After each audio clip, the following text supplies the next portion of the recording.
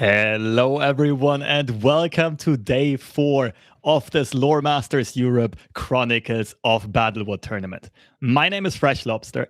And I am Carstagent, and I'm so excited to be here for my first ever LoR Masters Tournament casting session. I'm happy to have you as well with me, Fresh Lobster. Happy to be here as well. Absolutely excited for what today has in store for us. But before we get into the action, let us explain to the new viewers what this tournament series actually is. It is a competition for all players from the European server. The top 16 countries from the ranked ladder all get formed by teams consisting of their top 3 ranked ladder players each. Those 16 teams get split up into 4 groups with 4 teams each, and they play each other in a double round-robin format. That means every country, every team plays each other twice. Then the top 2 countries will emerge into a top 8 single elimination on the last week of action. That will be on the 3rd week of action of this tournament. And in this top 8, they will duke it out, like I said, single elimination for their share of a $24,000 prize pool. And yeah, I'm very excited about what today has in store for us. But before we see the games that we will be playing out today, let's take a look at what already happened to stay up to date on where we are standing and what the recent scores were.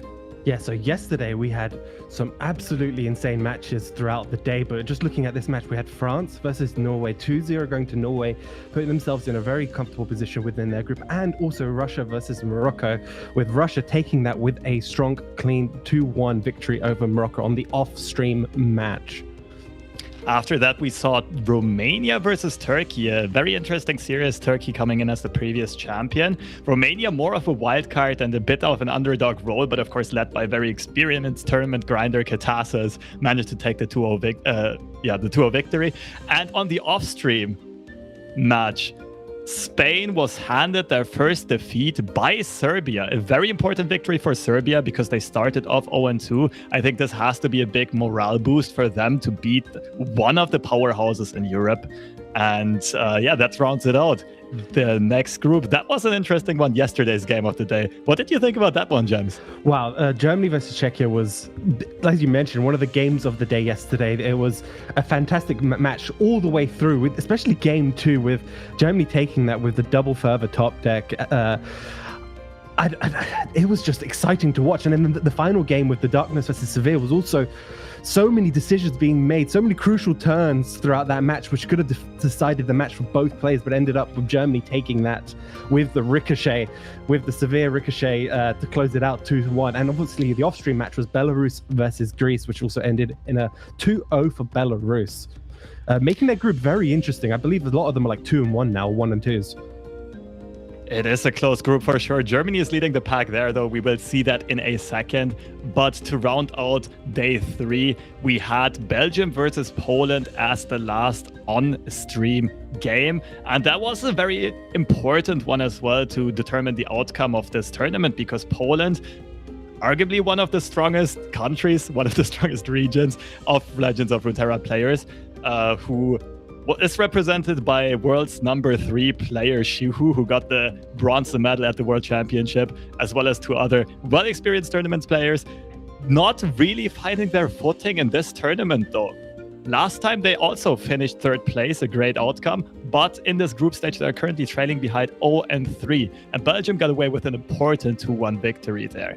While off-stream, maybe some more surprising results, because Sweden is unbeaten so far in series. Sweden taking a 2-0 victory over Italy, which means Sweden is having full and firm control of this group as of right now. At a 3-0 score, they're going to be very likely to advance into the top 8. But to get a bit more, a slightly better visualization of what exactly the standings are and what exactly they will tell us about the future here, let's take a look at these. What do you think about this Group A, James? Well, as we kind of expected more or less from Group A, with Germany and Czechia leading the pack here, the 2 sort of powerhouse countries. Every single EU Masters they're mentioned as the powerhouse countries, and they're in the same group this time around, and they both have been doing fairly well. 2-1 to Czechia, only losing to Germany, and Germany obviously with that clean 3-0 victory against everyone else in their group. Belarus and Greece have a little bit of catching up to do. They cannot afford any more losses from this stage onwards, as we can see, into sort of the second half of the round robin stages where everyone's played each other once. We're now going to be playing each other again for the second time round. Continuing with Group B, we kind of already touched up on the dynamic there. Sweden, to the surprise of many, is leading the pack. Sweden so far did not have the strongest qualification LP results, did not qualify as the highest seed, but is surpassing every expectation as they have beaten every other country in this very tough and tight group. Sweden very much fulfilling their role as the underdogs and sitting at the top of this group, being trailed closely by Belgium with a 2-1 score, Italy at the 1-2 score, so everything's still up in the open there. And Poland, like we mentioned, 0-3 behind, still needs technically it's possible they advance at 3-3 on tiebreakers, but they will need a miracle here, especially looking at how this group dynamic has shaped up so far. Yeah, and we go over to Group C. We have Norway at 3-0. They've been doing fantastically. Their team with Marcus and stuff have just been playing flawlessly throughout the week. They're nice, clean 3-0. Russia sitting at 2-1 as well. They've been doing really great. Morocco, these sort of the unknown team for the tournament, have come in with an okay start, but they're at 1-2. They still need a couple more wins to maybe try and get through their group. And then France, unfortunately, the team that a lot of people expect to do fantastic in EU Masters, considering the caliber of players, but unfortunately, they've just not had a great series of EU Masters in general. I believe they haven't won a single game since the finals of EU Masters 1 here over in EU Masters. So I'm hoping they can break their curse today. I'm hoping they can get a win on the board for themselves, because they need it. They definitely need it. Also, just for the side of morale and psychology, France has had the extremes of emotions with this tournament series, right? Getting the second place in the first LoR Masters Europe, just closely losing to Portugal there, and then going 0-6 in the second edition and starting off 0-3 right here. That does mean they lost 10 series in a row in this tournament series. Very unfortunate, but let's see if they can bounce back. They're in a similar position to Poland and Greece. It's gonna get tough to make it out of groups, but maybe miracles can happen here.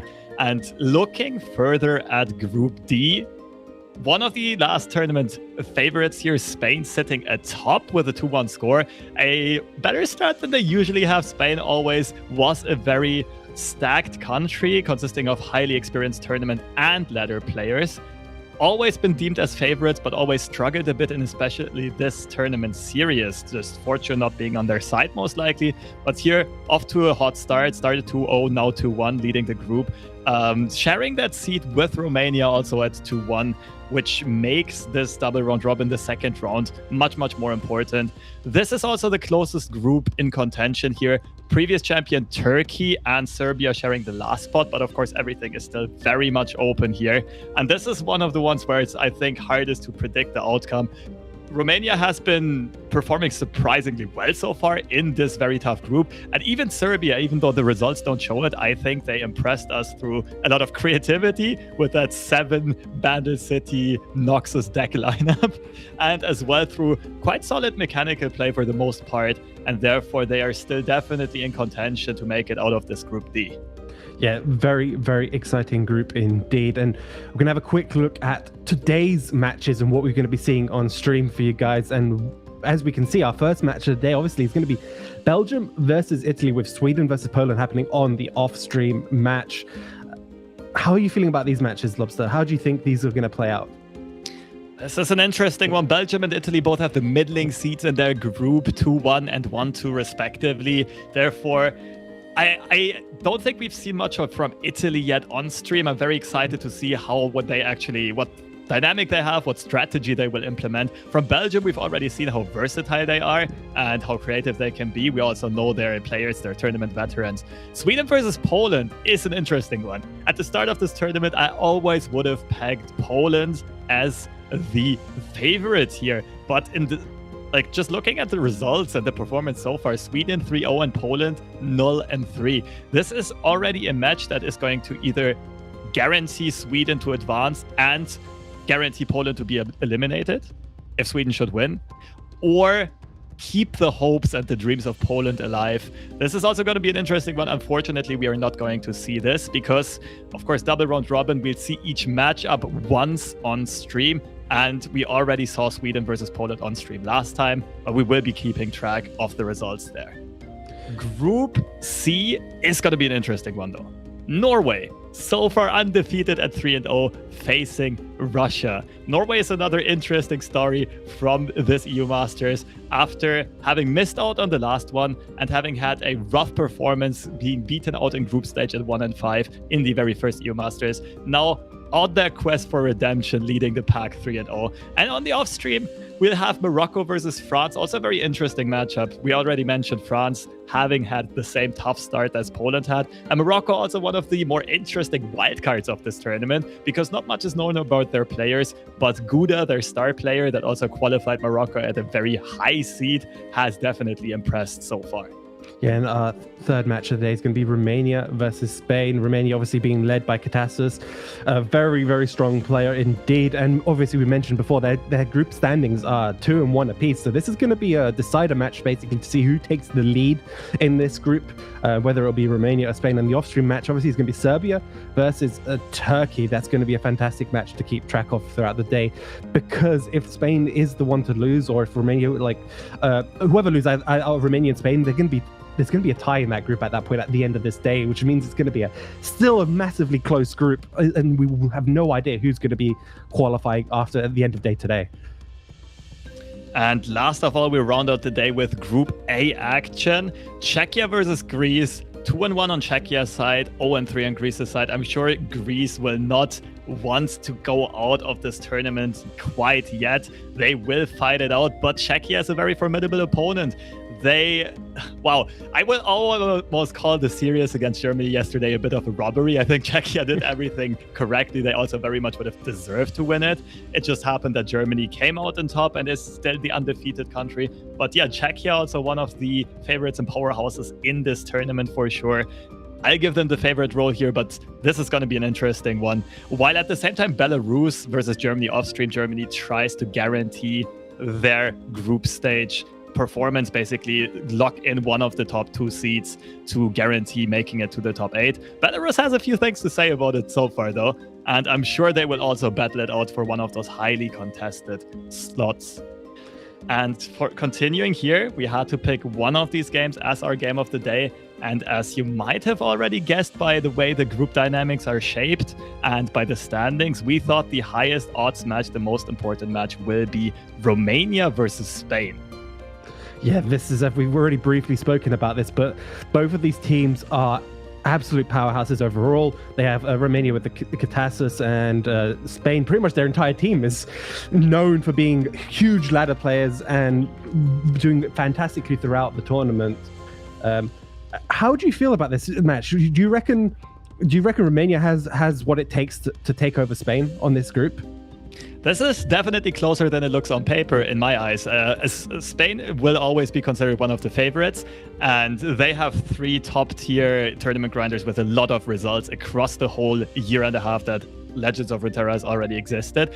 But of course, Romania seems to have some great team dynamic. Katasis is also a very, very skilled player, a very creative one, always adapting to their opponent as well. And I do think this could go either way. I will say I see Spain very slightly favored here, though. Yeah, we are going to hopefully hop into our first match of the day in just a couple of minutes. And that is going to be, as we mentioned, Belgium versus Italy. But before we do that, I believe we have a couple of words from some of these players. Before we jump into the action, yeah, we will see some interview with some of these players. But first, we can take a look at who these players actually are, which players represent their country and shape these 3-person teams. And I just start off here by introducing Italy.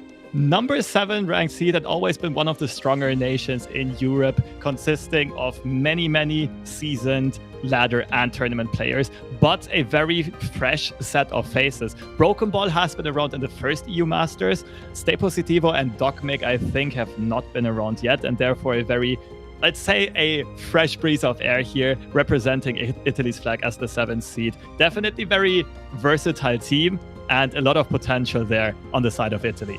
Yeah, and with Belgium, obviously, you have Red Winter, Ultraman, and Shuki. Ultraman, we know him as a veteran here in EU Masters. He's been here back and forth all the time. They've been doing fantastically. Same with Shuki and Red Winter as well. This is also an extremely strong powerhouse team. But as you mentioned with Italy, obviously, they've had a little bit of a roster swap as well, as we mentioned. Broken Ball went out, was there in the first EU Masters, then came back again for the third one. So they've just been swapping around, which is also exciting to see because you get to see new flavors from the same countries. So a lot of experience on both sides. This should make for an interesting series, but before we hop into the action of the pick and ban phase, we do have some interviews recorded for you here with some of these teams' players to get to know them a little bit better. Enjoy, and we'll see you in just a little bit. Mainly excited because it's a way different format than what I'm used to playing. Also a chance to play against some of the best players in Europe, or even the world, you could argue.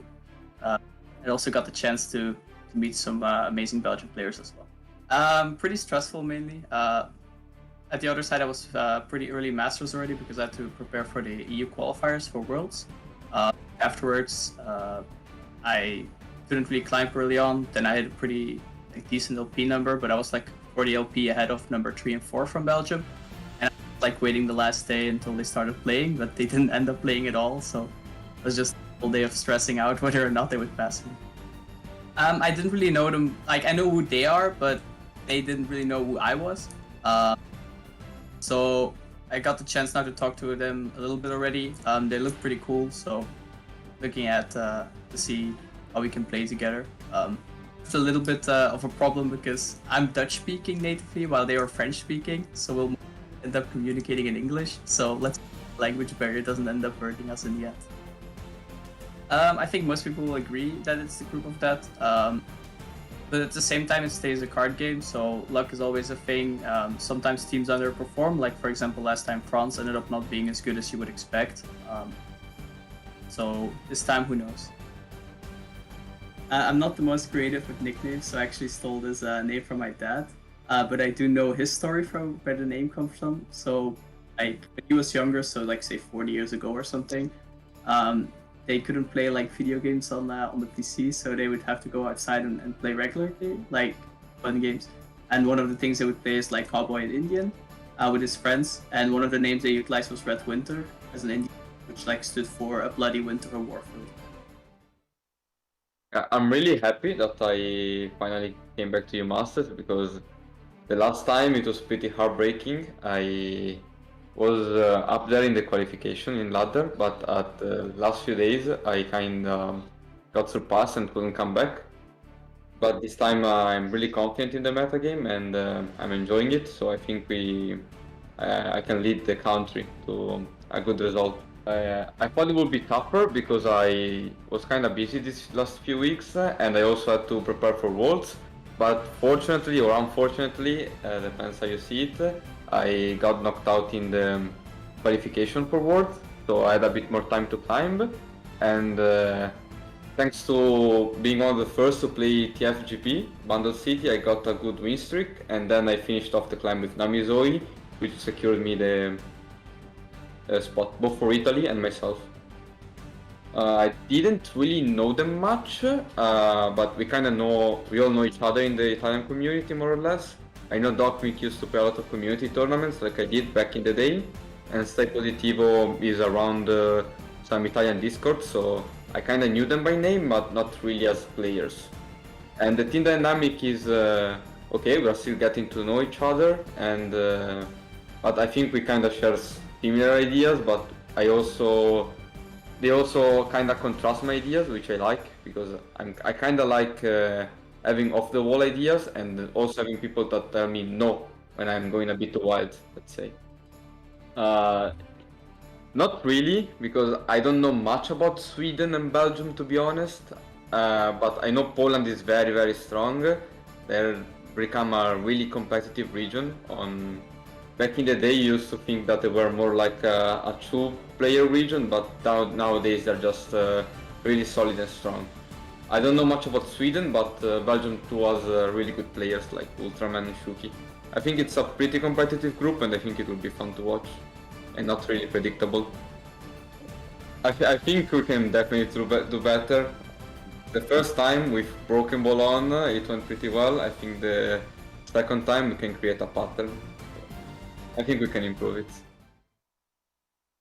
And we're ready to hop into the action. Let's see if there are any surprises on first sight. And on Italy's side, one interesting deck pops out for sure. It's a mono Fizz champion deck with Noxus as the second country, as the second region rather. And again, this trend continues of Bandle City Noxus being brought into the lineups and keeping your opponent guessing whether or not that's actually a Bandit Tree control deck or like a burn-heavy Decimate Fervor aggro deck. Yeah, but also another deck to note from Italy that we've kind of glossed over quite quickly is the Talia versus Lissandra.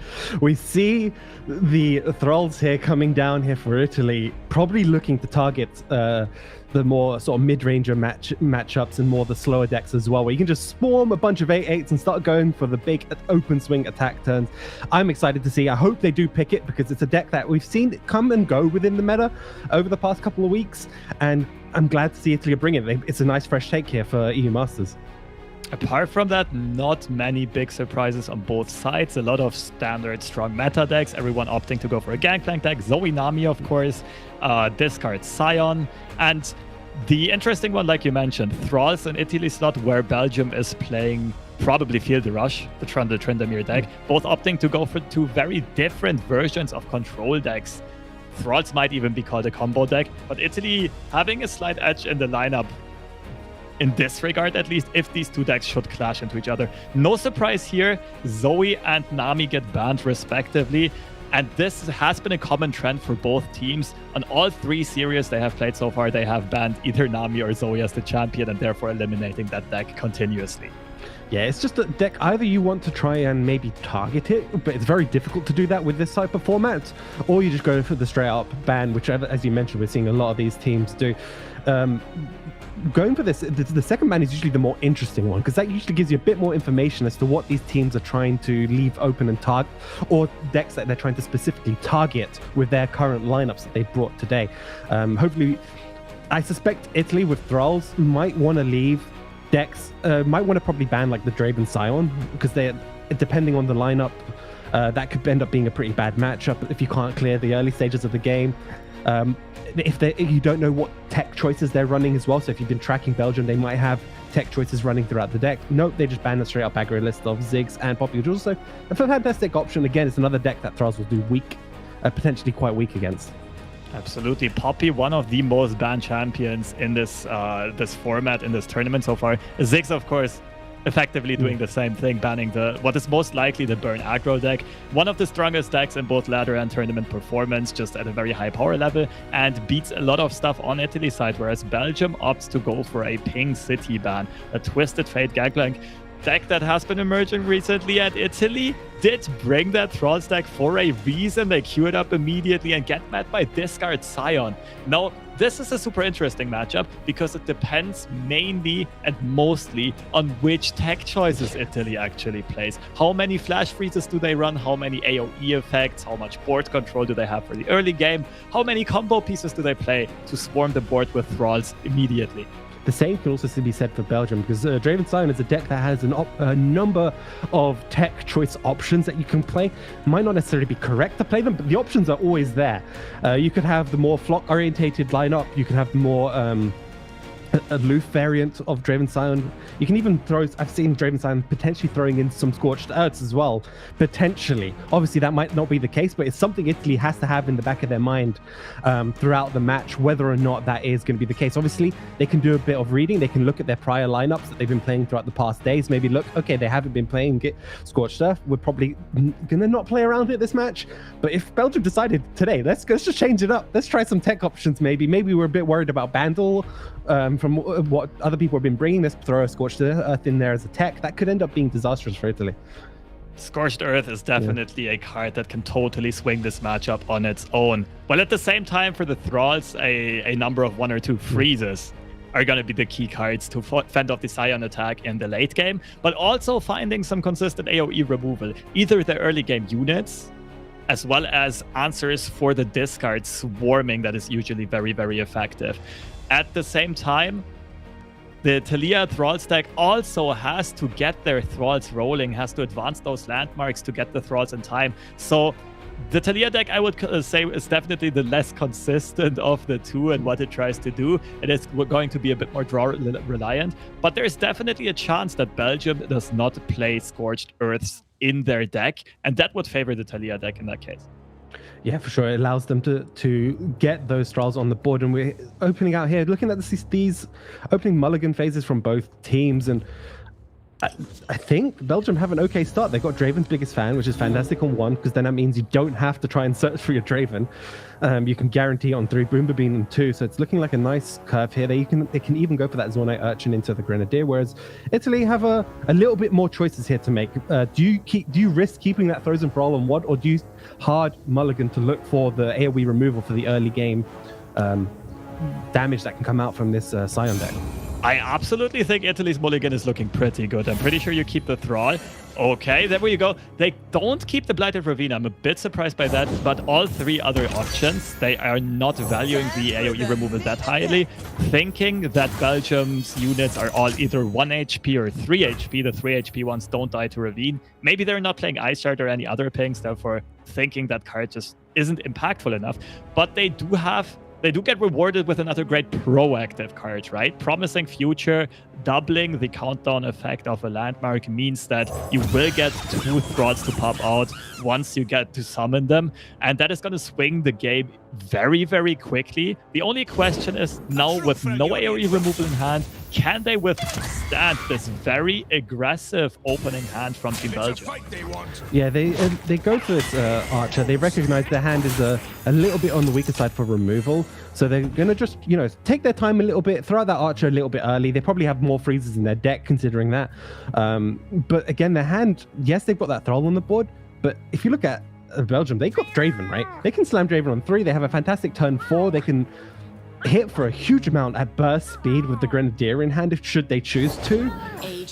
But again, okay, we see the Lissandra come down, which will help a little bit with stopping this next couple of turns from Draven. However, it's still not fantastic.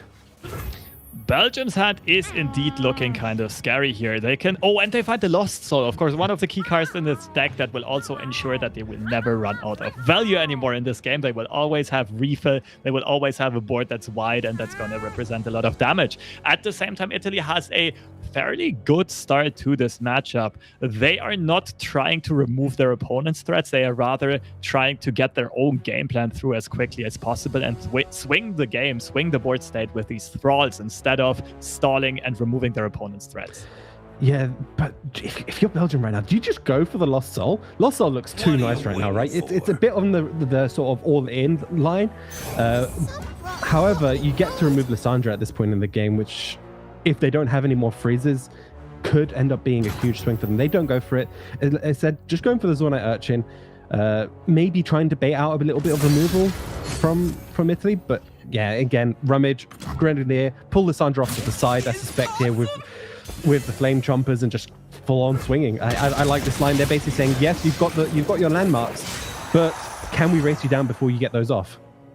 Absolutely, and Italy going in with the mind games right away by keeping 4 mana open and representing a potential avalanche, which made Belgium go for this very unique line. Belgium, of course, also acknowledging that threat and replying very well by playing the Urchin first, discarding the Lost Soul, and not getting the Grenadier on the board yet. So the avalanche would only have removed the 2/2/1 units on Belgium's side. Instead, they go for the burst speed Rummage to immediately set up a Grenadier plus Flame Chompers very wide attack without ever being even threatened by an avalanche.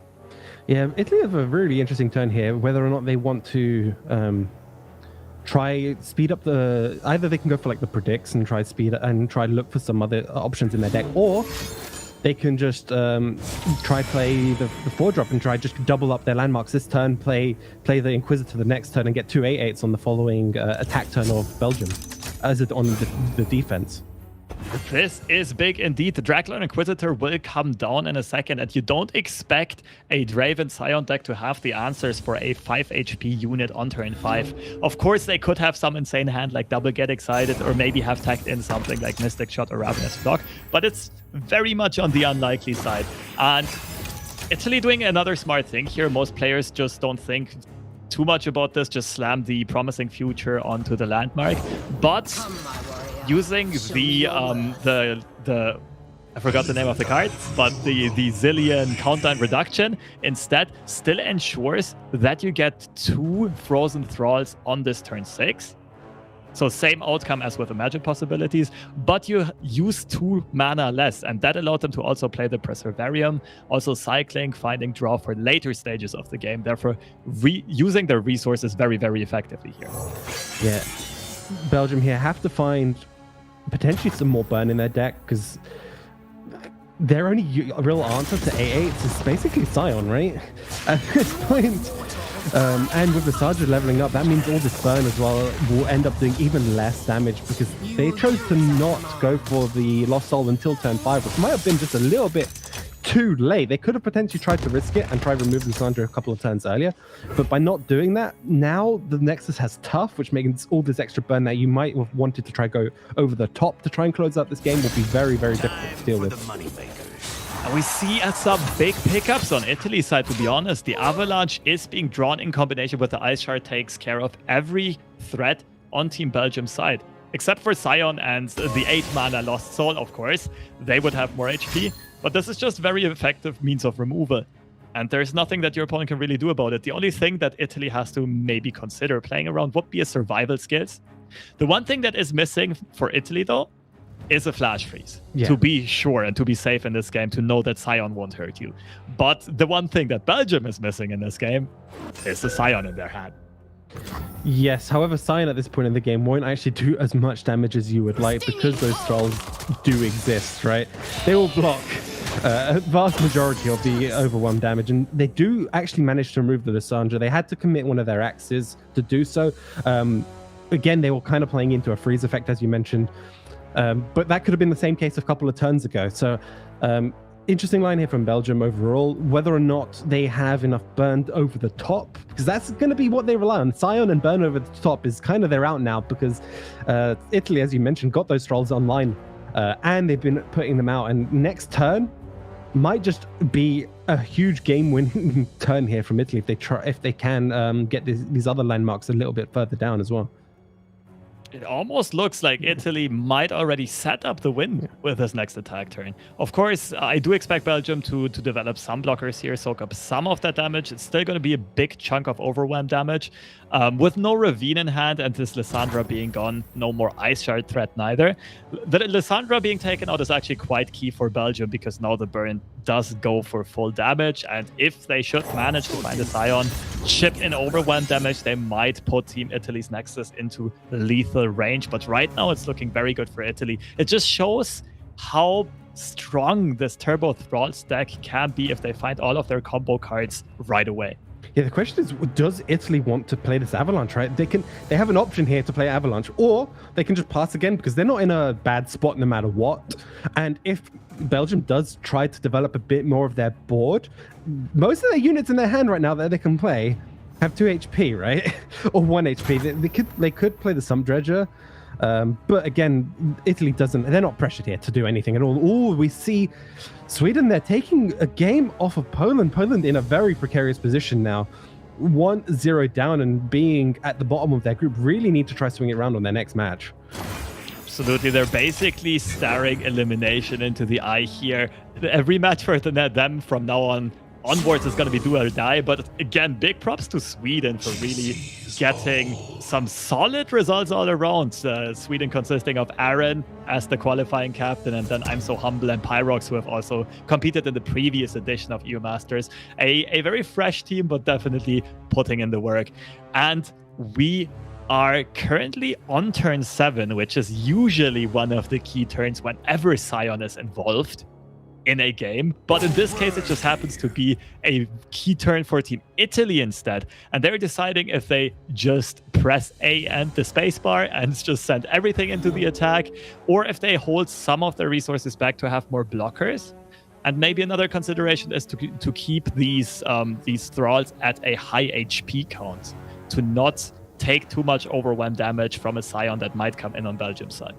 because that is something to take into consideration. Is burn options here from Belgium, right? Some Scion lists do, they nearly all of them run Get Excited, but some of them even run Mystic Shots. So that could be something to be keeping in the back of their mind. Obviously, they have the Tavern Keeper in their hand. They can heal for 3. They've got the Blighted Ravine as well. That's another 2 heal. They have essentially 5 effective heal in their hand, which most likely will be enough. But we see here Belgium just choosing to remove that Inquisitor. They don't want any more thralls being brought out earlier than they should be. Belgium acknowledging the threat of the Inquisitor, most definitely, and it is a very scary card for this matchup dynamic. It's literally a catalyst. It can spiral out of control very quickly because it just makes you get so many of those scary thralls so quickly. Belgium, especially for us casters, knowing that they don't have Scion in hand, of course, it makes a lot of sense to just let that thrall attack go through. And Italy also has to be a bit relieved here because they're at such stable Nexus HP. And even if Belgium should have a Scion, now that you have a 7 HP blocker, you're not really scared at all from that next attack coming in. Well, if you see Boon to Boon here, if you're Italy, you're most likely going to go, okay, they didn't just slam Scion here on 7. Because Scion here on 7 would be probably their only option, really, because all these other units just don't trade that well into thralls. So Italy probably have a good read that there most likely is a Scion, no Scion in Belgium's hand right now, and that's probably why they're seeing the Sump Dredge. They're trying to search through their deck, trying to find it. It's very unfortunate they haven't found one yet, but with that Rummage in hand, they do have a couple more opportunities to try and search for it for the next turn, because right now Scion is going to look to push 3 damage at most if the 8/7 thrall blocks. Get Excited's another 3. You're still missing 6 damage from somewhere if you're Belgium. That is true. Don't forget that Scion rallies immediately, though. Another 10 attack overwhelm would hit you. But even then, if that gets blocked by the 5 HP unit, that would be a total of 11. And that is assuming your opponent has literally 0 means of counterplay. So therefore, Italy must feel kind of stable in this situation. And Belgium, they find a lot of draw. They also drew a large portion of their deck, but just not finding that one key card that large portion of this deck is being built around. And Italy, you can see the confident laugh on Broken Ball's side. He has to feel comfortable here. Well, yeah, because you just saw what they top decked, right? They got that 3 sisters now, so they're not even scared of a Scion coming down at all. They can just freeze it. No rallies to really have to worry about. They just pass, basically, and then they just swing on their next turn. Most likely for their own lethal. Italy in a super comfortable position. I would almost say this match is most likely over on the next attack phase here from Italy. Most definitely, because Belgium just tapped under Scion mana. Italy can consider to either avalanche this. Now you don't care anymore about damaging your own thralls, right? The other option is playing the clock hand, because you can immediately pop that frozen thrall that also was tagged by a promising future. You would have a board that is 6 units wide. The only downside of playing clock hand is you can't do it immediately. That would have to happen at focus speed. That means Belgium could attack immediately in that scenario. But Belgium's attack is also not very threatening yet. Italy instead does decide to go for the avalanche, keep all of the optionalities open, and delay the clock hand by a bit. Yeah, also if you went clock hand right now and tried to, you'd end up losing, I believe, 1 thrall, because your board would be, would you? I'm trying to remember. They'd get it exactly right. I think they'd grow to exactly 6 units. All of them would still be healthy. But I think either approach here is a winning line. Italy now going for the more conservative line of playing a bit for board control. And I mean, they can technically still play the clock hand next turn before attacking. There isn't really much development punish in this Draven Scion deck on Belgium's side. I mean, you can even go for the Blighted Ravine. Yes, it'll damage most of your board. But like you said, you just play clock hand next turn, summon a couple more thralls. Yeah, and that's what they go. Obviously, the Blighted Ravine also provides a little bit of healing there. You heal for a net of 2 HP, which is, again, puts them even further out of range for any burn over the top, which is the only thing they have to really worry about right now if you are Team Italy, because no Scion, nothing else really to even think about or care about. And on the next attack, obviously, you have a very strong... Oh, I love this line.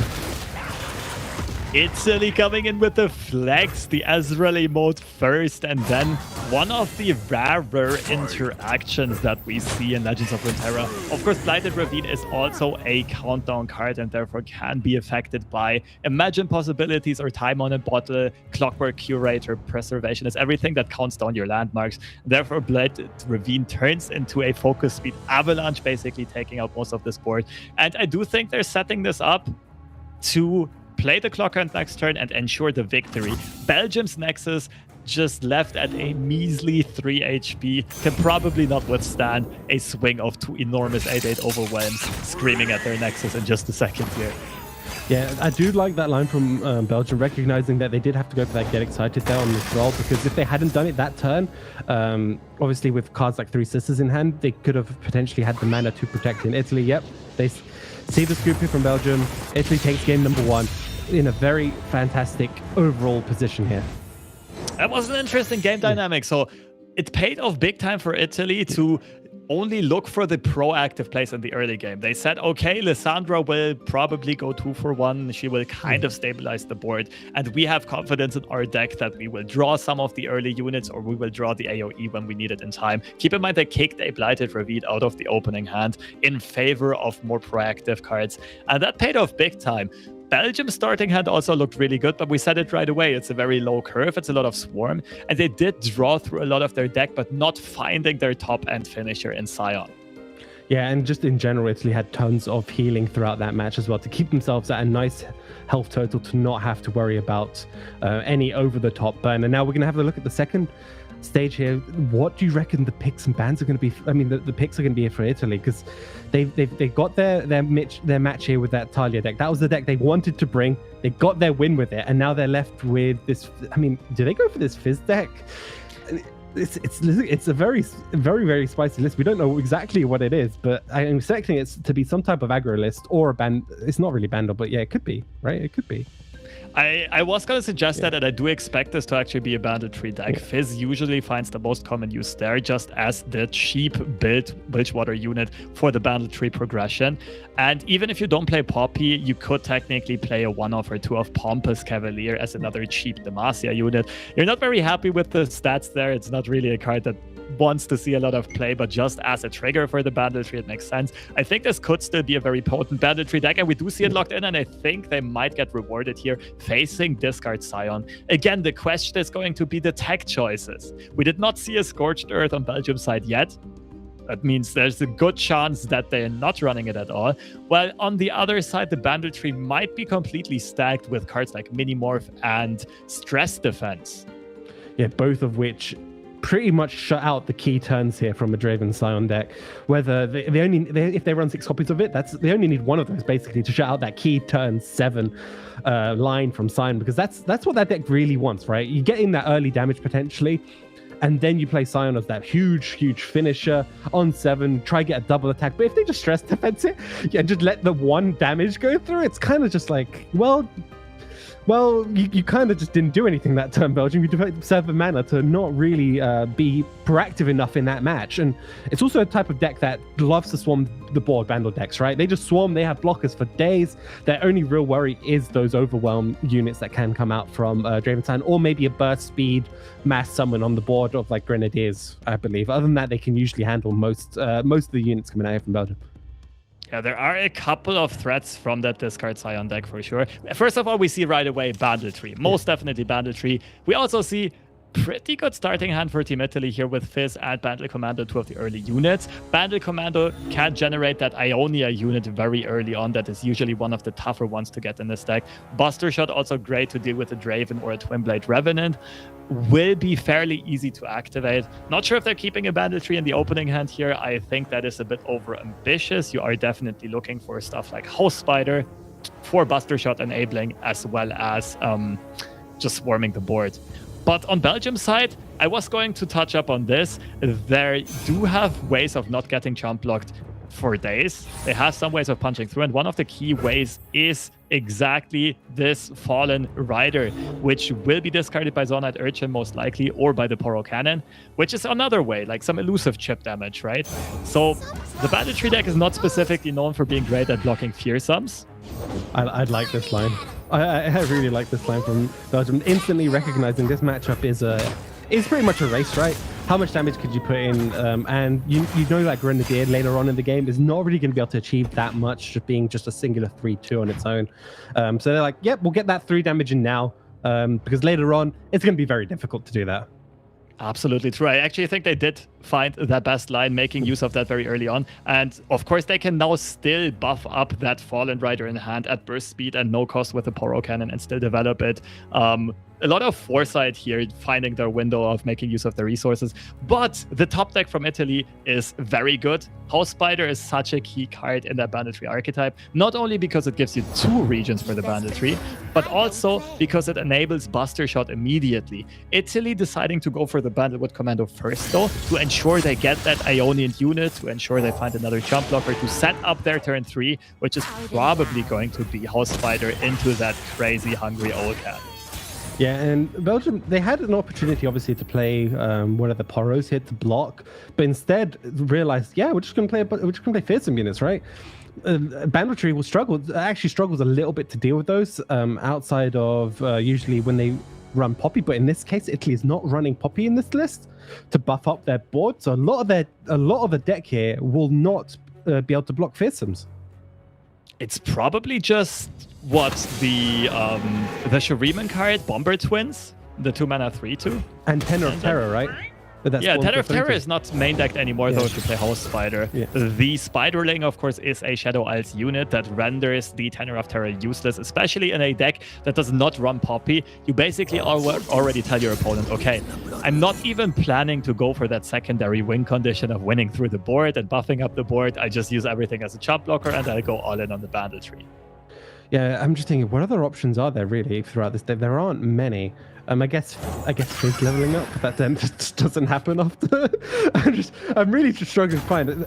It's going to be super crucial here because obviously the only other way to really deal with this Fallen Riders and similar would be stuff like Pokestick and Buster Shots. I absolutely agree. This is going to be a bit of a problem for Team Italy, because we know there's a second Fallen Rider in hand. We can already count out the 6 burn damage they have, and Italy cannot heal their Nexus at all in this region combination. There's no lifesteal, there's no well, I guess outside of Loping Telescope invoking the Fangs or something like that, but it's gonna have to be a wild one to find any source of lifesteal. So Belgium does have the right cards for this matchup as of right now, while Italy had a very good start, but it's not finding any stress defense or Minimorph yet to answer a Scion later on. Oh, going for the pass here, Belgium. I'm not completely against this, but the issue with this pass, I personally think, is you want to develop, right? In this matchup, you're always going to be being the team that wants to be putting pressure, and especially now with the bomber coming down, your Fallen Rider now can't even swing in. So you do need to try generate more threats on the board that potentially can. The Bomber Twins with the clutch find. That is a explosive minefield in the hand of Team Italy now, which means stun your strongest enemy. Team Belgium will have the attack token on turn 7. That means they cannot open attack with Scion. They'll have to develop him first, and he is just gonna run into a stun. That Bomber Twins might carry the game here. That might give Italy 1 or 2 more turns to get to their banditry win condition. Yeah, but the deck in general also has a number of ways of dealing with Scion as well. So they have a draw in their hand. They have Pokestick, obviously. They have other options of draw as well. And the stun, again, as you mentioned, is going to be fantastic. Belgium just needs some way of sneaking in damage, right? That's literally all they're looking for, is some way. Draven's not going to be it. Yes, it's got quick attack, which means you get to trade away, but Vandal City's kind of happy just to throw in like a 1/1 spider into a Draven, right? It's like, yeah, it's whatever. You can have an extra axe. Absolutely. You're not really worried about the axes in that case. The interesting question here for Team Belgium is, do they play Get Excited on that Fearsome Blocker, or do they save that for some other situation? Because, of course, that Fearsome Blocker might still get Buster Shot, might still get Group Shot, might get double Pokey Stick. There's so many options of removing this. They do declare the attack, and they are getting probably 0 damage through on this crucial turn 5. This is looking pretty stable for Team Italy as of right now. Yeah, they have a double Bandletree in their hand, which is obviously not ideal, but this group shot is fantastic, right? There is, I guess, if you could get excited a unit away, but that's not really going to achieve anything if you're Belgium. This is just looking very, very dire overall, right? These get exciteds, obviously, you really, really want to save them for just straight burn to the Nexus, and seeing this group shot means you're not really going to be achieving anything for the next couple of turns. You are very hugely reliant on this Scion, which, as we know, is going to get dealt with quite swiftly. I was just going to suggest this very line. You are saying we're not getting damage in on this turn, but what about giving our strongest unit overwhelm while removing the blocker at the same time? We know our opponent's down to 1 mana. So the only way of dealing with this would be another group shot. Group shot is usually just a 1-off or 2-off in those lists. You should not really be scared of that. Belgium taking a bit of a risk, but also being rewarded here with the second Scion in hand, ensuring they push 4 overwhelm damage through. And they are running the Mystic Shot variant here, so they do have extra burn over the top, which is exactly what they need right now. As you mentioned, that line with the Get Excited is a line that nets them, I guess, one net positive 1 more damage to the Nexus, as opposed to the just Get Excited directly going to the Nexus. So it ends up being in their favor by 1 damage, which again could be all that matters here in this matchup. Absolutely, especially knowing they play with additional burn. And they can also, with the 2 axes in hand, they can have a lot of draw coming up in the near future. They can get a draw cycle going, something like Sump Dredger into Rummage, we see very often. Another group shot drawn by Team Italy. They're also finding the right tools of removal here, which they have to be happy about. They have dealt with a second Fearsome already, and that is some of the key threats gone. Meanwhile, like we mentioned, Poland is surely fierce and working on that comeback, equalizing that series in at 1 apiece and still keeping their EU Masters hopes alive. Yeah, if Poland do take that, it opens the group up quite a lot more, considering Sweden were at the top of their group. So it would knock Sweden down a peg while also giving Poland themselves a chance to maybe get through as the second seed. So it's a really exciting result there for them, being at 1 apiece. Focusing on this game again, though. So you were saying Belgium's passes do look a bit awkward, but I do think they make sense. Well, especially now you just cannot develop. But even the previous one was respecting your opponent's biggest threat, and that was a Bandle City Mayor. The true hyper carry, the true champion of the Bandle tree deck, that Mayor. That's why they kept the 4 mana open earlier on, so they could play Get Excited on a Mayor if they would have needed it. In this case here, a bit of a different story. So Italy swinging in with that Olcat, saying, okay, we don't mind you trading with this Draven because we can finish it off with a group shot later on. Yeah, the thing is, Draven in this matchup, his role, until he kind of levels up, is primarily just removing the jump units, right? Because he's got that nice quick attacker trades and quite comfortably with everything. However, outside of that, and this is leveled up, doesn't do too much. And there we go. There we see it, the landmark. And you can just say Belgium, they're not going to be happy about that. Not in the slightest. Not at all. You can see it in their faces, a bit of disbelief, a bit of frustration. I mean, it is kind of ridiculous. The Bandle tree deck especially has so much random card generation that you cannot play around everything on one side, and on the other side they will just have some ridiculous outcomes every now and then, some literally game-changing outcomes like this explosive minefield, keeping Italy's Nexus safe, Italy's vulnerable, fragile Nexus. And Italy is on a bit of a clock here. They have to try to get that Bandle tree win condition online very soon, because who knows how many attacks from that Scion or the Scion returned you can actually endure. Yeah, I mean, I do like that they managed to, that turn allowed them to get it down on the board, because obviously Belgium had committed quite a lot of mana with playing Scion. So it gave Italy that window of opportunity to slam that Bandle tree, which is something that could have been a bit of a problem, because sometimes you just don't get the time or the mana to really get that out there without losing a bunch of tempo. So the Bandle City Mayor being found for Team Italy, and also finding one of the regions that has been lacking so far. We all saw there's no Poppy in that deck, which means lack of Demacia units. Yordle Ranger is being found and can be played right here. If I'm not mistaken, that will be the 8th or 9th region then. PNZ has not been played yet for sure. They do opt to go for the Intrepid Mariner instead, getting that PNZ unit out already, because they haven't found an Aloof Traveler, the staple PNZ card in this deck. Yeah, the only obvious issue here is obviously Sion, as you mentioned. He is on the board, but that landmark only pretty much delayed the inevitable. What Italy could do, though, I believe, is Scorched Earth their landmark to stun Sion again. That is a creative one. So that is actually for sure the best line. Because I was thinking about like the more natural approach here is going to be Pokestick the Scion and then Scorched Earth him on the attack to not get the overwhelm from the first swing. But that means you still have to face Scion returned at the second attack. Is Scorched Earth usable in your own stuff? I can't remember. That's the only thing. Is the enemies early? Yeah, it should be, right? You can target your own units for sure. Right? That should say kill an ally or a damaged unit or landmark.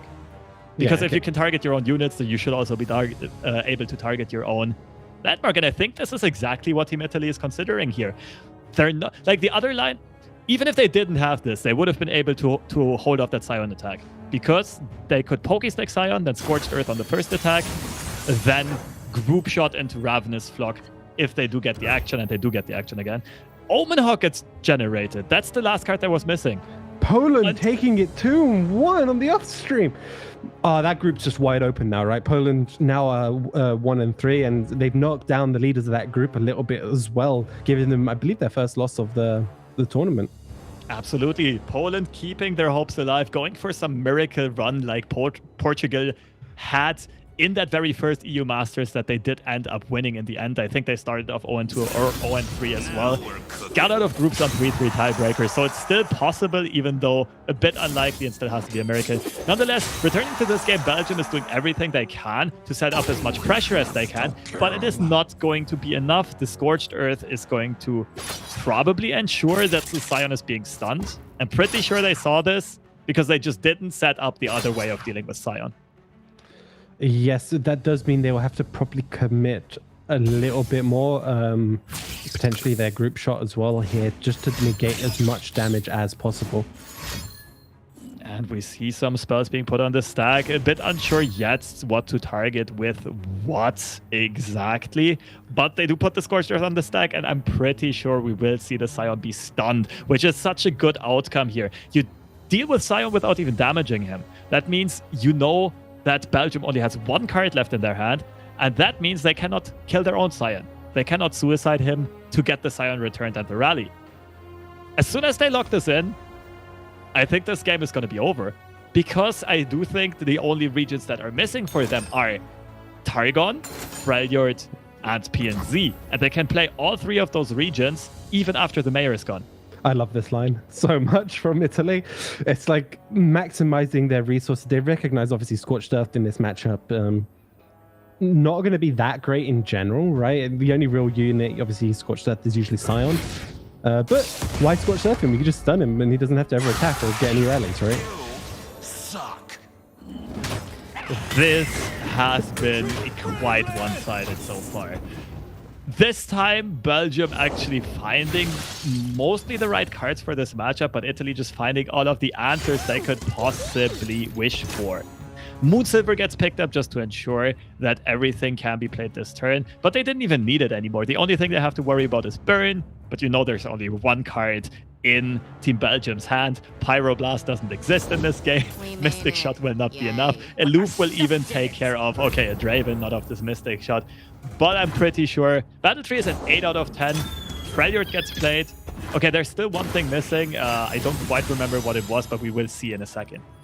Demacia, right? Yeah. Oh, right. The Ranger hasn't been played yet. And with this Moonsilver and 2 Demacian units in hand, they can just ensure victory here. Still, the only thing you have to be worried about is Burn. But you already saw 2 Get Excited to be played. Yeah, I was about to say that exact same thing. 2 Get Excited's gone, which means there's no 2-card combo, right, anymore. That actually ends the game here. And I almost feel a bit of salt on Belgium's side, going for the insta-surrender, not even giving us the opportunity to see that beautiful Bandle Tree win condition animation. Italy with some very smooth sailing here, taking the 2-0 victory over Belgium. And this is going to be interesting for the outcome of this group, because now both of these teams are tied at 2 games apiece.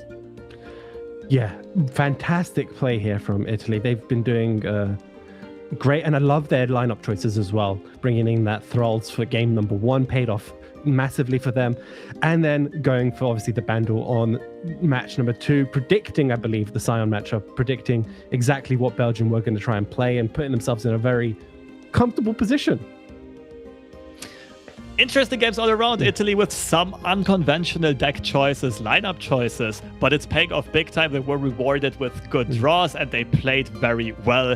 A bit of RNG card generation was on their side, that explosive minefield. I told you, this Bomber Twins might easily carry the game. He took out a Fearsome, or at least made them invest a lot of resources, and stunned Sion twice, protecting the Nexus, the vulnerable Nexus, so that your other building, the Vandal Tree, could get away with the win condition.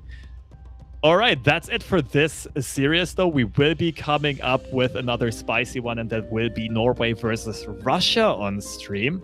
But before we hop into that action, we'll have a bit of a break. We will see you in 10 minutes.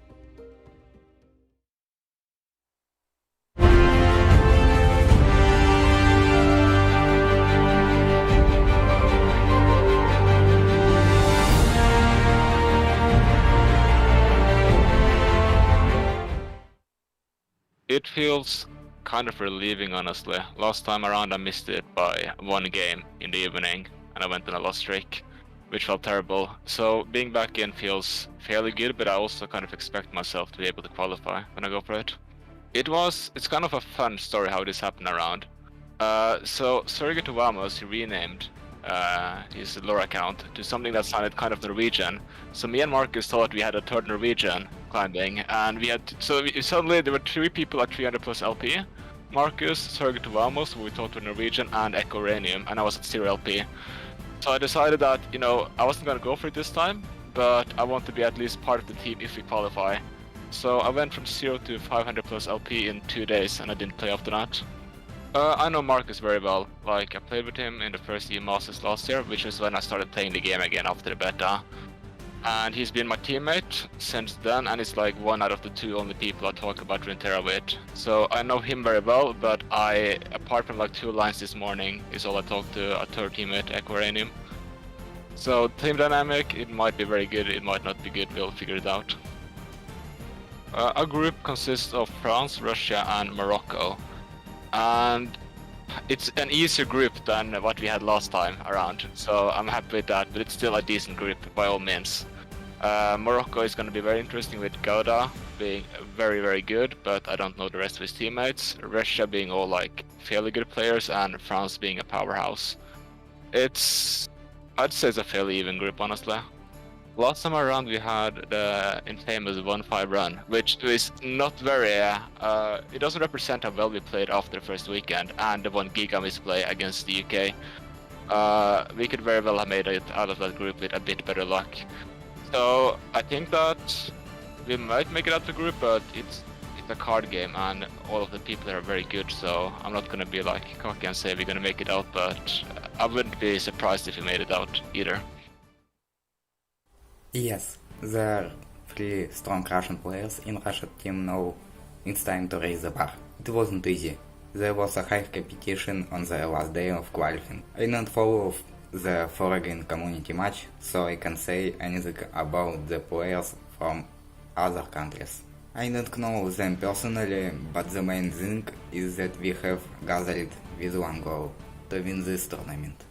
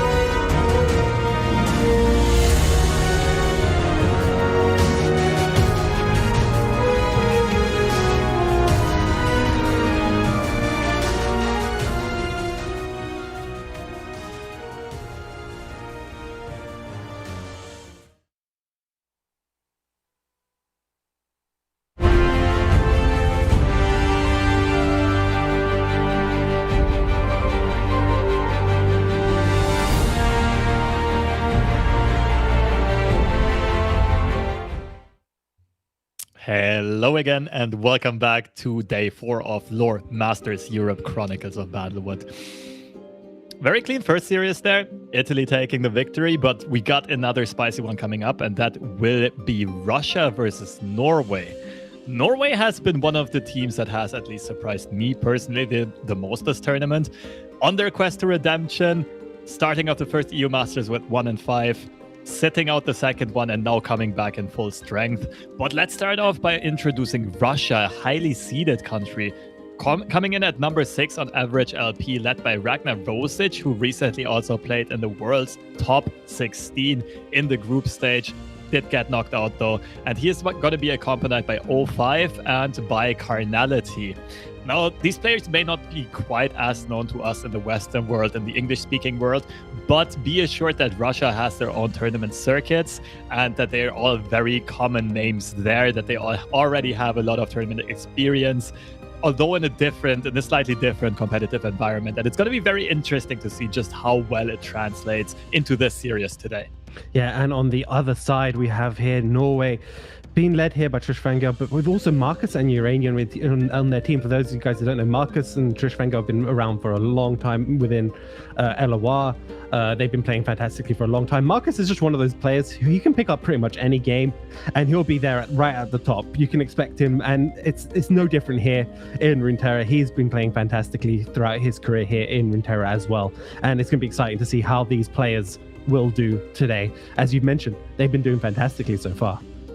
Fantastic indeed. One of the 3 teams that was 3-0 at the very start of this day, and they will try to continue remaining undefeated. They will try to almost guarantee that top 8 slot today by going 4-0 up in the groups. And they are also led by the power of a great mustache there on Trish Vanger's side. I really appreciate that picture. I appreciate the effort. I might be a bit biased here towards just a little Norway. bit. Just a little bit. Just a little bit of bias here. I can't wait to see if we do see any creativity in the lineups and their approaches to the pick ban phase here. And I think we are about ready to jump into exactly that. And let's take a look. Norway deciding to go for a Ludo Z rally deck in their lineup. Fizz Lee Sin. That's a spicy one. I believe it was brought yesterday or the day before as well, but it wasn't played. I remember seeing this Fizzly scene being brought, but not actually being picked. Again, also look at Russia. More teams are now starting to pick up on it. There is that Lissandra Talia there. There's more Thralls being brought here in this format. Teams are recognizing this deck does really well into the matchup spread of what a lot of players are bringing. And I'm happy to see it. These teams are getting more and more familiar with the format and also more comfortable, more willing to experiment around, and also getting to know which decks actually work better in this unique 7-deck format. That being said, I do expect Norway to go for a discard aggro ban here, just because looking at Norway's previous bans, they banned Scion twice and Gangplank all 3 times they played so far. Navi was also a deck that has been banned once on their side, but Russia, of course, elected to not bring it. Any idea what Russia might ban here? It's honestly very, very tough in general for Russia, but it doesn't surprise me now, obviously, that we see that Poppy ban out. That's both sides just going, don't want to deal with Poppy, right? Poppy's just one of those champs, no matter what deck really they're in. It's like, I just don't want to deal with that. Don't want to deal with big boards being buffed and really aggressive lineups, because if you just look in general, a lot of the decks on both sides lack healing, with the exception of obviously Russia having a little bit more healing with the Senna and the Talia, but in general most of them lack it. So the aggro, most of the time the damage is going to stick outside of a few matchups. Makes sense for both to ban that very potent Poppy Ziggs deck. Maybe it also they also take into account that they just don't want to deal with the bamboozles, with the lineup bamboozles. Like Czechia did it with great success, bringing that Poppy Ziggs deck that was actually a Bandle tree deck.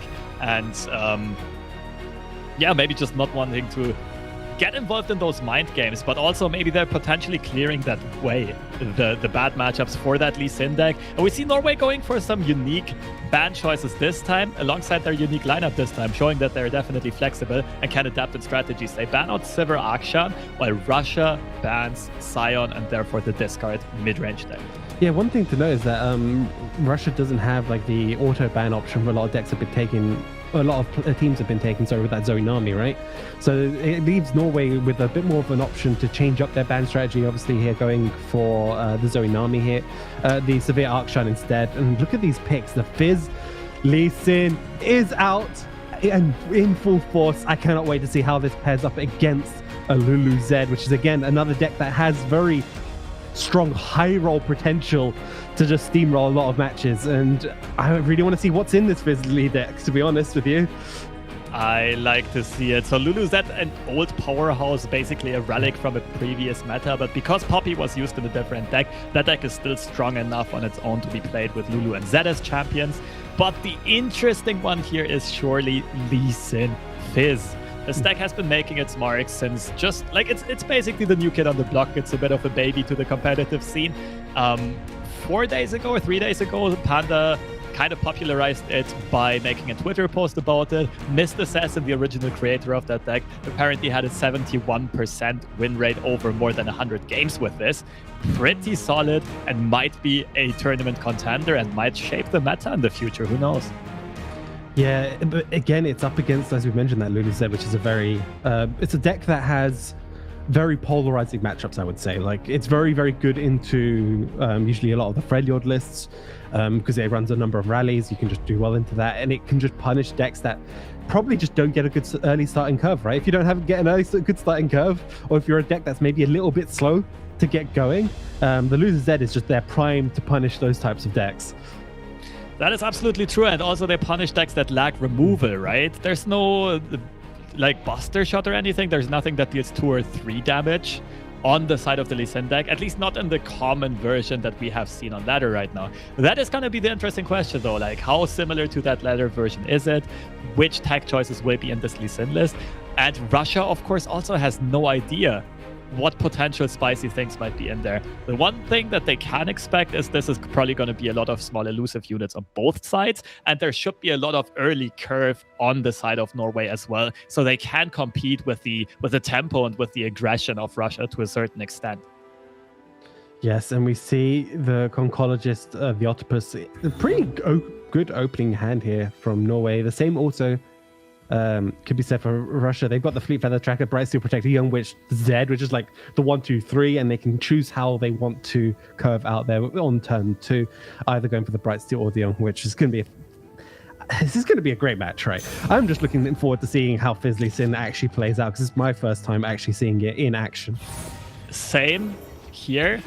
One thing that has to be said, though, is Russia's start is insane. Not only did they find a very good opening hand, they also won a very, very important coin flip, and that is the coin flip of who gets the attack token on turn 1. In this case, that means not only they get chip damage in here, well, okay, it's going to be blocked in this case, but more importantly, they can swing with Zed on turn 3 already, while being able to drag a blocker aside. And playing against this deck, you're not really scared of removal, which means you don't have to keep mana open. You can play Fleet Feather Tracker into Young Witch, into Zed. You don't have to bank any protection spells. Yeah, because that is one of those things we see a lot of teams who play a lot of Lulu Zed in general do. Usually turn 2 is the turn they bank, right? They'll bank that 2 because that 2 is crucial for a number of, even just for bluffing, right? It's fantastic for like sharp sights, it's twin disciplines, all the key cards for protection only cost 2 in that deck, so just banking that is fantastic. But as you mentioned, they don't need to this time. Twin Disciplines being picked up by both sides, and that is going to be a key card on both sides. I was just about to mention that like Norway had the option of keeping Twin in the opening hand, right? They kicked out Conchologist and Twin, looking for probably stuff like Eye of the Dragon, more units, but Twin Disciplines is one of your better ways of answering a quick attack that's swinging in at you. Therefore, I mean, they must have had the reasons to not keep it, but they surely are happy to see it be picked up again. The only issue is, of course, as long as your opponent has spell mana open, their combat trick is as good as your combat trick, and we go back to that quick attack removing a unit. But in this specific situation, Russia will probably open up with the Z on turn 3, and that means Norway can just kind of negate this attack by not doing anything. Yeah, it's I actually really like this attack from Norway because obviously you don't actually really want to block on the side of Russia, you really want to set up that Z on the next turn or Bright Steel or get Young Witch to get some sort of favorable trades. But you can see they're kind of forced to block here because you don't want that little 2-1 hitting you in the Nexus. That is big. That is absolutely enormous. I am surprised almost because this means Z gets played and you now have to respect Twin Disciplines. Because if you had the Young Witch, you at least could have buffed the Z to 4 attack and you can still attack. Because you don't care about your opponent holding Twin Disciplines. They're going for it into 3 mana. Ooh, I mean, of course, we have Caster Vision here. But let's... Okay. If they pull Fizzicide, of course.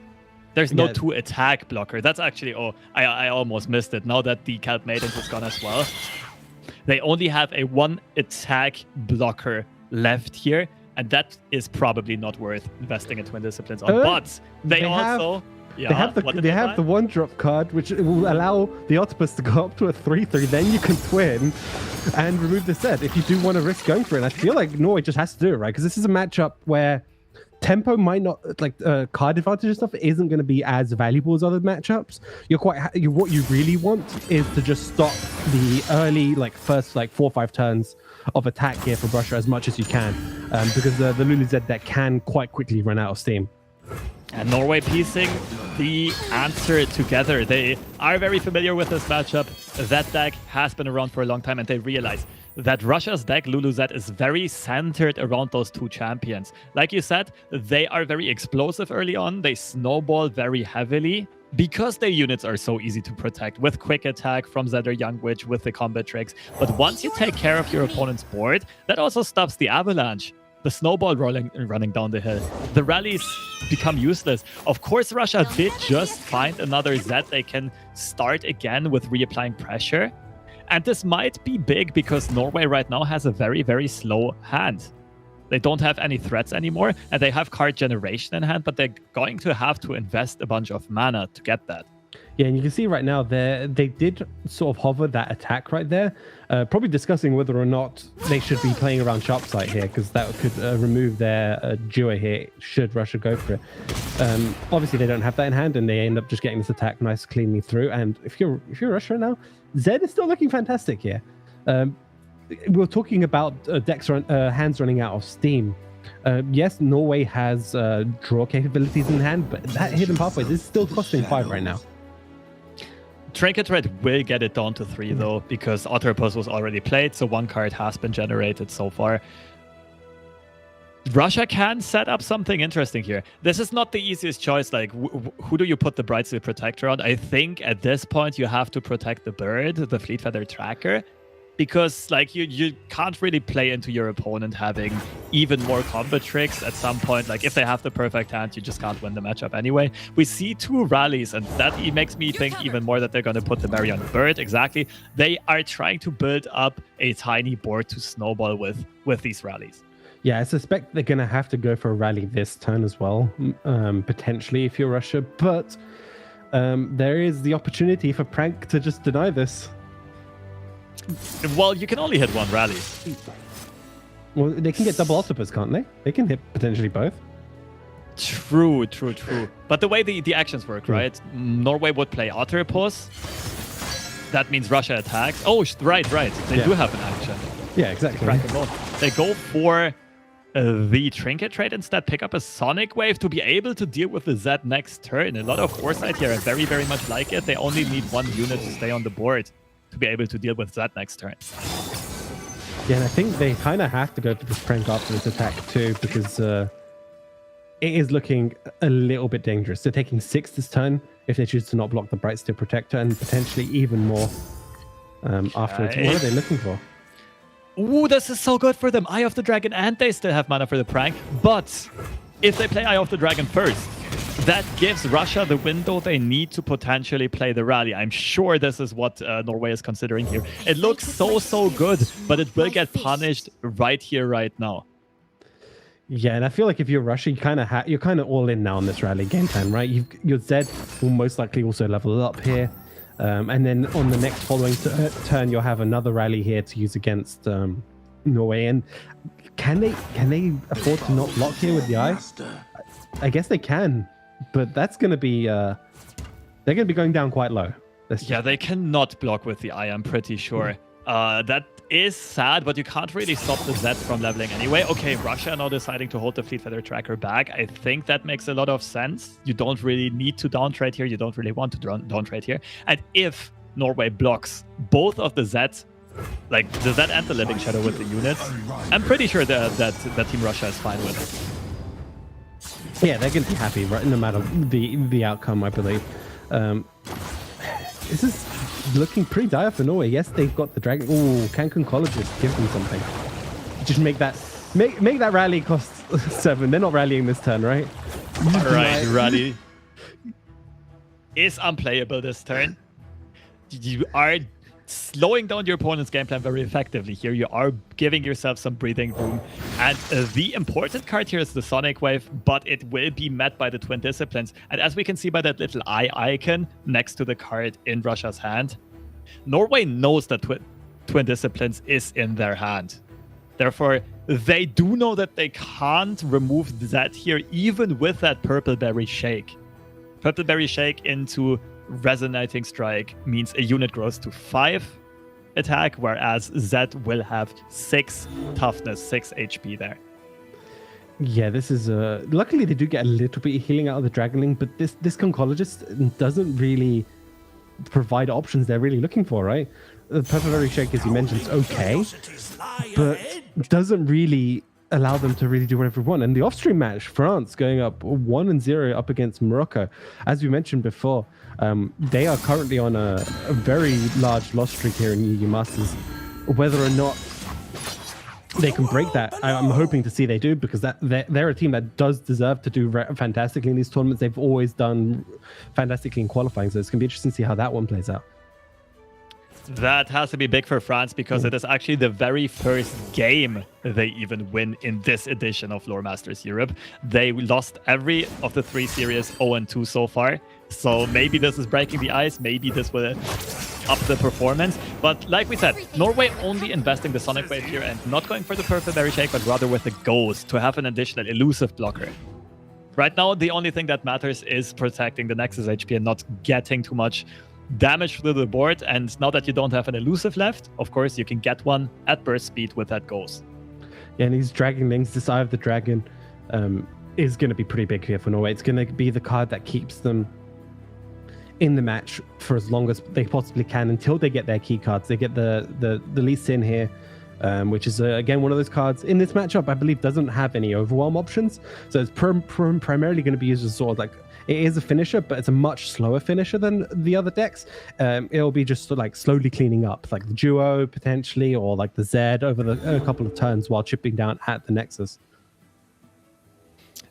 Lee is also an interesting way of board control for sure. One of your only ways of removing threats that have more than 1 HP. And you do definitely want to get rid of some threats in the very near future. Looking at Zed and Lulu, at the Green Glade duo, at the Fleet Feather Tracker, there's actually a lot you want to get rid of. So the upside of Lecturing Yordle is you can already threaten the Poison Dart this turn. The downside is you will only be able to play it after attacking, right? Because you know your opponent only has 1 card left in hand. You see it, they cannot play it. Their only move is sending it in. The upside of the Yordle, though, is that it can take out the Zed while blocking. Only the worthy survive. Unless, of course, they would pull it with the Fleet Feather Tracker, but instead, they're thinking about it. They might be going for a pull on the Lecturing Yordle, I have to assume. There's a lot of options of how to set up this attack. You don't need to buff up the Fleet Feather Tracker in that case, right? Because yes, you do some chip damage to the Yordle, but it's kind of... I wouldn't mind potentially throwing that Lulu buff onto another unit here. You can even throw it onto the 3-2, right? So it trades quite cleanly.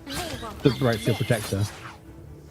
Yes, but I also don't really mind it because it keeps the tracker alive, at least for now, and that means your opponent can only Poison Dart one of the 2 key units. That being said, the Yordle survives anyway. It will attack next turn and it will generate another Poison Dart. It just gives Norway very limited options, right, of which units they do want to remove, so I don't mind protecting the tracker here at all. Probably going to see Ghost come down here as well. Give another Ghost, yeah, has to be a consideration. Absolutely. You know their opponent's hand, right? So you know this is not going. There's no real punish. You'll quite cleanly remove the Green Glade duo here. There's nothing really stopping this at all. College is trading into a juiced up Green Glade duo. Norway has to be happy about this one. They still have mana for that Poison Dart left, and they can decide to remove either Lulu or the Tracker. They can probably do both. The other interesting line is sending this first Poison Dart towards that, attacking with the Yordle, sending a second Poison Dart towards that. Now the big question here is, do they top deck a spell? And in Concolleges, they find something that can generate a spell to activate Lee Sin. Yeah, it's very difficult turn here because obviously they know there's another rally in hand, so they have to be very careful with. Nope. Does Notify not work anymore? Relentless Pursuit costs 7 now, so that's not going to be very helpful here. But they do decide that offense is the best defense, and the Sonic Wave makes a lot of sense. You can take out the Tracker and the Z on this very attack. At least you're expecting to do so. You are, of course, having to keep in mind that your opponent might have top decked a Twin Disciplines or a Sharp Side. In this case, though, I expect Sonic Wave on the Dragonling and Lee Sin pulling the Z, and therefore just taking care of literally everything on Russia's side. This rally will probably not be impactful in this game anymore at all because there is no board to rally with left after this swing. Yeah, the question is, do you want to save it for? Do you want to use the Poison Dart after you use the Sonic Wave, or do you want to just give Dragonling an extra 2 attack, right? You could just for the life.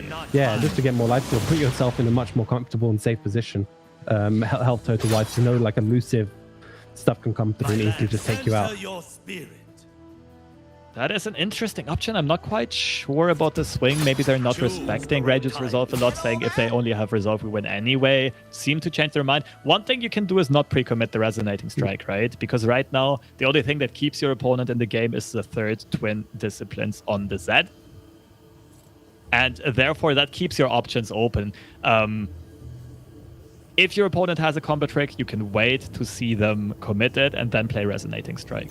Yeah, but I don't even think there is a single combat trick they have to really worry about, right? I mean, the only one is Twin, right? It's pretty much Twin, but I don't think you care that much because that gets thrown back into the hand, I guess. It's tough. It's a really tough call.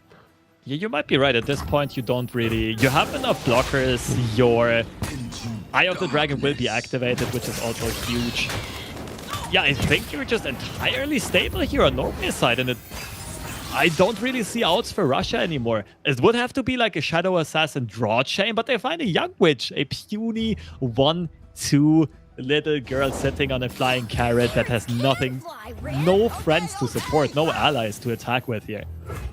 Yeah, and it's only 1 damage, right? So which is going to get quite quickly negated by Dragonlings over the next couple of turns, and Octopus gives them another prank option, which is fantastic because that's an activator for Lee Sin to get Challenger. You get a bit more information as well as what's in your opponent's hand. You're just going to make that rally cost 9, right? At this point. Yep. Just for the spectators, just to keep up the storyline of, okay, I never want to see you play this rally this game. And yeah, Norway at 7 HP. Nexus looks pretty stable.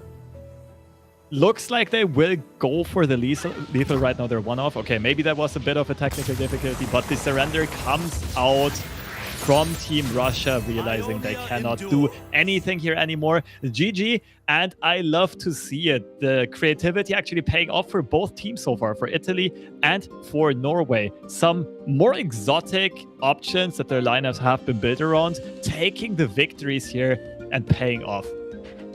Yeah, I love it. I love it when teams do that sort of stuff. I remember prepping for the last EU Masters, and we just had to, we would always think of sort of weird, wacky lines that you could bring. It's like, can we do this? Yeah, we could. Is it good? Potentially. What do we beat? What we don't beat? And we're finding teams are getting much, much more efficient at that and much better at finding decks that do really well against a broad spectrum of the expected lineup, I should say, of their opponents. Because they might not necessarily do well against all lineups, but they're doing really fantastic into what they're expecting their opponents to be bringing. And experience is definitely a big factor here. Both Norway's and Italy having had players who already competed in previous EU Masters, Broken Ball, Marcus, Trish Fangirl, and they're just translating that into success. And I love to see it. I definitely like to see the versatility, the flexibility of this format. Now, looking at future picks, Did you strategize this at all yet? Do you have any tendencies on what these teams might be inclined to play? I honestly feel like Norway has a little bit of a trickier second pick now, specifically because if you just look at sort of their matchup spreads, they might end up just going for like the Luluzed themselves. Because I mean, they still have just Draven Scion up there. It's actually very, very tough. Severe Archon again has a okay matchup, I would say, into pretty much everything, and they go for the Zoe Nami into Draven Scion, and this historically has been a Zoe Nami favorite, but that doesn't mean Scion is completely out. If Norway doesn't find the Sparklefly basically, or a way to generate a Sparklefly and get some lifesteal, Draven Scion can do very well here. There must have been some high-level mind games, some advanced rock, paper, scissoring. This is definitely favored for Norway, especially on paper, as well as just in the hands of the right players. Zoe Nami has more potential than Draven Scion. It has a higher skill cap. You did say it, though. We saw Draven Scion often be tagged with Mystic Shots, sometimes with Flux or Scorched Earths. We don't know exactly what version Russia's playing, but yeah, shutting down the Sparklefly is already going to potentially determine the outcome of the game. Another thing would be how many Poro Cannons do they play to chump block some of those big elusive units, buy some more turns for that crazy Scion attack. On the other hand, how many Hushes does Norway play to stop that crazy guy with Overwhelm from bashing you in? This is going to be an interesting one. We'll see in a second what the mulligans look like. And Norway, of course, hoping for that Nami start, that double trouble into Nami into Sparklefly that every Nami player is hoping for. Yeah, there's also the tech version. If you run like a more tech version of Draven Scion, and some decks have done where they run like Aloof. Aloof in this matchup is fantastic into Zoe Nami because pretty much the highest cost units in the deck are Shelly and Nami. So you are very likely to hit one of those two if you do run a more tech version of the Draven Scion list.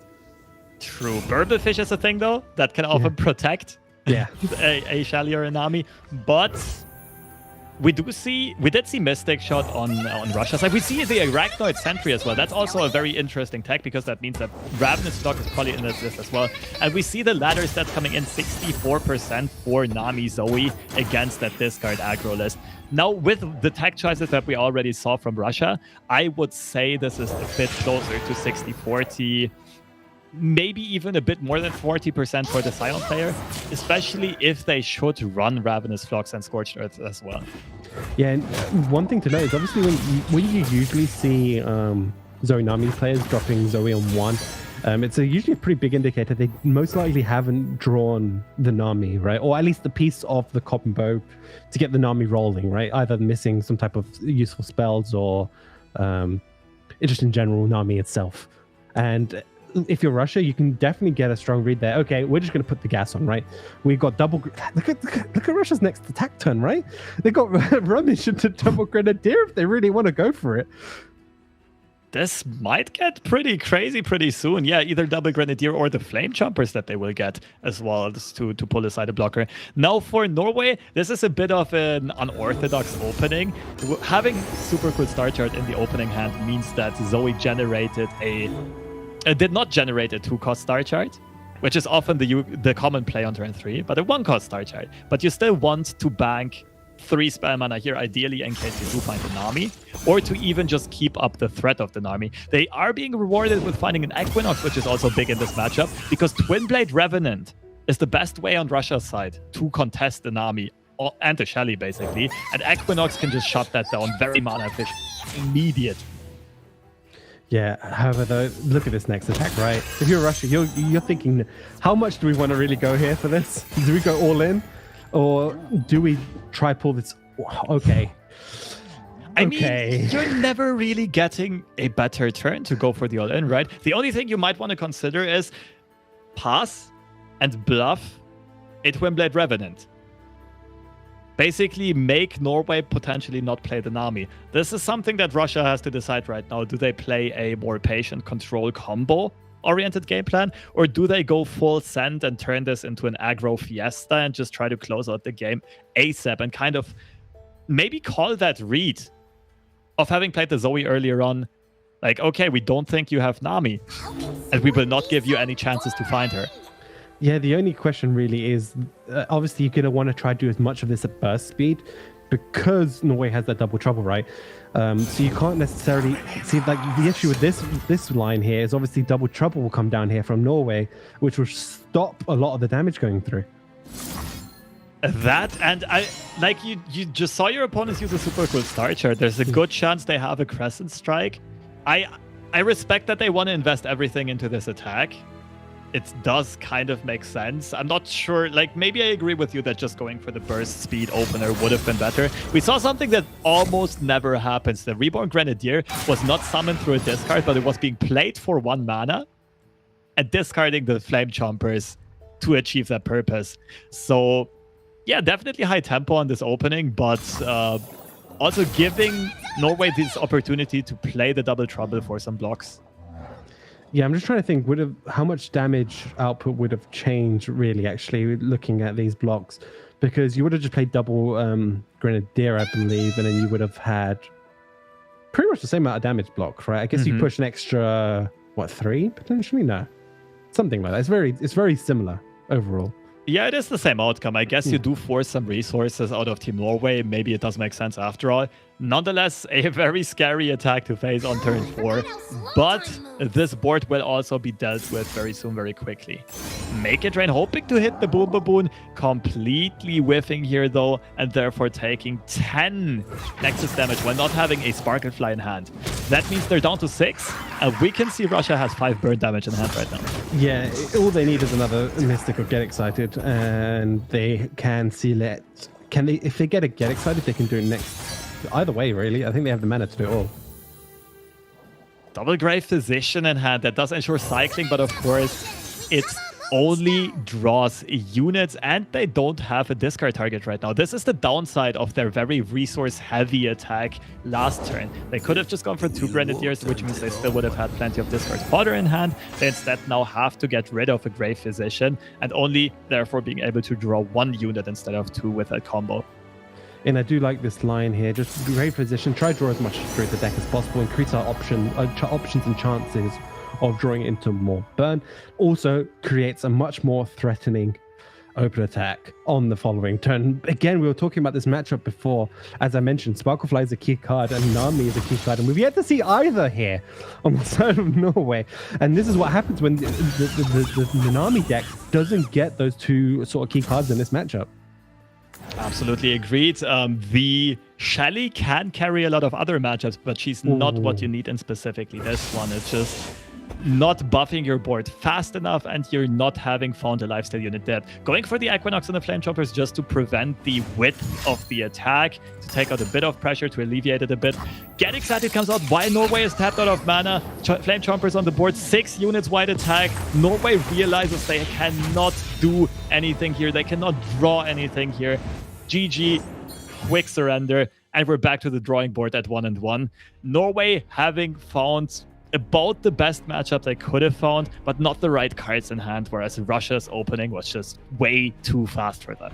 Yeah, triple Grenadier was pretty difficult to deal with for a deck that didn't draw their key cards. As I mentioned before, obviously the Nami, Zoe can do it, can provide stuff via Star Chart. The Equinox wasn't a great option there overall in the end because there was no Lost Soul. There was no target for it. And unfortunately, this is just what happens occasionally with the Zoe Nami deck. Sometimes, even though it's a fantastic deck, sometimes you just don't draw the 2 key cards, really. You don't draw gifts, you don't draw any ways of cheating out units in that sense. And sometimes Double Trouble can also not provide anything that fantastic in this case. Providing a 0-2 picks that just wasn't able to really remove anything or trade, right? Yeah, the Flame Chompers just took it out of combat for free and forced the Equinox there on Norway's side. Not really finding the right pieces, but it is a card game, it does happen. And looking at these matchup tables, I was just gonna say, now with discard aggro gone, or discard mid-range I should say, the matchup tables look very different, and it does open up the Sivir Akshan pick on Norway's side. All of the matchups are either pretty good, or against Pink City you might be slightly unfavored, but you're still fine with it. And I do think the regular versions of Sivir Akshan that play 2 single combats, 1 or 2 cataclysms are pretty favored into this Lulu Z deck. Yes, That is true. However, though, something always to note, as I mentioned in the last game, Lulu Zed, it is one of those decks that can just steamroll, right? It has that capability, and that's why it's such a scary deck in this type of format, because you could end up just blowing out any other deck matchups that you probably are unfavored against as well. You just get that one really strong rally turn. It's a deck that's kind of designed against those high explosive rally turns to just close out a match. Even if you're in an unfavored sort of matchup overall, that possibility is always there. It's always there. You just need to think a little bit. Norway has to always have that in the back of their mind. What happens if this rally comes out on this turn? It's like, it can blow out every single match possible. And we literally just saw in the previous game that having a favorite matchup can often not be enough, not even be close to enough. Norway with a bricked opening hand, mulliganing everything and finding some early units, but really not what they need. What is on their side, though, is the attack token, which, like, it's not even that amazing for you. Generally speaking, you would rather have the attack token on evens on your action and sim return, but in this matchup, it's more important that the Lulu Zed deck does not have their attack token on odds. And and as you therefore, can see, there's no combat tricks, right? That is what Norway really wants to look forward to, is Akshan, maybe a couple of combat tricks, because you want to be able to, when like the Lulu Zed deck taps out a little bit, play your combat tricks if you have any single combat cataclysm, that sort of stuff, to remove the units. absolutely. If I play this matchup, I usually mulligan super hard for Fleet Feather Tracker, as well as any type of combat tricks. That is Sharp Side. Sorry, not any type of removal, rather. Sharp Side, single combat, considered Cataclysm. Off stream, we see Russia getting the victory over Morocco. Morocco now 1-3 behind. Russia? A bit of the wild card. Sorry. We're watching Russia right now. Man, geometry is a bit hard. Geography is also a bit hard sometimes. Kind of the same colors, not quite the same country. France taking the first victory, and the curse is broken. We just highlighted that 10-loss streak that ranged from the grand finals of the first EU Masters all the way up to today, and it ends right here. A 2-0 victory for France, and the dream is not over yet. Yeah, they still have every chance here to at least potentially get through as the second seed, which is fantastic for them, and hopefully they can carry that on in future matches over the coming days. And again, look at this hand. I mean, yes, you've got the landmark down now if you're Norway, but Russia, their hand's looking pretty good here. Russia is having a pretty solid opening. Of course, Shadow Assassin, second one draw, not something you want in this very early stage of the game, because it is not the fastest card in your deck, but you also don't really mind that. If you could see Norway's hand, if you were Team Russia, you would be very delighted here. Like, the lack of interaction, the lack of any combat tricks, of any removal on Team Norway's side is so big for Team Russia. And of course, Russia also didn't find their champions. But that does not necessarily matter here, because Greenglade Duo can be a carry on her own if she stays uncontested. But obviously we have caster vision, right? We can see both these players' hands. Russia cannot. So they're going to be thinking, what are the punishes here, right? What can we be playing around? Sharp type being one of them, right? For the elusive units. And then obviously Russia has to consider, how wide of an attack do we go? Do we just play the Blade Scout as well and just go all in? They must have some type of read, right, on Norway's hand with this line, because they are essentially saying, look, we don't care about this twin disciplines anymore. We're just going to go full elusive. And obviously with the Severe coming down here on the side of Norway, they kind of basically said, look, we don't have anything. It might have just been their intuition or their read. It is getting rewarded here, and that further solidifies the read that Norway probably does not have any way of dealing with these threats, and they do get chipped onto 7 HP. Now the big question is, can they find a rally in time? Russia still needs that last bit of punch through to end the game. That is a decent pickup here, but it can easily be picked off by the Fleet Feather Tracker a bit later this turn. The only issue is the Fleet Feather Tracker would like to remove like 4 units on their opponent's side, especially now with the second Greenglade Duo being played, and it just cannot carry the game on its own. It cannot do all of that. So Russia's next open attack, or even development and then attack, will look very, very scary. I think Russia just has it on the next attack, right? They can just pass here. Fleet Feather Tracker can remove a Green Glacier. They can choose to just let this go through and not have to really worry, which I'm not against either, because you can then save that Twin Disciplines for the following turn, or should you need to, or potentially buff up for the attack as well of a unit. Or you can just protect Green Glacier, develop Zed, develop just another Shadow Assassin, right? And then you have just you're threatening lethal with just the open attack. I do think Russia can set this up, yeah. So we do see the very first combat trick come out on Norway's side, and that is an Absolver, and it is being used in a way you would not like to use it. The Green Glade Duo even gets protected, and just like you said, the open attack's looking scary, but not quite lethal yet. And a triple bruiser hat for Team Norway, finding all of their top end in a matchup where you need to find all of your interaction and removal. Things just not going their way. Getting two very, very nice matchups in a row and definitely knowing how to play them. But sometimes there's just so much you can do if the heart of the cards is not on your side. Yeah, and this is what I mentioned about this deck. If you just get that early sort of stage of the game, you get tons of early explosive turns, in this case, tons of elusives, and there's just nothing to deal with. And that is going to be a very, very quick game 3 here with Russia taking it over Norway, the current leading group team in their group. Norway no longer undefeated, going down 3-1. Well, losing the series 1 and 2 and ending up at a 3-1 score. Russia hanging in there, a much needed victory for them to stay in contention for this group. And props to both teams. Norway did make all the right calls with their lineups, with the bans, with the picks. But like we said, sometimes the heart of the cards is not on your side. I guess they did have their fair share of good draws those previous games. I still think that was pretty well played by Norway, but there was only so much that they could have done. And Russia just continuously recognizing that they can go through with their aggression, that there are limited answers on Norway's side, that they're not finding their key cards and just smorking, just running their opponents over. Yeah, I love the reads that Russia have been doing. They recognize their moment of opportunity, right? They go, okay, look, there's nothing, right? They don't have anything. Let's just go. Let's just step on the gas, put it all down, just go for it. And they ended up obviously paying off very favorably for them.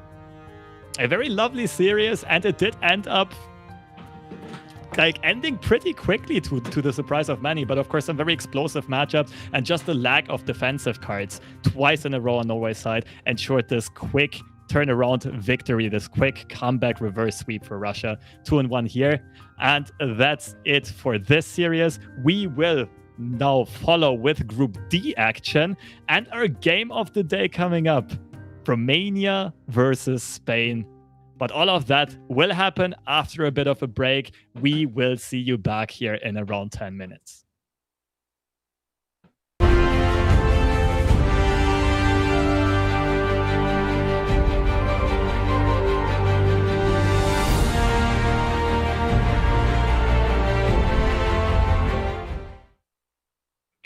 Feels great. We missed last time because I kinda ended my LP 8 or 10 hours before, kind of for no reason, but now we are back in, so that's all that matters. Oh, it was very tough. I was feeling very behind, and then Broken Ball and Ice-T made a really great deck that I managed to, use to my advantage, as in playing control instead. Oh, I do know Hollow very well. My other teammate is pretty cool as well, and that's great. I haven't told with him before, but I hope things will work out great. I personally might get memed if I fail, but I think we're the favorites. I mean, I'm feeling like the best player in the group, so yeah, we should win. I personally don't like the meta because of Aloof and Lost Soul, kind of countering my text for no reason, but I guess we'll do. It's fine. Well, I'm quite satisfied to be honest. I feel like we make a great team, and last time we really didn't get to show it that much. So I'm thankful to have another chance, and this time we are gonna have a much better result. Well, it was pretty smooth actually. I didn't expect it to be so smooth, but luckily with 3 days to go or so, I had a pretty good streak that allowed me to camp for almost the rest of the qualification. So that was pretty good. A little better than expected.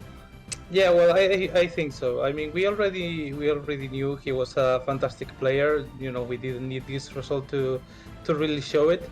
But we already prepped together for Worlds, and we are really happy with how his preparation turned out. So we are very confident going into the event, knowing that we will do a good job. Well, I think it's a pretty interesting group. You know, Romania we had in the first, although I wasn't competing, we were on the group again in the first EU Masters, and it gave us, I think, good luck. It was a good stepping stone to prepare and get better in the format, so I'm happy for that. And I'm especially, you know, quite looking forward to facing Turkey, which is the reigning champion, I guess. So we wanna teach them what we are about and give them a good game. So yeah, well, I guess the favoritism comes with the popular opinion, so it really doesn't matter what I believe. But I am confident we are. I'm gonna be humble and say one of the best teams, but I almost have the feeling that we are the best team in the competition, and we will try to prove it in the next coming days.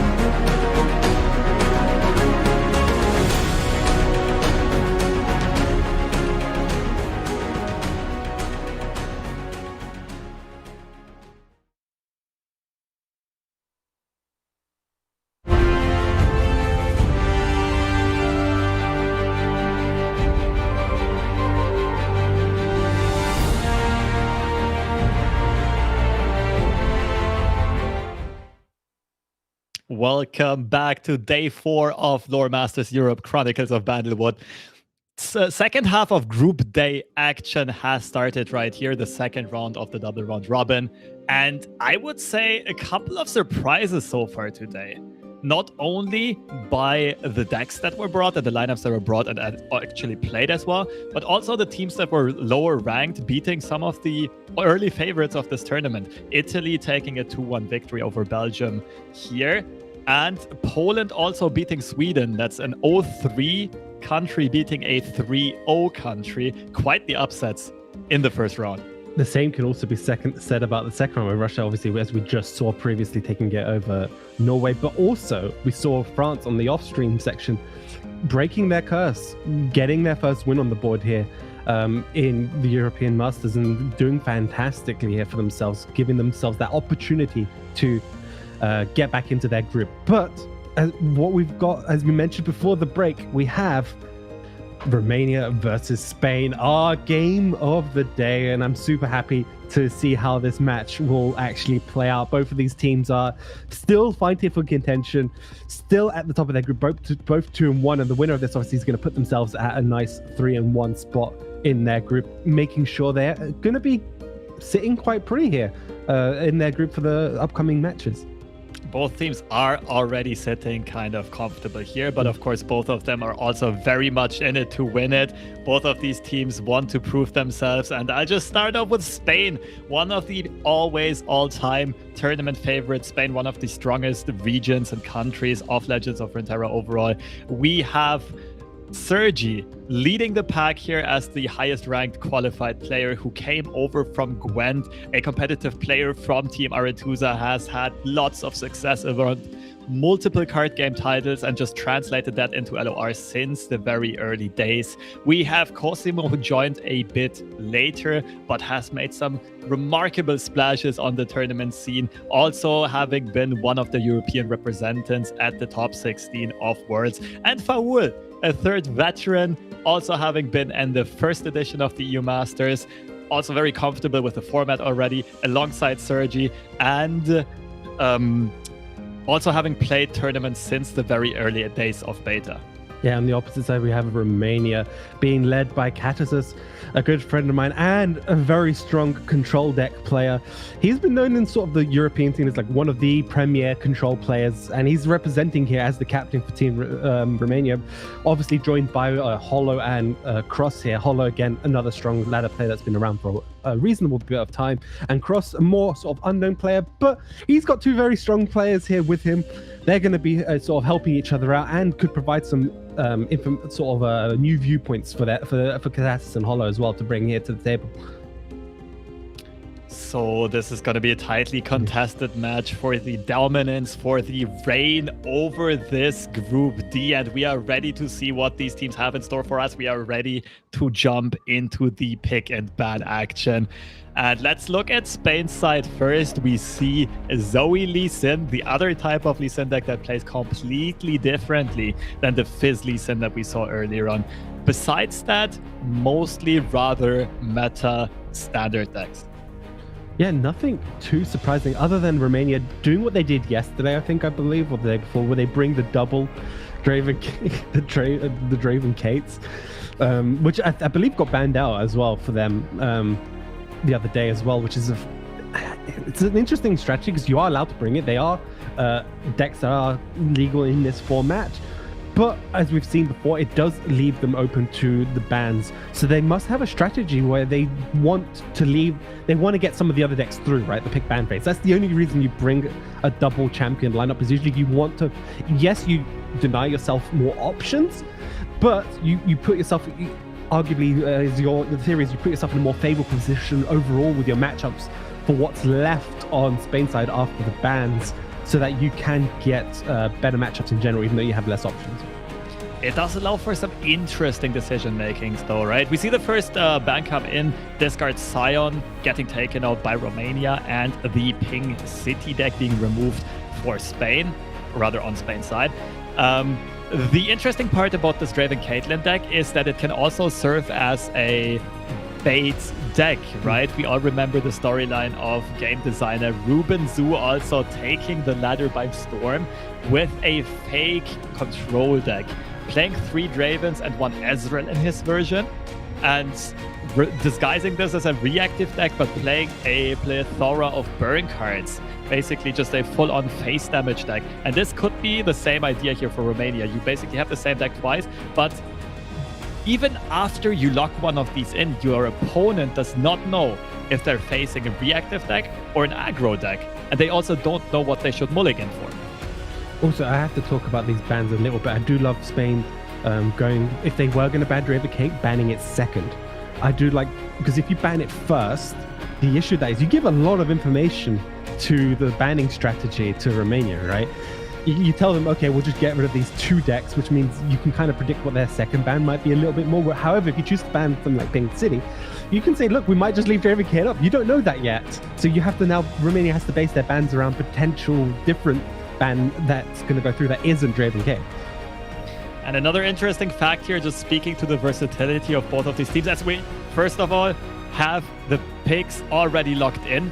It's a Ziggs Teemo deck on Spain's side. I didn't even notice this yet. So again, it is not known if this is a Bandle 3 deck or an aggro deck. It could be either. Facing Sivir Akshan on Romania's side. So Sivir Akshan, of course, would be happy to play into a Bandle 3 deck, but can definitely struggle a bit against the burn version because of not having main deck healing. The thing is, at least on stats, I think Sivir Akshan is still pretty favored just because they have so much interaction that they can contest the board early on and not allow even the burn deck to get early Nexus damage in. Yeah, and knowing Romania, specifically Katassus, he must be... He loves playing control, but if you look at their lineup, there isn't much of that overall. They didn't bring any sort of like field rush, which is what Katassus is kind of known for. No, I believe how many Freljord decks they've brought no Freljord decks, which is kind of unlike them, but they've unlike Katassus specifically, but they've recognized, look, these decks are very strong in this format. Doesn't mean we can't. It means we might not be able to play the decks we might prefer. And Demacia and Katassus, by the way, if you guys don't know, do not match. They don't go well together. He's not a fan of the region, guys, and he's here playing it here up against this burn deck. So you can see how much this means to them to win. They know they need to go for this Sivir Akshan. Of course, Katassus is not the only brain on that team. Maybe some of the others are more Demacian experts. Yeah. This is going to be an interesting one, though. I just double-checked again. Should this be the burn deck, it's going to be pretty heavily favored for the burn deck. Some ladder stats that I found are saying it's very much in their favor. And we see 2 Decimates and an Auction Fervor and a Yordle. Definitely a burn deck. But full mulligan coming in. They have the attack token on turn 1, but they are missing what every aggro deck really needs on turn 1, and that is a 1-drop. Yeah, and usually you end up doing that full mulligan. However, though, on the side of Romania, their hand's not looking too bad. You keep the Akshan, mulligan the rest, and they get the Fleet Feather Tracker, which is actually pretty big in an aggro matchup. Even if you can't necessarily get a great trade, you still get a trade nevertheless, which is all you really care about. And a whiff on the 1-drop on Spain's side. We see an open pass by Romania. Not going for the tracker. Of course, you still don't know which deck you're actually playing. Oh, never mind. The pass was by Spain. That's my bad. They do go for the tracker.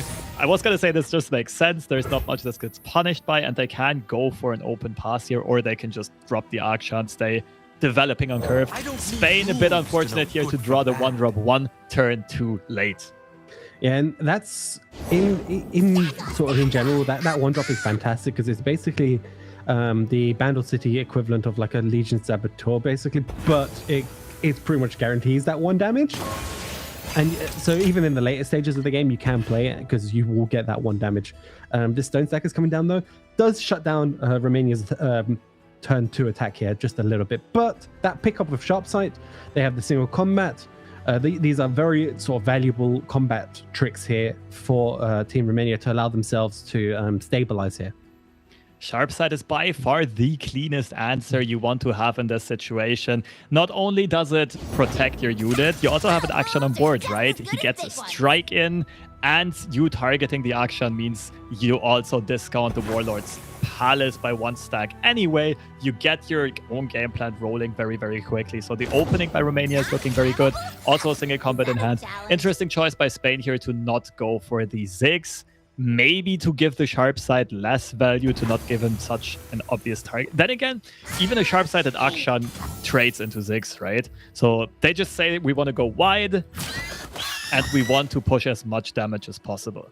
Yeah, and get these landmarks down as soon as possible, because the one issue obviously with these landmarks is they take up a bit of board space, and a deck that likes to go wide, that can end up being a little bit of a problem with cards like Ten of Terror. Obviously, it will end up not being able to potentially summon their second half. Absolutely. The sharp side is a big swing here for Romania. Spain can't be happy about seeing that. Not only do you take out one of the key units on your opponent's side, you also protect your key unit, and like we said, get that Warlord's Palace rolling. Downside for Romania is right now, for turn 4, they don't have anything in hand yet. Single combat is not something you want to use. Rally is entirely pointless, and investing mana into a draw this early against a burn deck, also not the happiest choice. Okay, so Spain going for a delayed pokey stick mid combat. They could have potentially done that before combat, but obviously if you did it before combat, the sharp side potentially could have come down on the Fleet Feather Tracker, and you would have just changed the blocks up a little bit. Double Preservarium though, not ideal. And as he mentioned, you don't necessarily want to risk playing those, because you kind of basically go, look, Spain, have free reign, develop whatever you want, basically, and go as wide as you like. The more I think about it, the more I am also considering like maybe playing the Poké Stick pre-combat though, because even if the tracker gets buffed, even if it's a sharp side, it still trades, it still dies, but it would ensure that Akshan cannot value block the Stone Stackers. There might be something else we're missing that these players have been playing around. Bright State Protector maybe? Because Romania kept mana open. Never mind, it is what it is, and we have a pass on turn 4 by Romania. Keep in mind that even though Romania doesn't have great plays, these passes still put out pressure, because they keep your opponent thinking, okay, why is my opponent keeping that mana open? Maybe they want to bait us into playing a key card and then removing it with a Cataclysm or another Fleet Feather Tracker plus Bright Steel Protector. Something along those lines. Nonetheless, Spain, I'm pretty sure, will just go straight forward here and develop the Legion Rearguard and the Ziggs and have an attack ready that will be 4 units wide to just 1 puny blocker on Romania's side. Yeah, when they see the Ziggs come down, I expect Romania will play down at least 1 Preservarium and float the rest of the mana, allowing themselves to float 3 just in case they need combat tricks, or they draw into something like a Concerted Strike or just something else basically that they can use to help themselves out. Maybe another sharp sight is probably what they're really going to look for. Okay. They find a 2-drop, but not one they can play right now. That is very unfortunate for Romania. They were very much hoping for something like Treasure Seeker, even Bright Steel Protector, just to take some of the pressure off of this board. Single combat is not the cleanest answer that you want to have here. And on the other hand, on Spain's side, the pressure is just starting to accumulate, to mount up. Yeah, and they recognize it. Look, our hand is pretty rough. Let's drop these double Preservariums down. We just need as much options as we possibly can over the next turn, because this is a key turn here for both teams, obviously. Spain have a fantastic open attack. It's going to push quite a lot of damage. Romania can use a single combat here, and I wouldn't be necessarily against it, because you have a second Arcshine in hand, and you deny essentially 6 damage by doing this. Yeah, I do think that's definitely a good play. The way the stack works, you also guaranteed, even if your opponent has a Poké Stick, the single combat still goes through, because the Ziggs skill will resolve at the very last. The issue with playing a single combat is that, again, you cannot play a unit this turn with the hand you currently have. You have a second Akshan in hand, right? Right. So you actually can replay Akshan and flip the landmark. Yeah, the single combat will be enough to do that if they go for it now. And then they play the second one, it should just be leveled. That's actually a great point. That's an opportunity to find more interaction, maybe a Sivir or some other useful unit that you need to stabilize here. Of course, you also will have to close out this game pretty quickly on your own terms, which means you will eventually need probably a level Sivir with an Absolver or anything in that similarity. Now, the upside for Spain is, if Romania does not play a unit onto the board, they get completely free Imperial Demolitionist development and will have nothing left to worry about. Because without a unit on Romania's side, there's no way to stop that little grenade, that little bomb from going through. There's no way to contest that unit. Yeah, let's see what these predict options here are for me. There's the Severe, there's the Merciless Hunter. A number of options. There's 4 mana left open. But the thing is to look at is look at the damage dealt so far. They are nowhere near that Severe level up. Which is kind of key because obviously they're up against an aggro deck. However, that aggro deck right now has a lot of trump blockers. So to finish out the game for Romania, they do need to get some damage over the top, potentially like an Absolver or something like that to give their units overwhelm, or just trade for the next couple of turns. And Severe might just be potentially a little bit too slow, but I still think it is the pick because you need to start get that ball. You need to get your win conditions rolling really if you're on the side of the Severe auction. Absolutely. Your only hope, I think, if you're Romania is we have to start racing our opponent, and we have to hope that they just don't have the perfect hand. We have to hope that they don't find a lot of burn to finish our Nexus. Because realistically speaking, Romania has to expect to at least face one more attack. And that attack is probably going to be by a board that is 5 or 6 units wide. And therefore, if Romania has to do some management here of building a wide board or finding interaction, while at the same time getting that closer to that silver level up. As soon as she's leveled, you can try going for Golden Aegis and Absolver in one turn. Try to go for an OTK, basically. But it's not an easy feat to achieve. And we see the Demolition is coming down as long as they cannot be threatened. Yeah, one thing to note is obviously that because Romania didn't develop the Akshan there, they couldn't have threatened the second single combat to a Demolitionist. So that meant that Spain could obviously just play. There's no units on the board. These Imperial Demolitionists are completely fine to remove their 2/1s. You will want the board space anyway. You will want to play the Tenor of Terror soon. These bombs on Spain's side should also get destroyed at the very start of this turn. I know we can't see the countdown on the board, but we can see the countdown above the cards in hand for Team Spain. You see the 2/1s on the left side. That means they will have board space coming up. Yeah, and this attack, the next attack here from Spain is looking very, very dangerous. And that's triple Akshan player for Romania. However, Akshan, while it's fantastic, the Warlord's Palace and everything like that, it's going to be a little bit too slow to get the second one out, right? Even if you do develop it this turn, especially against an aggro deck. What's Romania really wants is, as you mentioned before, the cataclysms and other combat tricks that allow them to start removing this board while also developing their own game plan and win conditions. True, and keep in mind they have no way of getting lifesteal. The Vakoran Bruiser and the Lucky Finds cannot find the lifesteal keyword. That means they will have to worry about the very rest of this game. 6 HP left on the Nexus is usually an easy feat to deal with for a burn-based aggro deck. Yeah, and ooh, wow, okay. Elixir, that's Elixir Rough, right? That's just straight +3/+0 that Spain went for. A very, very quick pick. I mean, at this point, Spain has to have the read that Romania's hand was very low on interaction. Of course, they just drew a lot of cards. They had that predicted draw. Font the Silver and the 2 Preservariums counting down, drawing more extra cards. So you're not entirely confident that there's no single combat or concerted strike on Team Romania's hand. But Spain, yeah, realizing, okay, we can just throw this one away. We need the board space anyway to have space to play the Tenor of Terror. They did pokey stick the Fleet Feather Tracker early on. That means Tenor of Terror is enabled, does summon the Base of Burden alongside him, and that means we will face an attack that is 6 units wide to just 2 blockers. Romania can shape Stone into Grappling Hook, and that's what they're going for. Yeah, I think they kind of have to, right? I don't think they have a choice. They need to deny some of this damage. Obviously, by removing Ziggs, they stop that 1 damage ping he does to the Nexus, equivalent of removing any of the impact units, essentially. And I quite like it. This further levels up, obviously, the Palace sitting there.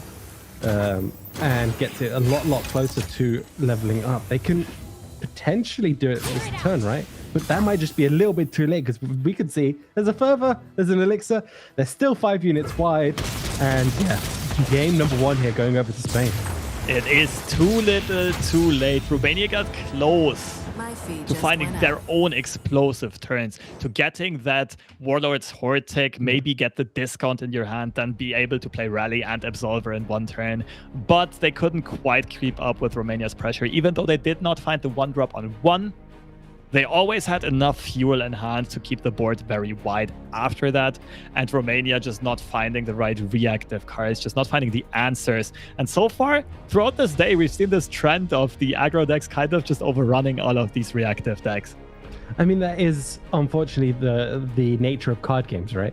You can just end up in that situation where, yes, theoretically, you could have been in a good matchup, as we saw earlier on in the day, but you still end up losing because you didn't draw the key cards that let you do what you need to do to usually win in those matchups. In this case, obviously, Romania just had too many landmarks in their hand, right? They had a double Preservarium turn, which is not ideal against an aggro deck. That's the sort of card that's fantastic against other mid-range decks where both players may be running out of steam, both teams are running out of steam, and you play it, you get that extra draw. But in an aggro match, you just want units, right? Units, combat tricks, get rid of pretty much anything else. But unfortunately they do, and they do stick with it, as we can see here. They stick with their Severe Archon here, and they're up against the Lulu Poppy. Interesting one. I'm actually not quite sure about the odds on this one. Maybe we shall be surprised by the graphics later on. Maybe.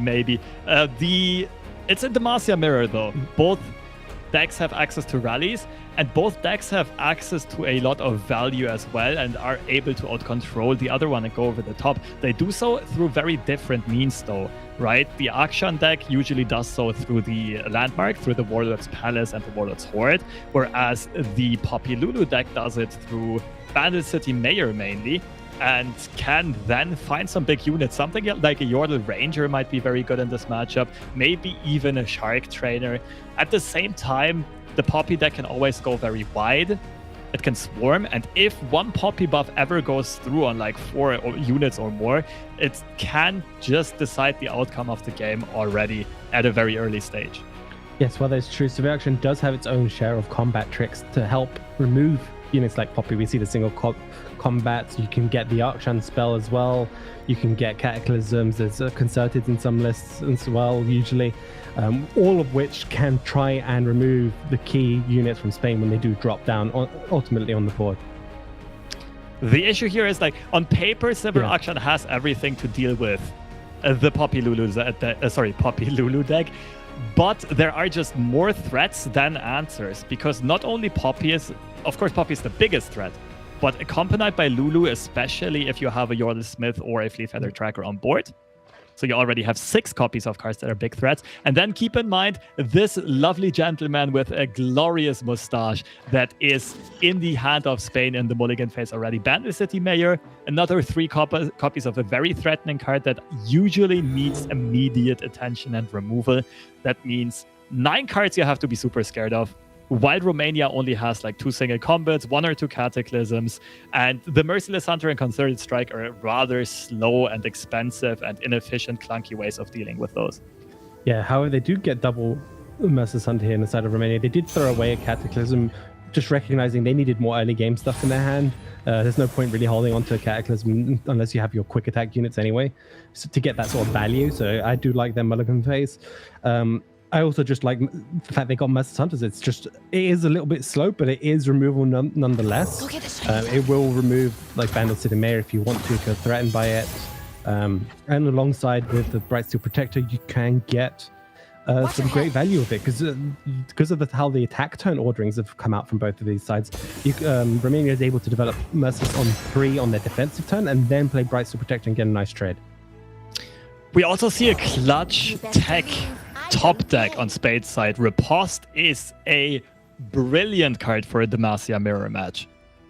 It completely flips the trade most of the time, and it's basically your only very effective way of dealing with the Sivir and permanently removing her off the board while not even losing a unit. Now, on Romania's side, I'm not sure if it was a bit overzealous to mulligan the Cataclysm away, just because, like we said earlier on, there are so many threats that kind of need immediate attention. But of course, you also have to think about playing your own game, have to think about finding the tracker at Akshan or Vagabond, getting that Warlord's Palace early on. And Romania decided to do so. We see off-stream result coming in. Previous champion Turkey currently trailing the new blood, the up-and-comer Serbia 1-0 lead for Boki and his squad. I am a little bit biased. I am loving Serbia and what they've been bringing to the tournament. Being obviously slightly part Serbian myself, I have to wish them good luck. So Srnečno, hope they do and take it and take the win over there on that side. Biased caster right here. I mean, we all are a little bit. Let's be real here.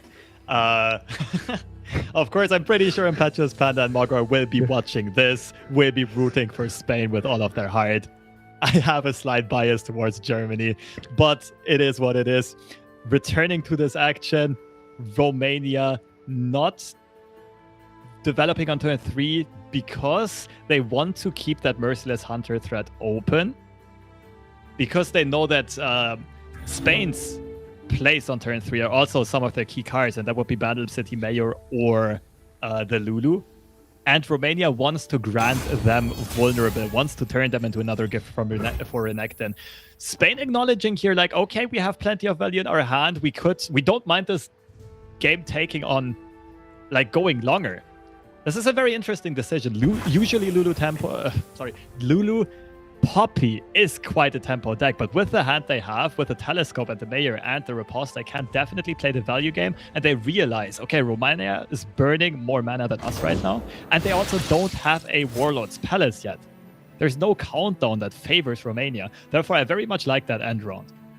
Yeah, and Romania basically trying to get, obviously, Spain to develop a little bit more, right? Try to get them to play that Bandle. Because their hand, yes, they can get the Warlord's Palace down, but their hand in general, even though you have like Merciless Hunters, it's pretty reactive, right? Merciless Hunters usually play to try and remove something. In this case, obviously, they're going to heavily try and remove this Bandle City Mayor.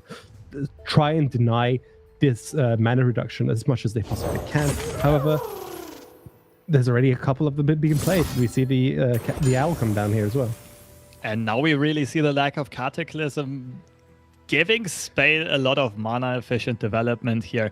Of course, you mentioned it earlier on, the Cataclysm wouldn't have been great on Romania's side either way. You don't have a quick attack unit, so it's not a free trade. You invest a body of a unit as well as the 3-mana Cataclysm itself. Decide to go for some pressure instead, pick up the Sandstone Charger to ensure that the Bandle City Mayor dies, even if it gets protected by Sharpside. And now Spain has to think, okay, is that Mayor really worth the key card of Riposte? Or do we just say he already did his job, we just play the Telescope because he already discounted 2 cards? The third option is exactly this.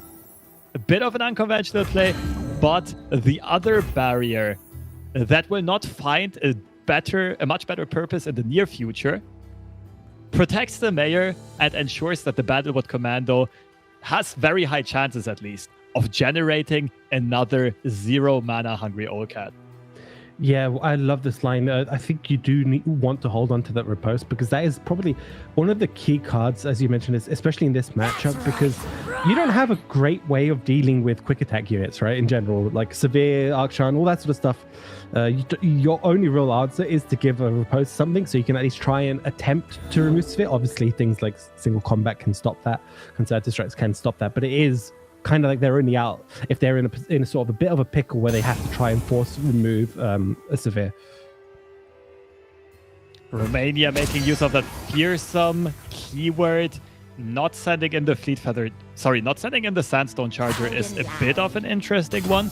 Of course, it does ensure that you can now block, but if I'm not sure about this swing by Spain. What exactly were you hoping for? You just give Sever a free level up trigger, right? Yeah, that's 5 damage. Oh no, does it count into the barrier? I forget. Oh, that's actually a good point. It doesn't count, I don't think, right? It's just 0. But the problem, obviously, with that is it allows single combat. That's the downside. Because it could have single combat like 2-1 or something to remove the shield, to remove Bandle City Mayor. That is a great point. I'm not sure if there was any upside to the Mayor swinging that we're not seeing. Either way, the important thing is the Commando getting that hit in and spawning another 0-mana 2-1 with some crazy eyes in accordance with the Bandle City Mayor.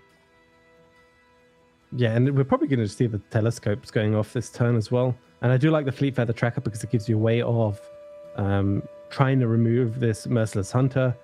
Since the nerf, Fleet Feather Tracker does much better into it. Most definitely. Well, Merciless Hunter is kind of a fair card at this point. Who would have ever thought? The era of gifts for Renekton is over. That being said, Silver Auction is still one of the, if not the most played deck of this tournament. It just shows how strong this archetype still is and how overtuned it was before the much needed balance changes, but we're all happy to be at this place. On the other hand, I do agree we'll probably see Loping Telescopes pop off.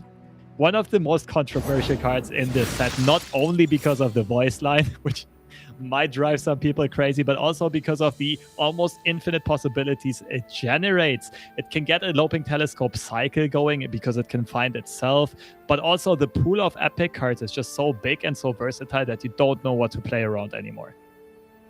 Also, Bone Skewer is a very interesting... I mean, it might not necessarily be the pick, but it's such an interesting option here for Spain. The Mayor. Yeah, I mean, yeah, you can do that, but on top of that, it's fantastic in terms where there might not be overwhelm damage and you just want to deny some damage. You can block Bone Skewer, stop maybe a severe level up by shuffling your own unit in, that sort of stuff. You can do a lot of interesting things with it. That's true. It's so versatile, and I'm honestly surprised that Spain didn't take it. I mean, I think they might be thinking we want to draw some other stuff, some top end here, but they already have Yordles in arms and Golden Aegis in hand, right? The Mayor is serving lead. Permanently a target because of the vulnerable keyword. He's officially a gift for Renekton as of right now. And that could have been negated by the Bone Skewer. That could have also, like you said, been used to ping the Silver Spell Shield. Just another way of removing an Akshan who's hiding behind Quick Attack. Bomber Twins, of course, also not a bad pickup by any means. It's a fearsome blocker, which is something that Spain is missing as of right now. Yes. However, I don't think they're that scared of Merciless Hunter, even though it is 4 damage. It's pretty controlled, right? You know that it's going to hit you for 4, you're fine, you'll drop down to like 10 or whatever. What you're really worried about, obviously, is those key champion level up turns where we get Archon leveled up or a severe leveled up, because then that activates, obviously, the Absolver, right? And that's, with these sort of big boards, that's what you really have to worry about. Obviously, they've got a number of answers to an Absolver in their hand if they want. They can buff up their whole board by +4, 4+4. They got Riposte. They've got now they've got the Bright Steel Protect. They've got options to give themselves a bit more of a defensive turn, but they don't have a good way of finishing the game yet. That is true. The Absolver not being activated yet, and Spain, of course, knows it and knows that it will still take some time to get the Akshan or the Silver level. They're still both fairly far from leveling up. On the other hand, we see Bomber Twins again potentially carrying a game very soon.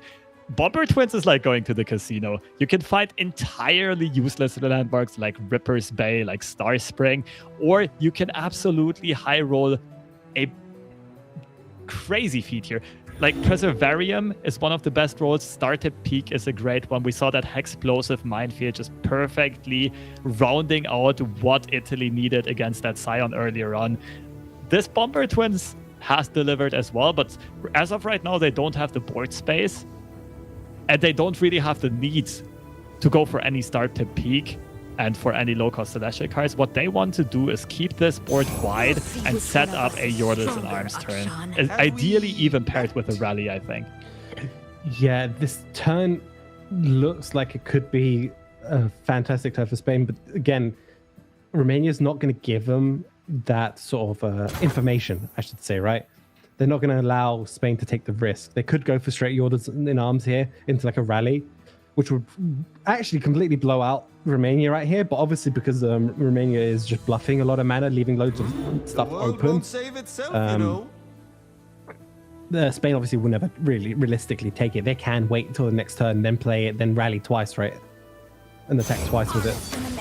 Yeah, the buff, if you do opt to go for it this turn, is only going to strengthen one attack, but you can of course be patient here if you are Team Spain. You said it yourself, the Absolver is not activated yet. There are 2 Fearsomes now on the side of Romania, but they have very limited mana available for combat tricks. And you kind of already checked for Sharp Side earlier on, right? The Bandlewood commando connected multiple times while Romania could have played Sharp Sides. Almost no chance that there is one in Romania's hand, so you don't have to be all too worried about this attack coming in. Yes, however, should Spain want to, they do have, as we've been talking about, that riposte. which will, if they want, allow them to remove the Akshan, which will again delay the level up, right? So that delays that win condition that we've been talking about, of Absolver being a potential win con here for Romania. Whether they want to take that risk though is another question, because obviously that riposte is most likely a one-off. And if in the later stages of the game, something like a Severe comes down, they lose that ability to trade favorably into Severe. That's a great point. Resource management, and that is probably what Spain is thinking about right here. What do we invest here? Spain can just let this go, though. They have plenty of refill in their hand, and they have plenty of mana to work with. I think what Spain is deciding right now is, do we want to yordle and rally this turn? I think we will rather see that come down next turn, though. Riposte, just like you mentioned, protecting the mayor of Bandle City. Flipping this trade around, removing the Vicar and Vagabond, while at the same time keeping that engine on the board. And as of right now, we really see, like what we mentioned earlier on, if there is a lack of removal on Romania's side, those engines, like the Mayor, like Lulu, like Poppy, can kind of just start carrying the game completely.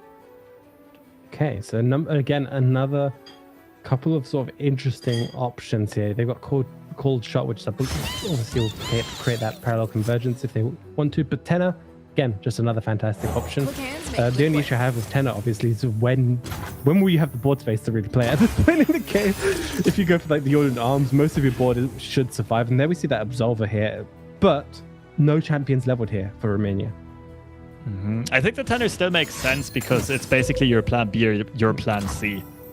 The only way you lose this game is this getting removed and then you not having refill for the board.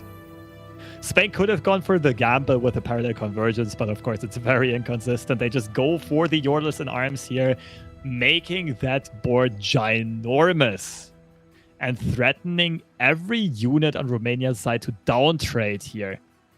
While Spain still has mana open for a rally. I'm not sure if this game is going to go past this very turn here, Gems. Yeah, I don't believe Romania can handle 2 attacks. I mean, they can block most of the first attack, develop the Sandstone Charger, develop another unit, maybe potentially 2 more, right? That's not going to be enough, I don't think. One thing to consider is they could technically flip this landmark here that does give them an additional blocker. Sandstone Charger can also permanently remove an Allcat here, but as of right now, that would only be a thing for the second attack that would come in, right? They don't have a space to play the Waking Sands right now. They do go for the pass. Now the interesting story is how many combat tricks do they invest, right? Because you have to expect a rally coming in this turn. That means you have to remove some of the key cards from your opponent. Yeah, you definitely want to play at least one, right? I think both. I think Shaped Stone and Absolver on the 2 Merciless Hunters, and then you go for the Waking Sands. And then you have 4 units swinging at you, you have 2 blocker. Well, I guess you're still dead then. Yeah, it's still pretty... You have to try to remove as much as you possibly can. They have to block with the Akshan this turn. That is the last tick. They can then survive, because then they have 3 blockers for the second attack that will come in. They have to commit the Absolver now, though, right? Potentially, to do that.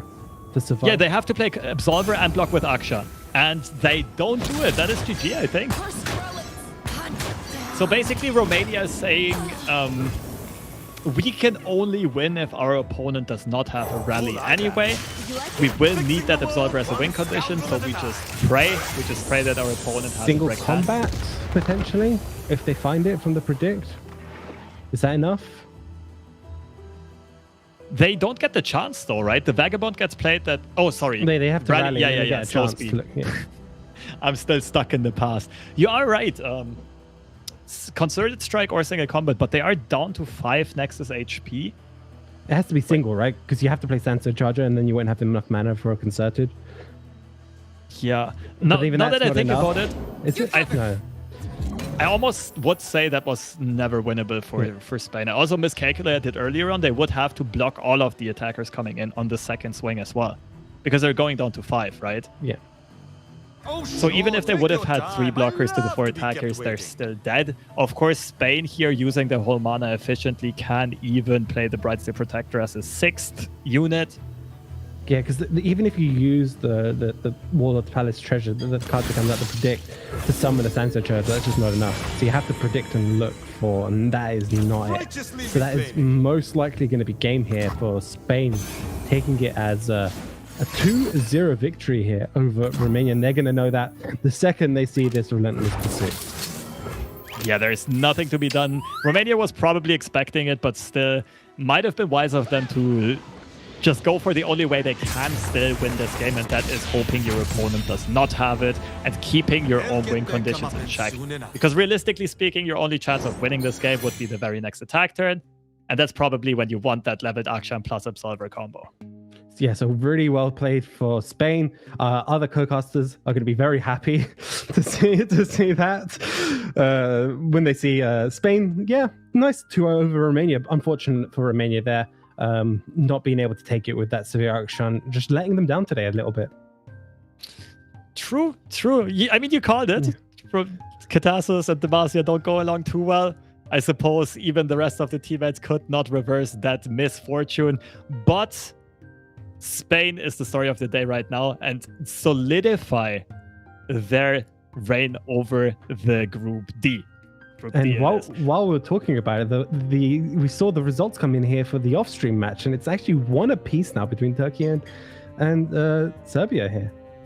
And this is big. Like, the 3-1 lead here for Spain is even better in this scenario because they're not sharing that first seed. They are the lone reigners right now atop this Group D. That means the other teams will still have to catch up. And even though 3-1 is, like, anything can still happen, given this group's dynamic, they have to feel very comfortable here. They have great odds of getting into that top 8, especially considering how they've been handling their plays and their preparation and their lineup so far. Yeah, and just to note to most of these teams, they're still all in it to get through. If I remember correctly, from the last EU Masters, most of the matches weren't. Like, most of the groups weren't usually decided, I believe, until literally the last matches of their group, barring, I think, one group's exception usually. One group usually has a clear pre-qualified person on the last day. But in general, we have like all 3-4 groups usually having most of the teams still vying for contention, either via weird tiebreakers or via just the way the points have been working out. So all to play for still for all of these teams throughout this tournament.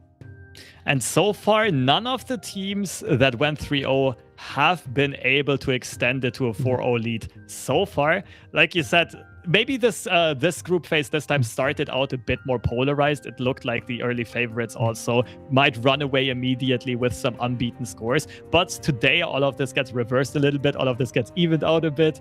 Almost no unbeaten team left, I think, except for Germany, right? And Germany will be one of those games that is going to be played last today. We will not see that one though. Belarus, Germany are going to be playing off stream. Instead, we will be seeing another interesting one, Czechia versus Greece.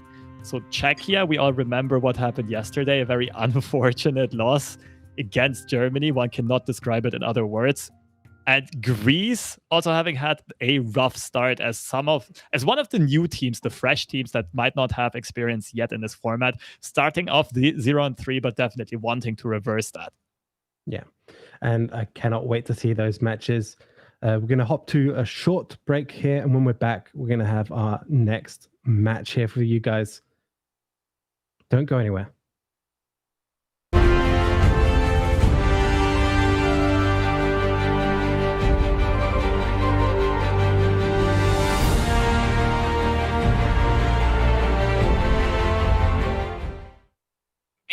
Feels great. We missed last time.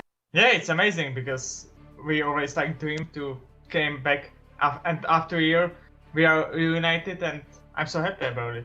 Oh, it was kinda easy this time to be honest because yeah, much more chippers weren't that much trying this time, so yeah, I was like kinda trying also to qualify the country, but the last day I like dropped from 500 LP to 300, so it wasn't the best. Yeah, definitely. I feel like, especially with this roster, I can finally prove myself now and just show that the Worlds wasn't just one bad tournament. I feel like it's very interesting group because we have like Germany that's of course every time stacked, and also we have two like new teams, you know.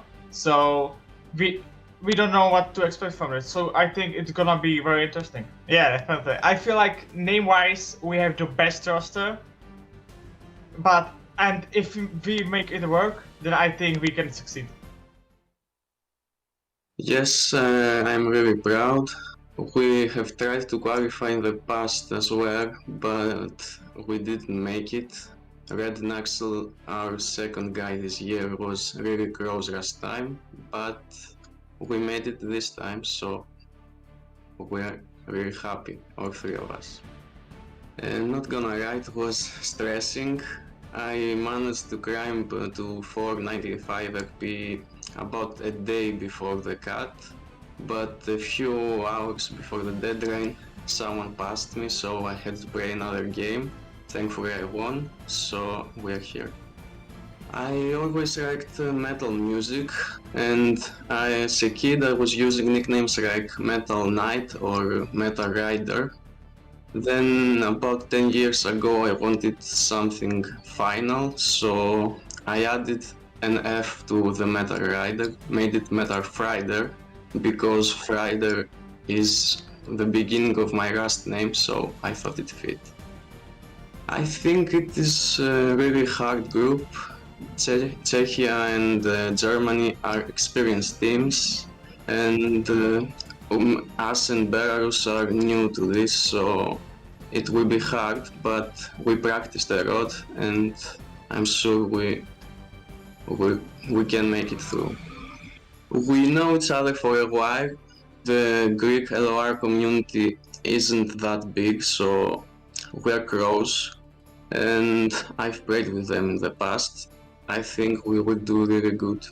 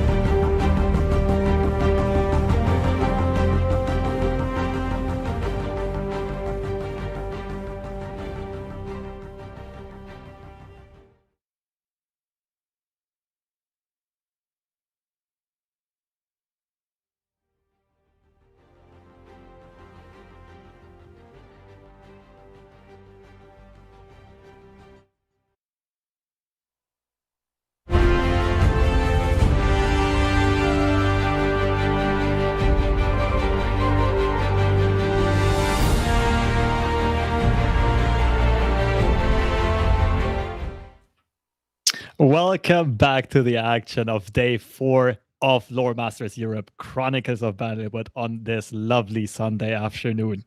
Little fun fact, I just double checked. The only country remaining with an undefeated score right now at 3-0 is Germany at Group A. And Group A matches is what we will have coming up next. Yes, that is true. But let's have a look at the standings first. And we still see the overall sort of matches that we've been watching out throughout the day. We've had obviously Belgium versus Italy. That was a fantastic match to start off the day. Italy bringing Thralls, doing fantastically with it. And obviously on the off stream, we saw Poland take their first win of the day here up against their leading country of Sweden in their group. We had Russia making a huge comeback against Norway, even in a couple of unfavored games, even though the series did look kind of unfavored. Norway just not finding the right draws, not piecing it together, and getting shed off their undefeated record, still leading the group, but now alongside Russia, both at a 3-1 score. And France has lifted the curse of defeat, basically. It is finally over. France with a dominating 2-0 victory over Morocco. Now both of those are sharing the final seats in this group at a 1-3 score apiece. Yeah, and obviously the matches we just saw previously, we saw Spain versus Romania, where Romania unfortunately were not able to clutch out a win here with their severe action at all, allowing Spain to get a really strong 2-0 showing here up against them. And obviously the Austrian match, still one apiece here, as we can see. So between Serbia and Turkey, it's going to be interesting to see how that one eventually plays out and we get our results actually fed through back to us.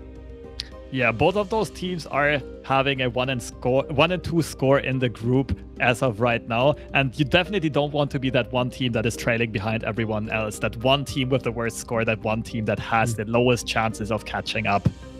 But looking at Group A, which is coming up finally, Greece is also the only one that still has not managed to get a victory yet. They're the only ones left at 0-3, and they now will have their shot at redemption. They will have their shot at proving themselves. But they're up against the powerhouse in Czechia, a team of seasoned veterans, a team with wealth of tournament experience, definitely a tough mountain to climb if you want to get rid of that 0-3 record. On the other half of the bracket, or rather on the off-stream match, we will have Belarus taking on Germany. Germany coming in as the number 1 seed, as average ladder points at the time of qualification. Belarus led by Grinex, of course, a bit more fresh faces, let's say. Maybe not quite that known in the Western world, but already having gotten one serious win, they're sitting at 1-2, and they are definitely still in this race of making it out of the groups. Yeah, that group in general is playing out in such an interesting fashion. It's going to be great to see how that plays out. Czechia has been in a similar position before in prior EU Masters, where they've had sort of a great start and then fallen off in the latter half as well. So even though they are a powerhouse team, it has happened. So it is possible for teams like Greece and Belarus and stuff to try take that spot for them. As well, from speaking from personal experience, that's what UK had to do in the last group stages, last EU Masters. Yeah, for those of you who don't know us, yes, at Casters, both of us have already competed in LoR Masters Europe ourselves. Gems has played in the previous edition representing Team UK, who did not make the cut this time, unfortunately. I have been playing for Team Germany in the very first edition. So therefore, both of us a bit involved, but also with a bit of experience in the tournament ourselves and knowing those strategies and so on. But we are getting closer and closer to that matchup between Czechia and Greece here on stream coming up, and we are ready to show you guys the teams. To the surprise of many, Greece is ranked above Czechia on average LP, but that of course just means ladder performance. Tournament performance is a whole different beast, and Czechia has tons and tons of that. Pokrovec, a previous Hearthstone world champion, also playing this game since day one of the beta, and has been the first person worldwide to hit Masters almost every season. I think every season except for once, and that was me. And then we have Bajatak, who just came back from the top 16 of the World Championship, representing Europe there. And Thomas, a previous seasonal winner, very well-rounded lineup, and definitely a scary team to face. Yeah, whereas obviously Greece being the newcomers to this series here, we've got Metal Friday, Red Nexor, and Luminous, all really strong ladder players, but we've yet to see sort of tournament performances out of the majority of these. They have prior experience, and also to know that Greece was in contention in the last EU Masters to actually qualifying as well. They were very, very close. So it's great to see them here. It's great to see how well they can do. Rednecks had also been around for a long time at the top of the ladder as well as tournaments, and therefore they are definitely not completely new faces, but this team is definitely having a fresh showing here, and they still need to get comfortable apparently with that format. And talking about this format, we are ready to go into our pick and ban phase of this last series of the day, and let's have a look at these lineups if there's anything too unconventional, but I don't really see anything at first sight. Many of these decks look mostly similar. Yeah, it's very, very close to nearly being, I think they've only got a couple decks difference between them, between these guys. But again, Czechia and Greece bringing what we've been seeing throughout the day in general, pretty standard decks. However, though, there's Feel the Rush on both sides, I think. I'm going to assume that's a Feel the Rush with the Trundle Tryndamere. It's not likely to be anything else. They could be baiting us for whatever, but Czechia is known for doing that in the past. They have gone like SI Freylord and played something completely different. But I really doubt that is going to be the case this time.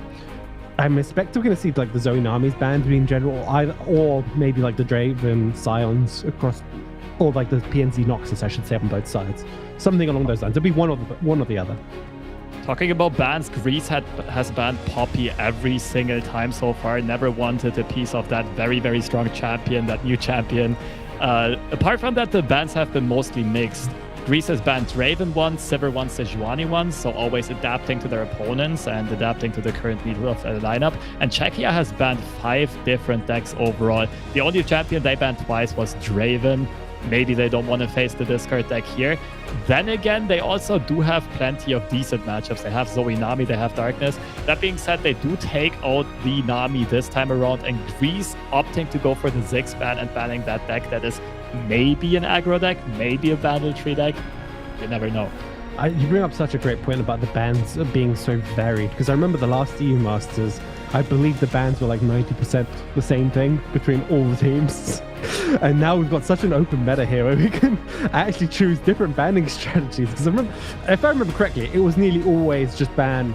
It was Irelia plus something. It was Irelia plus something else. Nearly always, I think, TLC, right? It was Irelia TLC was like 90% of the bans, if I remember correctly, from the last EU Masters. I remember just like, we look every time I was preparing as well when we played, it was like, what do we ban? Ah, yes, we just carry on banning these two. But it's such a great option. Made sense. Yeah.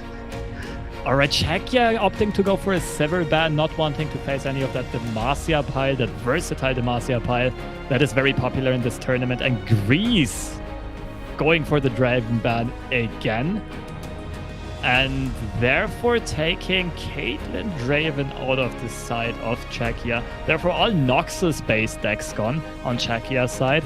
But that opens... Oh, no, never mind. The Fizz Lulu still has Noxus Splash. And we do see it get locked in immediately and face what is probably a Ziggs Poppy aggro deck, maybe a Bandle Tree deck. We shall see that as soon as we hit the mulligan phase.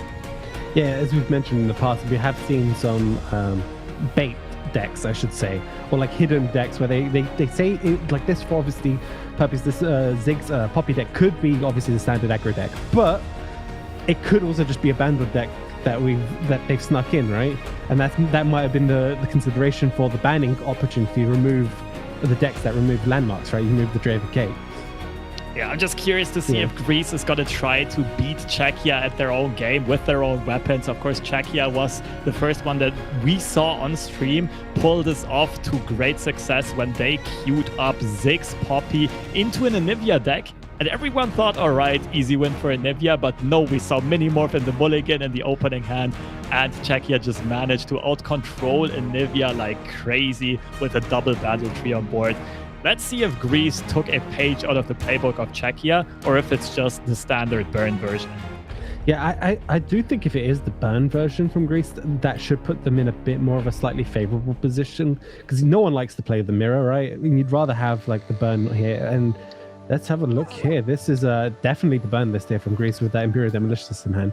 Most definitely. Inventive Cap is also not a card that makes sense to run in Bandle 3 deck.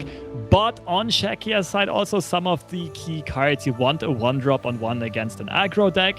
You want a House Spider on 2. Almost always when you play that deck, you have a Pokey Stick as fast speed removal. You could even go for the Commando, generating an extra cheap blocker. This whole hand is looking very good. Pokey Stick even gets recycled with a more mana efficient option in the group shot. Very strong starting hands on both sides. I think there was a full keep even on Greece's side. Yeah, I mean, it's they have the curve, they have the extra bit of burn, they have the Bandle, the Mayor. But again, obviously, House Spider is just so good. House Spider in this matchup is fantastic here for Czechia. House Spider does so much for this deck. Not only... So, if you go Fizz into House Spider, what happens with Buster Shot is that on turn 2, you will already have it at discounted cost. They don't have Buster Shot in hand here, but they can always represent it from this very moment on. Right, Fizz is dual region, so you're playing Bandle City and Bilgewater on turn 1. House Spider is basically dual region because you're playing Noxus, and the Spider Link represents the Shadow Isles region. We see the Conchologist coming down. These Some are interesting choices. Death Lotus is not necessarily what you want to see as an aggro deck, but Guile is a good tool to remove a blocker, maybe set up a big attack later down the line. Hunt the Weak is a bit more of an experimental and wild one. Yeah, the thing is, even if you're an aggro deck with Death Lotus, if there's any turn Czechia doesn't play around it and maybe goes for an attack, you could just Death Lotus most of their board, because again, Czechia's units aren't going to be that big anyway, so you can potentially remove the majority of it with like a sneaky one, you know? They just attack, they're not going to play around it, and you wipe most of their board out. Greece having a bit of a slow start to this game, though, a bit of a slow footing, just because the answers by Czechia are so good. I mean, Czechia is playing the control deck, and they have a wider board than an aggro deck that was playing on curve as well. Have to be happy about this so far. Conchologist is being sent in, will probably get taken out by either Fizz or the House Spider. Probably Fizz, because in this matchup, I don't think you care too much in general about Fizz or his level up or even the elusiveness. But the important, obviously, you want that, because he has 1 HP, he can be removed later on, potentially by some sort of removal. I'd be curious to see what this matchup spread is, and you can see it is slightly favored to the aggro deck. But again, that's by the slimmest of margins, right? 54 to 46 is very, by card game set, that's quite small, right? It is very close to 50-50 indeed. Also, we see that Czechia is playing group shot, so they end in Arachnoid Sentry. Interesting. So their version is definitely tagged well for a tempo matchup. That being said, those stats might, like most of the ladder states will come from a Fizz Poppy pile and not necessarily from Fizz Lulu, right? And maybe not having Poppy in that deck might swing that matchup even a bit more into Greece's favor. Yeah, and these are 3 pretty good options. I would even consider Yordle Ranger in this matchup. But the only obviously downside to Yordle Ranger is it could be just a little bit too slow. Because with the turn, you do want to get it down. If you're lucky, you get it down on 5, but most of the time it's going to be on 6. It allows you to get your whole board to have more favorable trades. But at that point in the game, obviously, the Bandle tree itself might be getting close to completion. I mean, there was a case to be made for either of the 3 options, right? Bomber Twins, of course, the most mana efficient, but not necessarily representing direct face damage. Shark Trainer has exactly that benefit. It's the only one that can generate an overwhelm and can really threaten your opponent's Nexus. Yordle Ranger is, of course, also good in this matchup, which is fairly board-based, but it doesn't really help you to punch through the wall of chump blockers that Czechia will soon have, especially if they continue drawing the House Spiders and their other cheap units. Ooh, off-stream results! What do you think about this one, Gems? I'm very happy here. Serbia taking it 2-1, putting themselves at, I believe, 2-2 now in the group. So that's a great spot for them to be in, coming in on day 4. Turkey, reigning champs, not looking fantastic for them here. They're really going to have to try and make up for it over the next couple of days. Turkey having a bit of a rough start. You have to wonder if part of the reason there might just be the lack of their previous champion, Gran Rodeo, who kind of, in his own words, trolled the ladder on the very last days. tried to get that team captain spot, but falling out of grace from the card game gods and completely falling out of contention for a slot on Team Turkey here. I feel like every season we hear that, right? There's someone who's like in a qualifying spot. And they just throw it away every time. It's just like, guys, you had it in the palm of your hands. All you had to do was just not play. Romania's captain Katasis is also no stranger to that experience. The difference was that not only did he miss the slot in Team Romania, but Team Romania missed their slot in the whole group stage because Katasis was the highest ranked player. But the past is the past. So far, Romania definitely having reversed their fortune for the most part, sitting at number 2 of their seed and looking kind of good going into the second half of round robin. Back to the action here. Second Battle City Mayor hits the board, and we see Bomber Twins, we see Loping Telescope, and Porosland. All 3 decent options, especially if 2 of them cost 0 mana. Yeah, there's a reason I went, oh no. It's because there's a 0 mana Loping Telescope, and we know how this one can go. They don't get it. Oof. Not necessarily what you want to see, but Submersible is very, very interesting. There's very limited access to removal on elusive removal on Czechia's side or to elusive blockers. But how long does it really take for that Submersible to fulfill its conditionality? Because it doesn't do much. It's not good enough as a 1/5. You really need it as a 5/5. That being said, Moonsilver also a decent option. Just 4 tempo plays, but they do decide to go for a bit of a longer game, which makes a lot of sense. You're playing against a Battle Tree deck, which usually only closes out games around turn 8, 9, 10, and that means you have plenty of time to chip damage in. Yeah, the thing is, obviously, the Submersible is going to be very difficult to even get an attack in, even as a 5/5, just because Czechia do have elusive units on the board right now. So it's going to be very interesting how this plays out over the next couple of turns, whether or not this Submersible will be relevant or not. Because right now, Czechia's kind of got a free pass here, right? They can play aloof. They're chilling quite happily here. They don't necessarily even need to really bother to attack, but they can. They're not under any sort of discernible pressure here at all from Greece. Czechia is just chilling. They're even so far ahead there considering just using that full swing open attack. Of course, if the Bandle City Mayor should block, you can remove him with a Pokey Stick. You still have mana for aloof. That being said, just going back to the decision making by Team Greece, that might also be an additional reason they pick Shark Trader, protect their other cards from the aloof travelers that will eventually come down from Czechia's side. Most importantly, it would protect cards like Decimate from being discarded, because you hold a 6 or 7 mana unit in hand instead. Maybe the Shark Trainer was never meant to be played, just to be discarded. And if that is the line, that is a very, very smart line here from Greece, just showing us, the sort of lines a lot of people take into consideration, planning 5-6 turns ahead, potentially planning of outcomes of aloof coming down and removing that one bit of burn that they needed, to close out the game. And stuff like that explains why these players are here and playing here today for you guys. You see the cat go through. Bandle City Mayor still just sitting there though. For Greece, but again, it's kind of okay for Czechia, right? They've got a couple of trades. They can refill up the board quite easily as well for themselves, and they're not going to be too upset. Ooh, okay. Interesting. Scorched Earth? Yeah, exactly. Scorched Earth. You're playing against a landmark-based deck, and you're finding the one very good mana-efficient landmark removal that exists in this game. This Conchologist coming in clutch. I mean, right now Greece has set up everything to play a bit of a longer game, right? With the Submersible pick, with the Shark Trainer pick, with the Guile pick, which can later stun the elusive blocker. And now with the Scorched Earth, they might delay Czechia's win by multiple turns, because we know they don't have a second Bandle Tree in hand yet.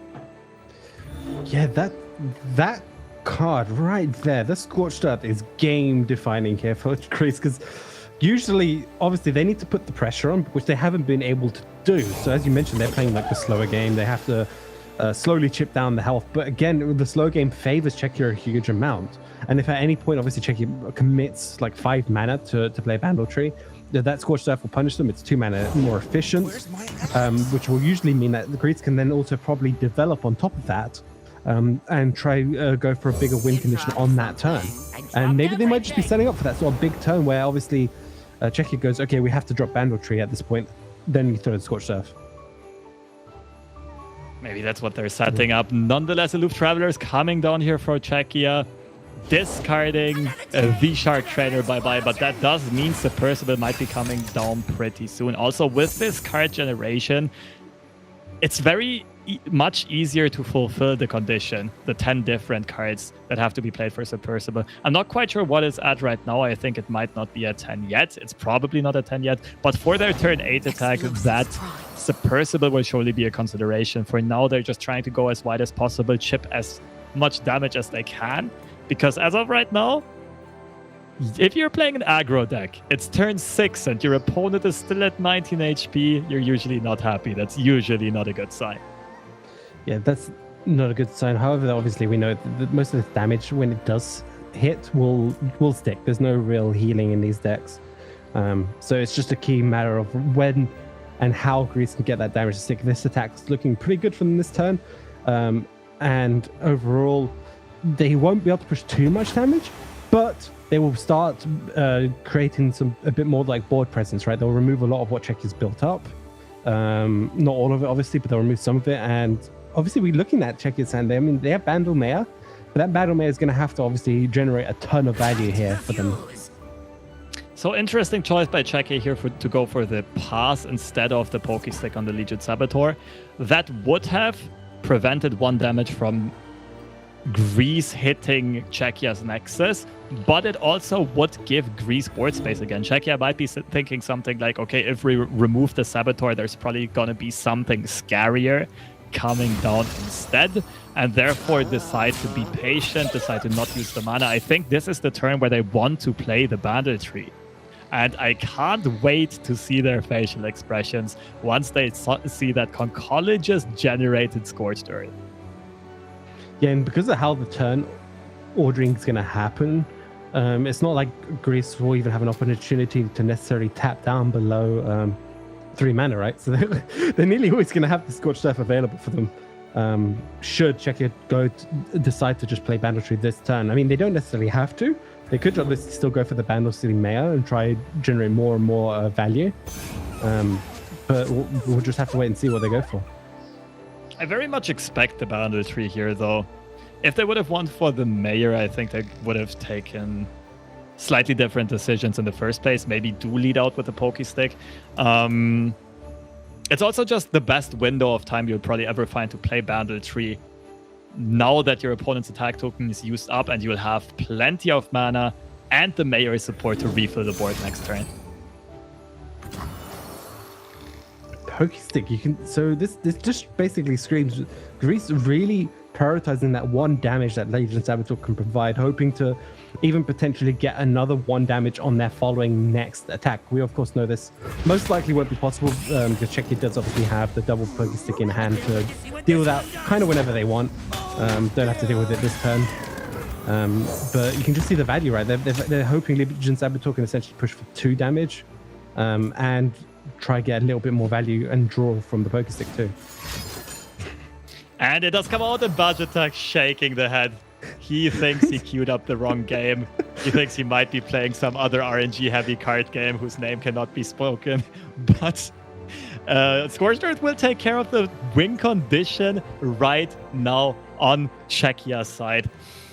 They do have plenty of draw in hand, though. This Pokey Stick, which they are now investing onto this Legion Saboteur, might get some draw chain going, might find them their second Bandlewood in time. Of course, this is unlikely to happen again. You have to assume that the second Bandlewood you find will be able to close out the game. Yeah, the second one. But again, they have to find it, right? And the next huge problem is obviously because they didn't get that Bandlewood to stick on the board, they don't get those random units, right, being generated. Random units that could have potentially offered new win cons to the deck. That's also something people don't talk about enough, I think, is that sometimes you can just win by what those cards generate, not necessarily through the Bandlewood lineup, because of the power levels of what some of the cards you might get, or just the synergy they might provide that you wouldn't necessarily have had normally. Czechia is going for what you suggested earlier on here, picking the Yordle Ranger and going for board control. Of course, it makes sense on Czechia's side because your plan is chump blocking and therefore you want a resilient board. Whereas on Greece's side, of course, you're mainly focused on the damage there. But they are starting to now pick up some burn spells, and now that this game might drag on much longer with the first banditry out of the way, there's definitely some opportunity for Greece to still close this out. And I have to assume that the Submersible has to be at 10 out of 10 either now or very soon. Yeah, especially if you get the poison dart, right? I think that's another 2 cards right there. That should be more than enough. It was at like 7 earlier, so it's probably very close. Low ping telescope, finding some interesting options. Adapted Tron does not make sense. Ever Crescent Strike pretty good in this matchup usually. I mean, there can be a consideration to pick the Feyfolk, rather, the Furious Feyfolk, and that is saying, okay, we're not gonna wait and draw into our second banditry. We'll just turn offense into defense and try to outrace our opponents. Submersible does come out one of the more threatening potential finds for sure. One of the best plays that Greece could have made with 5 mana left open, a 5/5 elusive that also draws you a card. Yeah, however, though, obviously that's not going to be necessarily a threat unless Greece does decide to even commit the Guile on the next turn, the stun, to remove the elusive. But again, doing that gives Czechia a couple of options to potentially try and find and stop Subversives. Obviously, they got the Arachnoid Sentry. That's one way of doing it. They could potentially draw into another elusive. That will be a second way. So it's very unlikely that this Subversible will even connect for 5. Pokestick removing the Mayor, one of the engines, but it is a bit late to get that Mayor off of the board. By turn 7, he will already have done his job. Nonetheless, Czechia is still looking very stable, of course. Yeah, the Guile that will probably try to contest the elusive blocker will be met by either Arachnoid Sentry or Crescent Strikes. Although Czechia cannot close out the game in the near future, they can stall for ages. I assume Crescent Strike hits Yordle and Submersible here? Yeah, because you stop the poison dart coming down. Oh, they're just going to go, okay, we'll just contest your units at this point. Also a very sensible line, though.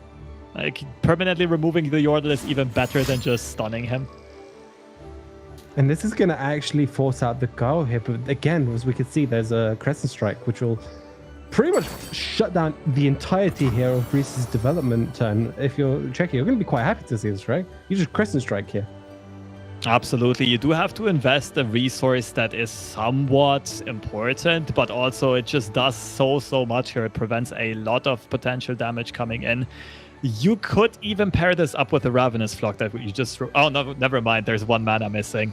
There is 1 mana missing. Now, the question is, do you still stun the Yordle and Submersible, or maybe Ziggs and Submersible, and you want your opponent to swing and trade into this Yordle Ranger?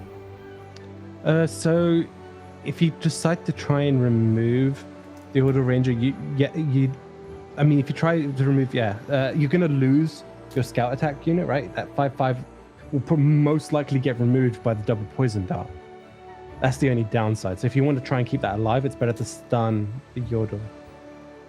That does make sense, and just throw a chump blocker into the way of Ziggs. That is also an option. But if you do block the Lecturing Yordle with your Yordle Ranger, of course, you also force your opponent to use 2 mana and 2 burn onto the board for board management instead of that hitting your Nexus. Bottom line, also a way of buying more time. Czechia is thinking this decision through quite elaborately, deciding on whether or not they allow this Yordle to live or not.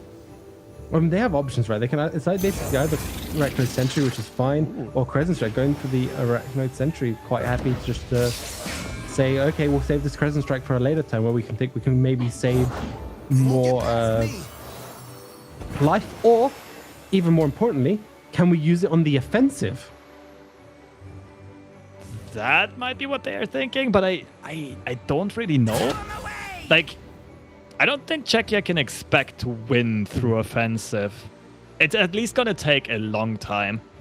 I am a bit surprised. Like, that was a heavy investment, that Arachnoid Sentry basically came at a sacrificial cost as a tribute, one might say. The 1-2 Bandlewood commando that can still block the Submersible later on is now obliterated from existence. Let's see what Czechia decides to do here. Maybe the idea was just to go wide, contest the board as much as possible, keep a lot of units alive, and that Yordle Granger then trying to snowball that board.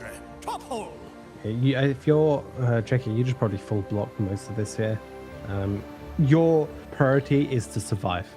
Until you can hopefully find another Bandle tree, survive as long as you possibly can. Because they didn't go for the Crescent Strike, they will end up losing a little bit more of their board.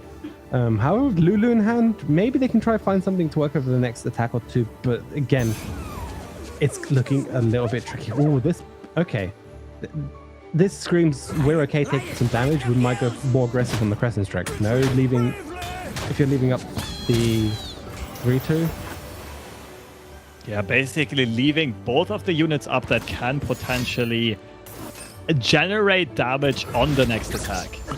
You have the Ravenous Flock, you can remove one of the two, which is why I would have expected the other one to get blocked by the Yordle Ranger. But Czechia just valuing that passive from the Yordle Ranger quite highly and keeping this alive. Buster Shot gets drawn. Okay, Baj Attack was shaking the head a bit. Of course, they are very much looking for draw or for Bandle Tree, but Buster Shot at least helps with even more board control, helps a lot with taking the Submersible off of the board before it can hit your face for 5, which would be super scary. So you can go Buster Shot, Flock, Crescent Strike this turn. Can you fit Lulu in there as well? Yeah, you can fit Lulu in there as well and just try go for the win this turn, right? Did they just win? Yeah, that might be what they're going. They are saying, okay, offense is the best defense, right? Otherwise, I don't really see anything that explains their lines of play. They're saying, okay, we can only survive for so long against a bird deck if we don't have healing. And they're probably just thinking in turns like, okay, if we don't have Battle Tree, we need to find another way of ending this game on turn 8, 9, or 10. And therefore, going for a high-risk, high-reward option. Oh, Tenor of Terror! The best defensive card in the deck here for Team Greece. This is... The ordering, though, going for the Buster Shot first from Czechia, I'm not entirely sure why they would do that, because realistically, what you really want to get, obviously, is this Yordle Ranger wants to attack first, right, with the Scout into favorable trades. So... the line still basically reads that they have to kind of play the Crescent Strike at some point. And starting off with Crescent means you kind of hold away. The downside to using Crescent, obviously, is you give away your game plan. You're going to try push for a lot of damage this turn. Whereas the Buster Shot, obviously, means you still can't attack. You give them a number more actions over to Greece. In this case, obviously, they can play this Tenor of Terror here. I'm expecting them to start off with Lulu. Because you can, like, Flock and stun later on. You don't have to stun the Ziggs. You can remove him with a Ravenous Flock this turn. Tenor of Terror gets played. And, yeah, there's... Man, Greece's hand is so good for this situation, though, because they can just refill so many blockers. And Czechia is kind of all in on this decision. Keep in mind, they could have played all of this completely differently. They could have just contested the whole board on Greece's side. Of course... It's easy for us to say as casters, knowing that Greece is not holding decimates and limited amounts of burn. Czechia might be thinking, all right, some of these cards have been in hand for a long time. That has to be stuff like decimates and fervors. And we need to end this game as quickly as possible. And therefore going for that, like thinking about that likely outcome and just trying to end the game before Greece has the mana to play all of those spells. Yeah, so now if you want to go all in here, if you're Czechia, you Crescent Strike, obviously the Submersible and the second half of Tenor of Terror, yep. Because those two both threaten the Yordle Ranger, which obviously you want to get at least one attack in to give your units that HP buff so that you can trade a little bit more efficiently. And this is going to pay dividends though, right? This is going to force Greece to invest a defensive fervor, if I'm not mistaken. So the Yordle Ranger swings in, gets blocked. Or, wait, they might... They're down to 1 mana. They might just invest the fervor right now. I'm pretty sure this is what Greece is thinking about. Like, the total pressure that could be put out here. And this is just a very, very good Noxian Fervor from the Submersible onto the Yordle Ranger. Or even from the rear guard. Because there's only 1 mana left open, and even a group shot could at least not contest the Percival. It's riskier if you put it on the rear guard for sure. Yeah, you also have to consider they don't necessarily need to commit that further, because realistically, they need Subversal to survive, which is going to survive this turn, and 1 impact unit, right? That's it. True. They don't need to commit it yet. But they will need to commit it soon. And that is as soon as they see the Ravenous Flock on the side of Czechia, right? Because otherwise, if the Yodel Granger attacks twice, there's not enough defensive capabilities. There's not enough blockers to survive. So now the only question is, does Czechia go for the attack first, or do they go for the Ravenous Flock first? I think they have to... I don't mind going for the attack first, right? If that gives Greece the opportunity to block with Ziggs, though, and that's huge. And now they can fervor. They don't even damage that submersible. So Greece being patient, and it's being paid off by keeping all of the stats on their unit. The Noxian Fervor hits the Yordle Ranger, and that prevents the lethal this turn. And now Czechia really, really needs to worry about that backswing. Yeah, that's... there's not much they can do, right? And all they have to do is leave... How much damage is it? So they do need to block, so they will lose 1 impact unit. They just need obviously the stackers to come down in the next turn, and that should be it, right? Unless Czechia finds something else off the top that can deal with it. They literally need to top deck a mini morph to stop Submersible from getting a lot of damage in. Or a And they Miraculous can- Sentry might be enough too. If they play another Sentry, that's absolutely true. I mean, as of right now, 6 damage is represented on Greece's side. Stone Stackers. It's the 7th and the Decimate top deck. And total brick on Czechia's side. Proto Poro. A measly 1-drop that just cannot do anything. The open attack comes in, will be followed by a Decimate, and this will be GG. Greece going up in this series against one of the tournament's favorites. You know what they say, aggro decks, they always have Decimate. They always top deck it at the right time. Yeah, exactly. And you can see that here from Greece, just showing us sort of key aggro gameplay skills right here. Top decking Decimate at the crucial turn. But I mean, the real skill here was not top decking the Decimate. The real skill was the Conchologist finding a freaking Scorched Earth. How insane is that? And that has to wear on the mental of Team Czechia. You can kind of see their frustration in their face. That was not how they expected this to go. And they went for a creative line of play, right? They went for a more unconventional style of saying, okay, now our banditry is gone, we will just switch our win condition. We can probably get the win condition in a different way. And Greece was a bit fortunate there to top deck that Tenor of Terror, to have had that Noxian Fervor in hand. And then, of course, also to close out the game with the Decimate. A lot of stars aligning here for Greece to take the 1-0 lead. And Czechia, maybe having committed the best play, I'm not sure, but definitely knowing that hand, having taken a line that did kind of play into the strengths of Greece's hand, and therefore enabling them the win. Yeah, it's kind of unfortunate because I don't think Czechia could have really played around, definitely not played around the Scorched Earth. That's for sure. They couldn't have played around that. They kind of had to play directly into it. But yeah, that's just the nature of card games. Occasionally, a card will generate something that completely destroys your opponent's deck in what should have been an okay matchup for Czechia. They had a really great opening start. They had all the aggro sort of shutdown options. They had the House Spiders. They had just in general units to stop the attacks. They stayed primarily very healthy until turn 6, 7-ish.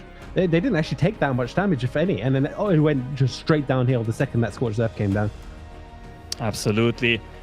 That that started the chain of events that made Czechia change up their strategy, change up the way they perceive their state of the game right now, and start basically put so much of a clock on Czechia, so much pressure, that they wanted to outrace Team Greece instead. Did not pay off here. Nonetheless, I very much respect the try. It's definitely they show that they have all of those skills that top tier card game players need, being very versatile, being very flexible. Just the hand read was not correct in this case, and Czechia goes for the same deck again. Banditry take 2. Of course, at this point, Greece has some additional information about this deck yet, and that is that this is not a burn deck, and they play tech choices like Arachnoid Sentry, like Ravenous Flock, like Group Shot. Yeah, and especially the Arachnoid Sentry is a huge tech option here up against Sejuani Gangplank, because that deck likes to do big swings with Gangplank, with Sejuani, with like Dreadways and stuff on the board, and just being able to stop like a Gangplank is huge in that matchup, because that will stop, like, if he's leveled up, it'll stop the AoE, which will usually completely destroy a Bandle City board, and it'll give them that extra turn, because again, GP Sejuani doesn't have a way of dealing with the landmark, no way of dealing with Bandle Tree, unless they nab, unless it's nab, right? Unless they nab an option out of the Lulu Fizz deck, and then maybe get like a Concologist into another Scorched Earth. That's like the only way I can think of. I mean, maybe Czechia main deck Scorched Earth is a one-off. Greece has done it once, why not do it twice?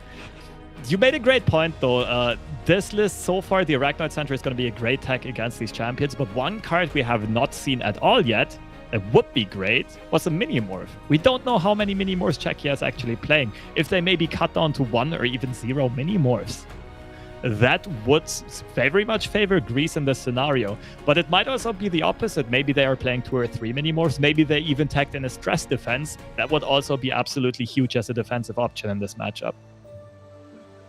And we can see we are in game number 2 here between Czechia and Greece. And both players have an interesting mulligan phase here. Whether or not Greece wants to keep... Yeah, I was thinking they're on 1. They have Warning Shot and Butcher. Do they just go for it?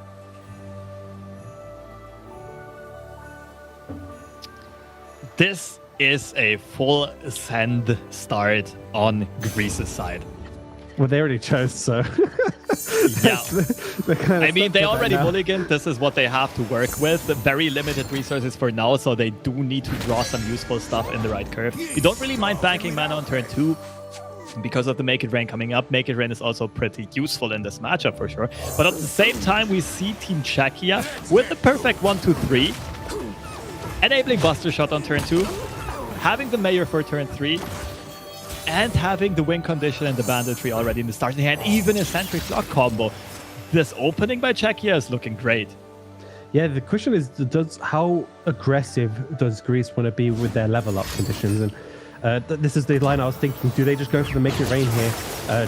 What's important, obviously, with the GP Sedge deck is when you get those stacks on your non-attack token turns. That's what we really need to be tracking. How many of those can they get? Because usually they can get it on their attack turns. For the most part, they have that Crack Shot Corsair. They have a number of different ways of just generating warning shots, and they can get those attacks through. But what's going to be crucial is obviously how many can they get on their non-attack turns, because that really speeds up the level ups.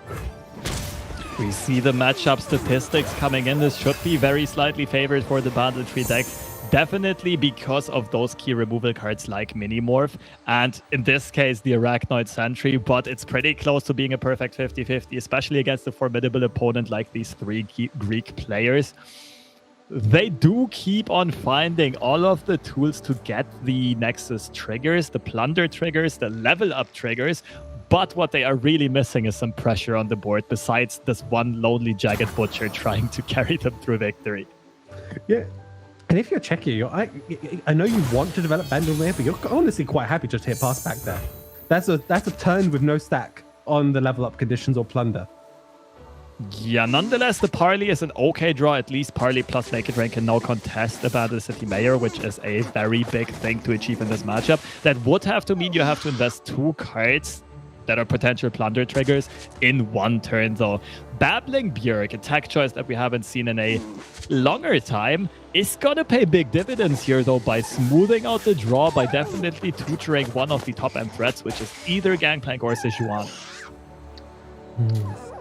Not sure what Greece does here themselves. They have, obviously, the Parlay, but the Babbling Bjerg, again, is also okay. They have the Yordle Grifter. Maybe they get lucky and they nab something, but considering their curve, now, I actually like the Babbling Bjerg. Now, all things considered, you know there hasn't been any sort of aloof being played here, so you get your Sejuani is going to be kind of safe for at least a turn.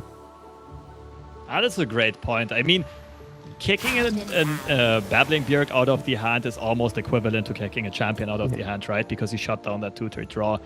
The interesting thing is how many or which triggers does Greece want to invest here? Which ones do they want to use for the removal? They go for the Make It Train. This should be the third. This should be the third level up trigger. Sejuani now 3 out of 5 and ensuring that she can come down on turn 6, already leveled and already freeze locking the board.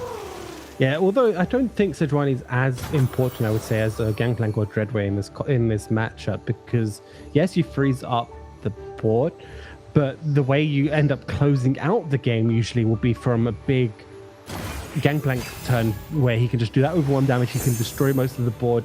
So your units also kind of stay alive. I guess Sejuani keeps your units alive in the same sense as well, obviously by freezing, but you have to pre-commit resources potentially. Again, I prefer Gangplank and Dreadway because that's big AoE damage and unstoppable damage for the most part.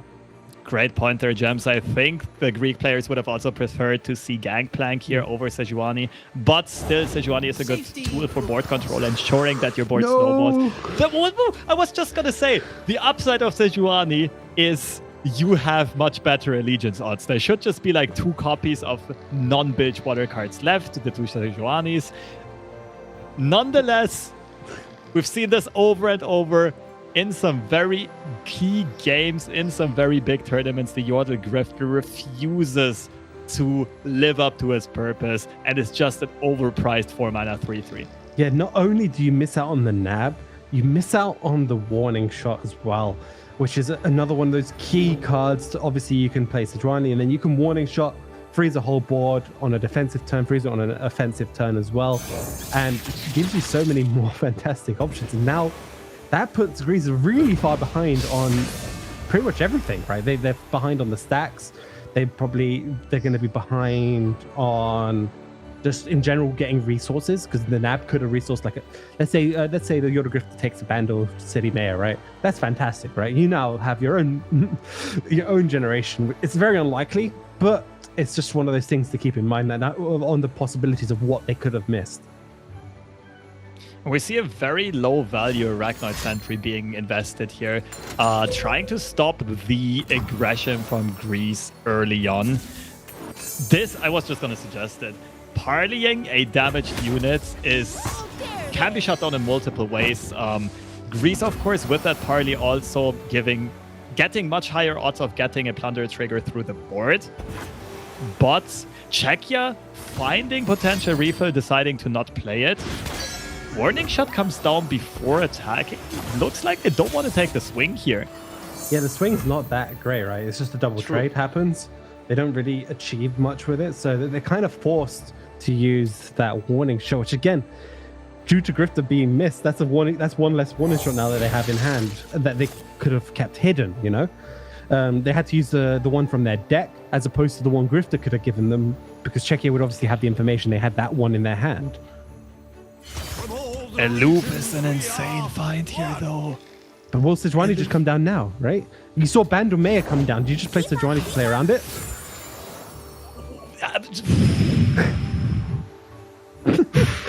Come on, I mean, you have to expect your opponent right? to play 2 or 3 aloofs, and the Bandle City Mayor and Loping Telescopes have additional chances to find one. I get the sentiment. You want to keep Sejuani here for removing this Bandle City Mayor on the next action. If you're Czechia, you know they have a Sejuani or a GP in their hand, right? Yeah, you hit either Dreadway or a champion. You know they have one of their champions in their hand here. So you have to go for this, right? You have to go for this Aloof Travelers. Minimorph gets found as well. And there's 3 1-cost cards left on Greece's side, while Czechia is finding all of the answers to the threats of Greece, while at the same time already having the Bandle Tree, the top-end win condition, having the Fizz, the Bilgewater card that they're still missing. Everything is starting to piece together here for Czechia. Jen, because obviously Czechia have been tracking this the whole game because of Babbling Bjerg, because of how the GP Sedge deck works. Babbling Bjerg pretty much only draws a champion, and it's just like Czechia is now preying on that information that they got given, and it's put them in such a fantastic spot here. They got Bandle City, as you mentioned. They got the Fizz they can play again this turn to get their bilge option, and they got Minimorph, which again is just another way to deal with one of the key threats Greece is going to want to put out. This is looking fantastic for Czechia. The one thing that Greece has got going for them, though, is that Czechia knows they still have a Freljord card in hand. That means Czechia will keep some mana open for potentially getting rid of a Sejuani, right? For mini-morphing a Sejuani. The unfortunate thing for Greece is it's not actually a Sejuani. I'm pretty sure they're already biting themselves a bit that they have put this additional attack card into this deck. It is kind of uncommon to still play more than one Freljord splash card outside of Sejuani for exactly that reason. It might be the only one. Of Yor the Grifter. It might be the only one, and they just got super unfortunate. So Czechia just continues to go wide, especially also finding a potential elusive blocker. Not that that matters this much at this very point, but just some more options to work with. Another parley is being tried, getting that last trigger that is needed to level up the champions. There we go. We see the animations coming in, but what we don't see is the actual champions in hand. 14 Greece. They find their biggest top-end card in the Dreadway, though. But they can't do anything with it. Not this turn, anyway. This is kind of a big turn here for Czechia. If they notice that obviously they can get away with just playing Bandle City this turn, right? Quite freely. I'm not sure if I'm with Greets on this one. What I very much would have liked to see is play the mind games. Open pass. Force Czechia to keep Minimorph mana open, which means they cannot play the Bandle tree. You cannot do anything this turn, but just by passing, just through mind games, you could have also made Czechia not do anything this turn. This does push a little bit of damage. You get the 3 chip damage, you get the 1 value trade, but now Czechia just has free reign to do whatever they want. And that means Bandle Commando into Bandle tree. You did push 3 damage, but you basically made Czechia, you gave them like 1 or 2 extra turns, or rather you sped up them winning by 1 or 2 extra turns by allowing them to use all of their mana here. Yeah, and that double pass should be screaming warning signals to Czechia, right? They know there's one Freljord card and that they passed, right? With floating 10 mana, which means they either have reactive spells or they have big units, right? It's one of those two. That's all that's in their hand. Is they can make a read. Maybe it's a Dreadway. Maybe it's just another Sejuani, right? They probably have an inkling that there's a Sejuani in hand and they're trying to wait to try get it down. But you don't know. No, there's no way you don't play Sejuani on that turn 7 with the attack token. Yeah. I'm pretty sure Czechia can make the read on the leftmost card from our point of view. Quick interruption, Germany continuing their reign here. 1-0 victory over Belarus. And still on track to remain the only undefeated team in this tournament with a 4-0 score potentially if they manage to clutch out one more game. Dreadway now comes down, but will probably be immediately met by a Minimorph. Now, what is good for Team Greece is that they can then play the Gangplank next turn. And there's probably not going to be a Minimorph anymore. How close is Czechia just winning this turn? Wait, that's 8 right now, isn't it? Wait, and Sharif? No. I think they're still missing Tarragon? Did they play a Telescope this turn? They haven't played a Telescope. This game, rather. I think Czechia is only missing a Tarragon unit, at least after this Pompous Cavalier hits the board. And I also like this line as well from Czechia, saving that Minimorph. They just use Group Shot plus the Flock to allow them to just remove it cleanly, and then if GP or something comes down next turn, they can just Minimorph that straight away before the attack. Bandle City Mayors get sent into the fray. Of course, they have done what they're supposed to do. There's no reason to keep Minimorph mana open anymore. And yeah, I do agree with you. That was much more effective way of dealing with the threats. Getting the Dreadway off of the board cleanly here, especially knowing that your opponent doesn't have 3 Sisters mana. And then you still have the Minimorph to immediately meet a Gangplank, which means that the Gangplank does not even get his passive off on the attack. This is almost looking like game for Czechia here. And there is an Eclipse Dragon. A little bit too expensive actually this turn, I believe, because they will most likely need to Minimorph. But as long as they Minimorph this turn, there shouldn't really be any threat. They can just develop it on the next turn and win. I think Czechia have got this. Yeah, I would also do the same. You have an elusive blocker for the Zap. Yeah, they just snap the Minimorph immediately. Gangplank, the scary captain of the Saltwater Scourge, now basically a cute mini-T with a Pog face. Not that threatening at all. And the Zap Spray, if it does swing in, will get met by the Fizz most likely. Corsair does push 2 damage, but it doesn't really matter. Czechia can just take their time. They know there's only so much that Greece can do at this point. There's only 3 or 4 damage that could be represented in a maximum way, and they can just finish this game next turn. Yeah, fantastic. Also, to note, the Manatee is also known as Scion most of the time. And I thought there was something good to say. But it didn't scream war case. this time. The mini team did not scream war this time. Sometimes you can differentiate them. Imagine they would have misclicked here. Naturalist hitting the bandit. Another mini morph as well. Another mini morph. The open just attack is enough as well. Well, this can get met by a flash freeze, but I mean, this can also get met by a concede, because what can you do at this point? I actually don't like the flash freeze here, because you're giving your opponent information about the tech card. Although, at this point, Czechia can probably piece together what that last card is, just because it's a Freljord card that has been sitting in hand for ages. That's not Sidrani, most likely, because they couldn't play it. Exactly. They didn't play it on that turn 7. Björk would have been played, so the only thing that's left that makes sense is 3 Sisters, or I guess Ice Shard, but that's not a thing anymore. Bandit 3 gets that win condition through after being robbed of its fulfillment in game 1 by that Scorched Earth. No Scorched Earth yoinked or generated this time around. Czechia with some clean play, taking this victory and equalizing the series at 1 apiece. Yeah, and that opens up the board again here for Czechia. Now has to swap decks, obviously, and I'm curious to see what they go for as their last option. The Pink City is definitely a possibility, but obviously the risk of picking it is that there is a Feel the Rush Trundle Tryndamere on the other side, which has tons of healing, and a Darkness Center again, which has potential healing. I suspect most likely it might be the Zoe Nami coming down, just because that has an okay matchup into most of the board. Zoe Nami does make sense on Czechia's side. They're also comfortable with it. I also think Darkness is not bad at all. Czechia probably going for one of those more combo-oriented decks, I would guess.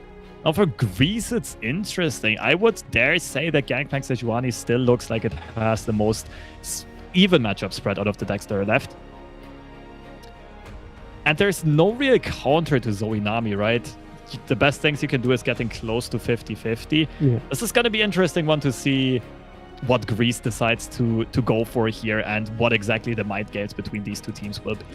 Yeah, I mean, there's also the possibility of coin flipping, right?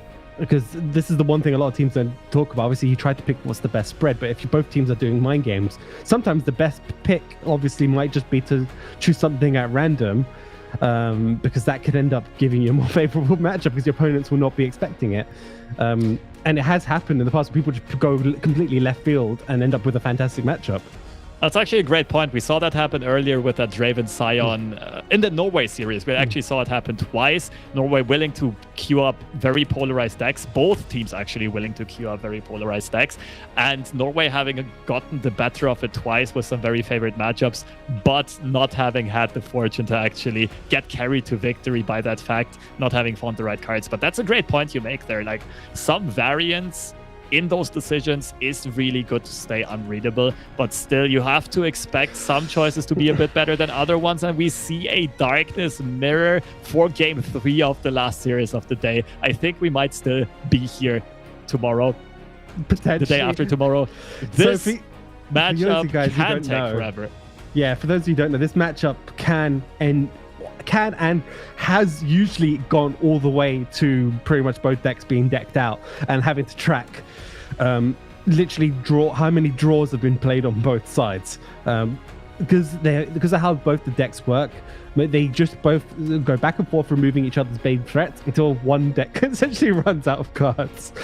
But there are windows of opportunity for sure. Yeah. One key question here is, do both of these decks play Aloof Travelers? Also, do they play them as 2 or 3-offs? If it's 3 Aloofs on both sides, they usually do hit Rekindlers or the Champions or the Sentinels. All of them are finishers or value engines. If that happens, yes, definitely can go close to deck out. But there are also windows where one of the team stabilizes. Maybe they get a better catalyzer, like twisted catalyzer early game that cannot get answered. And then they just stick a Veigar on the board for 1 or 2 turns, especially if the Veigar will be protected by stress defenses. Yeah, that is true. We're going to hop into the final match here of the day between Greece and Czechia. That's an aloof. Yeah, you said it. There's an aloof. There's mini morphs as well on both sides. And what's fantastic about mini morph as well is it stops the rekindlers being active as well, right? So it doesn't kill the unit. The unit hasn't died. It's just been turned into a little manatee. Absolutely. So I think that was already the post-mulligan hand on Czechia's side, because Minimorph and Withering Mist and Tishtali Sentinel are not cards you keep. We see a Ruination as a tech choice here, and you can see it in Thomas' face. He's not happy about not having a catalyzer of their own and not having an answer that deals with this 3-1 right now, that twisted catalyzer that is threatening the darkness to grow. The thing is, darkness at 3 is still okay. The big threshold here is darkness at 4 mana, because then it threatens to remove Senna, Ropemaker, and Veigar immediately without being necessary to support with Vilefeast or Pokestick. Yeah, and that is true. But obviously the huge downside is that puts Greece slightly in the lead in terms of darkness power, right? Czechia, the only way they really have to do it, they don't have any way of actually doing it right now in their current hand. And their hand's actually extremely slow. They have to wait till turn 4 to develop aloof. The downside to playing aloof directly on 4 is actually means Greece can just play Veigar, right? And actually start getting damage up, which is fantastic for them. We shall see how these teams proceed. Again, the pass just putting out a bit of pressure, but there's also no play on Greece's side. The other thing that Greece has got going for them is Ropemaker is also a key card in this matchup for finding those windows when you can really get ahead in tempo. And especially with a Veigar and a Senna already in hand, that means a lot of darkness generation. With that darkness already being granted 3 damage. As soon as these only cost 1 mana, that is going to be a lot of tempo. So this is the downside of playing Veigar on curve, being transformed into a cute manatee immediately. Not quite the Dark Lord of Darkness anymore, but this is still probably worth it for Greece, because there's always going to be that Minimorph threat for the Veigar. He did at least generate the darkness. He did force a 6-mana card to be played and is still a threat on the board. And Czechia now, just not really having the cards they need, probably will proceed with an aloof or the stilted Ropemaker here. Or, of course, with a pass, keeping mana open for that Piercing Darkness. Yeah, the Piercing Darkness is a fantastic removal option here. I think they're just playing around maybe a second Veigar. Maybe they're just like, okay, they played that Veigar super easily. Maybe they have a second one. Absolutely, and I think that is also the correct thing to do for Czechia. Of course, Greece is fine with it. They did burn 1 more mana here than Czechia did, but they do have the tempo lead on the board. They can represent this 4 damage coming in. So as long as both teams keep on having a lot of mana open, they can just continue doing that and always take the damage on the attack. It's totally fine for Team Greece here. Yeah, Greece, as you mentioned, they don't have to force anything at all, right? They've got the board presence, which is already a clock of sorts. They're going to keep chipping down 4 damage a turn. Eventually, Czechia will have to take an action. Is it going to be this turn, though? I expect it to come down next turn, because then they can play a 4-mana card plus a Piercing Darkness. Therefore, not having to worry about another Veigar being played or a Senna being developed. Now, this is an awkward situation for Greece, because if they do play the Ropemaker, then they cannot threaten, they cannot bluff that Veigar anymore. They go with Conchologist instead. Fits the mana curve perfectly, because you do keep that 4 mana open and still threaten the Veigar. The 3 finds are rather unfortunate, though. Yeah, they're not fantastic. I guess... Ooh, okay. So there is a very slight edge case, I guess, I would say, with Lamb's Respite. If you manage to get like Senna down on the board with Veigar, and you've obviously lost your 1/1 here, you could play that at fast speed to save one of your other units, potentially, but that's just clutching at straws right there from my end. They do go for the Unto Dusk. It is just draw, but as we mentioned before, that could end up being a little bit dangerous in the later stages of the game. Absolutely. Greece making sure they're not running out of steam here. Overpriced draw card, but still, in the late game, you don't really care that much about mana, especially if you will have played the 2-stilted rope makers already. So, Czechia deciding, okay, it's time to go for this. We need to put stuff on the board, otherwise we just get out-tempoed, out-snowballed. That means they do tap below Piercing Darkness, but they might still have Despairs in their deck, right? That's a very common tag card in this archetype, and that's what they are still representing, which could maybe keep Greece from playing a Veigar even if they had it. They meet the Rope Maker with a Rope Maker of their own, and it's back to the drawing board. Yeah, why not? Greece, they get that Rope Maker down, put themselves in a great spot. They're super mana efficient this turn as well with it, and they have a second one in hand, which means their Darknesses will only cost 1 mana should they go for it on the next turn. This is fine for Czechia though. Like, this might mean, like, this could be interpreted as, okay, our opponent does not have another Veigar anymore. Like, maybe they would play it into 5 mana, maybe they would not play it. Considering how reckless they were with the first, I would lean towards the latter, that they will play it. But nonetheless, Czechia now finding a window to invest all of their mana to contest the board at least. To not have that situation anymore where Greece is just super happy with passing back and forth and just open attacking every turn. This is what a control mirror can often get to. It's just about respecting the opponent's threats, respecting their mana count, and keeping removal open for those key cards. Yeah, but the thing is, Greece doesn't have to actually play any of their key cards. They can play Rope Maker, still flex 6 mana and just go wide on the board and just get the board presence instead and just start attacking for a lot. And in the second you see Czechia tap down below those key thresholds of Senna and Veigar, Greece can keep going even further. So this turn, basically, Czechia can roam freely. They can play whatever they want because Greece has tapped under Veigar mana. They meet the Rope Maker with a Rope Maker of their own. Now, the upside for Greece is their darkness is down to 1 mana as well, and they have a lot of darkness generation in hand. Yeah, and they're going to use this one. They're going to try to remove the Rope Maker this turn, I believe. Yeah, with the Acolyte. And setting up another big open attack, and that might even force some very awkward removal from Team Czechia. We shall see. It's not guaranteed that they're using the darkness here. They do go for it though. They go for the tempo line. They just set up a good open attack. Yeah, I mean, they're not under... We both know both players don't have Veigars, right? But Greece has got that a different type of window of opportunity that we were talking about before. They have a much larger board presence, which will allow them to just start putting pressure down on the Nexus health total of Czechia, which means in the later stages of the game, the Ixtalis, the Veigar, pretty much all of those end up being game-winning with just like a single one. Greece finds a stress defense. That means they'll probably be way more comfortable just developing Senna in the very near future. But of course, they did set up this open attack, and this is a good opportunity to make use of this. Czechia deciding to block the Dark Bulb Acolyte instead of a Rope Maker, even though there could be a Darkness target in the future, but just not wanting to threaten. Like, they know they still have a Conchologist card in hand, and therefore that spell being played does push the Acolyte to 4 attack. A bit of a peculiar decision, to be honest. There's a case to be made for either blocking the Rope Maker or the Dark Bulb Acolyte. But in this case, like, this might just also be... I don't know, Mist Skull is rather low value here, right? Yeah, I'm not quite sure what Czechia goes for here.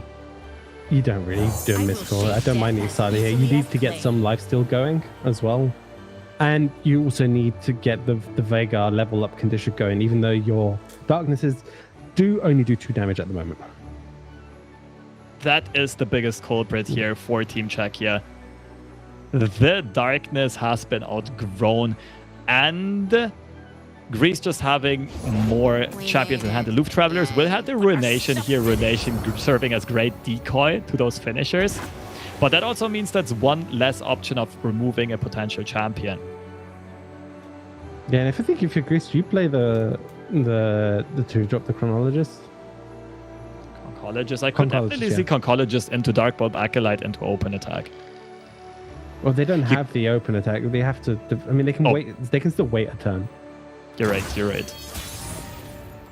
decide to keep some board space open, maybe go for a Senna next turn, we shall see. So the Ishtali Sentinel does not make use of half of her card text, which is the doubled darkness.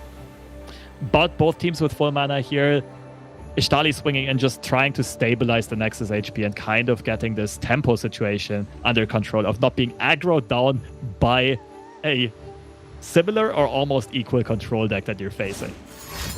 I'm curious to see what, like, they go for the stress defense, really favoring the lack of healing here. It's like, okay, we're going to deny the healing. They basically turn the stress defense into burn, and that makes a lot of sense. That takes 3 damage. That basically indirectly prevents 3 healing, or therefore also deals 3 damage to Czechia's Nexus. And they can pair this with a Senna being played and then removing that lifesteal with 1 darkness because their darkness is already at 3 damage. I think that's a very smart play by Greece. Yeah, and if the Senna gets removed with anything that's not a mini-morph, you have the missed call as well already and available. But now they don't. They might just go for the darkness into the second aloof here, and the second aloof is going to hit one of the more important cards of this matchup, which is Ishtali, especially if Czechia, like we said earlier on, is trying to stabilize.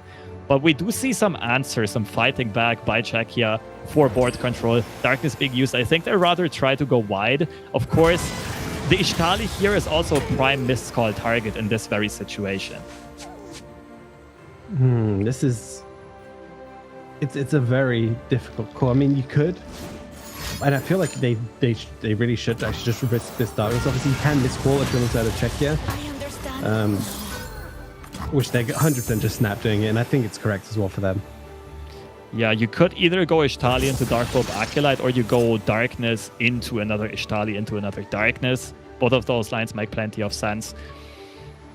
I still see Greece very much in the driver's seat here, though. Even though it's starting to stabilize, and we know that Czechia's hand, at least in total, holds more value. But the second aloof is going to get rid of one of those value cards. And right now, Greece still has the Senna in hand, and the Senna is being protected in hand by that mini-morph, so that Senna does not get discarded by aloof in the near future. Yeah, the downside is obviously Greece cannot risk dropping below 6. Right, because then they give Czechia that window to slam down a Veigar. That's actually a great point. Czechia also managing the mana very efficiently, having a lot of it available. But I think there's a good chance we see them. Actually, you could go Dark Bulb Acolyte into darkness here, and then still keeping that Veigar threat open. This is a bit of a game of chicken, basically, right? Yeah. As of right now. Neither side wants to commit. These sort of matches are super heavy intense on both players' sides as well in terms of the risks they want to take. Because the unfortunate part is that at some point we're going to have to see a risk, and this is Greece recognizing it. Look, we're just going to slam down Senna. If they remove it, we have this call now. But mini morph off the top for Czechia is the perfect answer. The only obviously downside is I guess they can mini morph then develop, which should be fine. But the thing is, do you really want to mini-morph a Senna? Because if you mini-morph, like if you later have to Piercing Darkness a Veigar, that means that Veigar is the only Rekindler target. You would rather usually have Senna die and Veigar be transformed so that your opponent rekindles the lesser important unit. And I think this is what Czechia is considering here. That will play a bit into a Mist's Call, but should Greece invest the Mist's Call here, Czechia has the perfect answer with Withering Wail, removing the Rope Maker and the Hapless Aristocrat as well, and therefore making the revival pool much, much, much worse.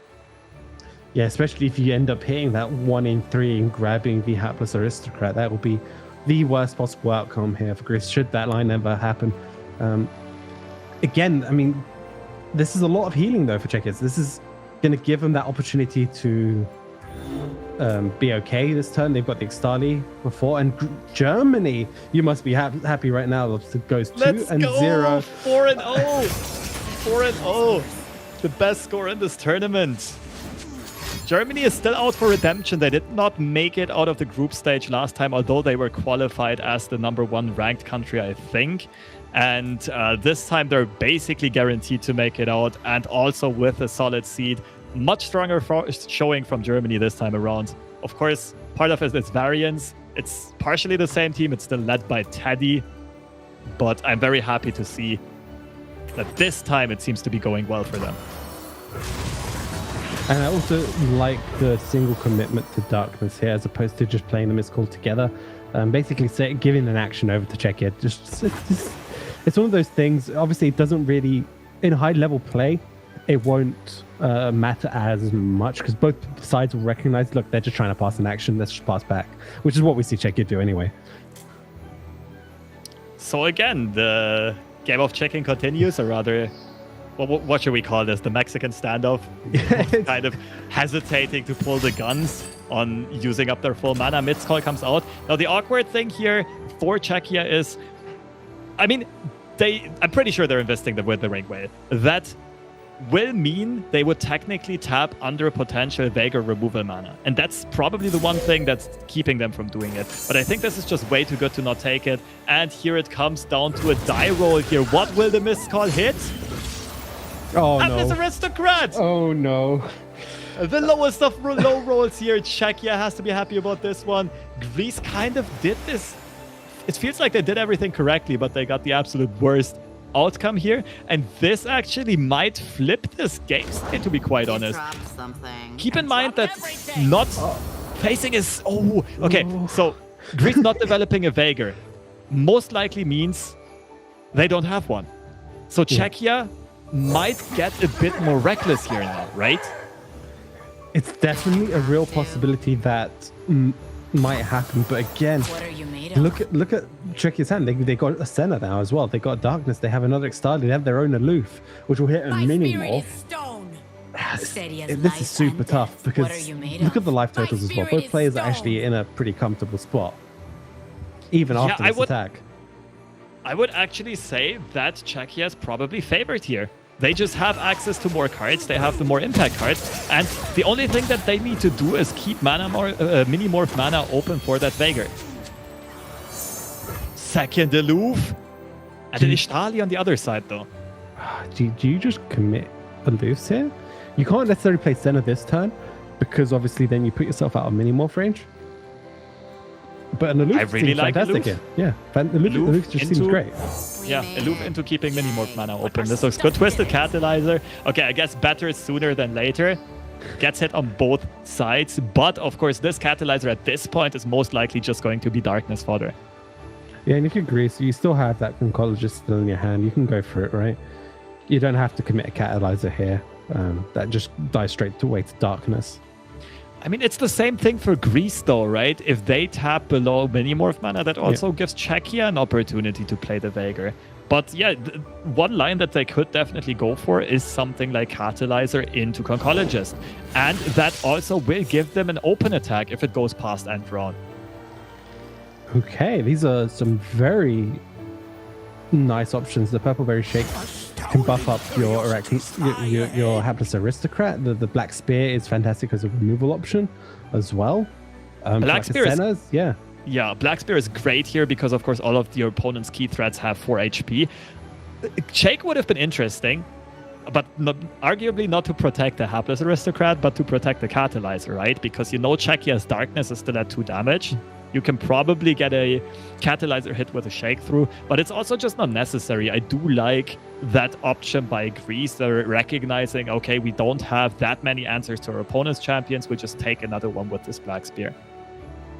Yeah, it just gives them that flexibility, you know, to decide later on what they want to choose. Because Black Spear obviously is a bit more mana efficient, but it's conditional. So it does need to have one of their own units die. Czechia's in a bit of a weird spot here, because if they develop, that gives Greece a big opportunity.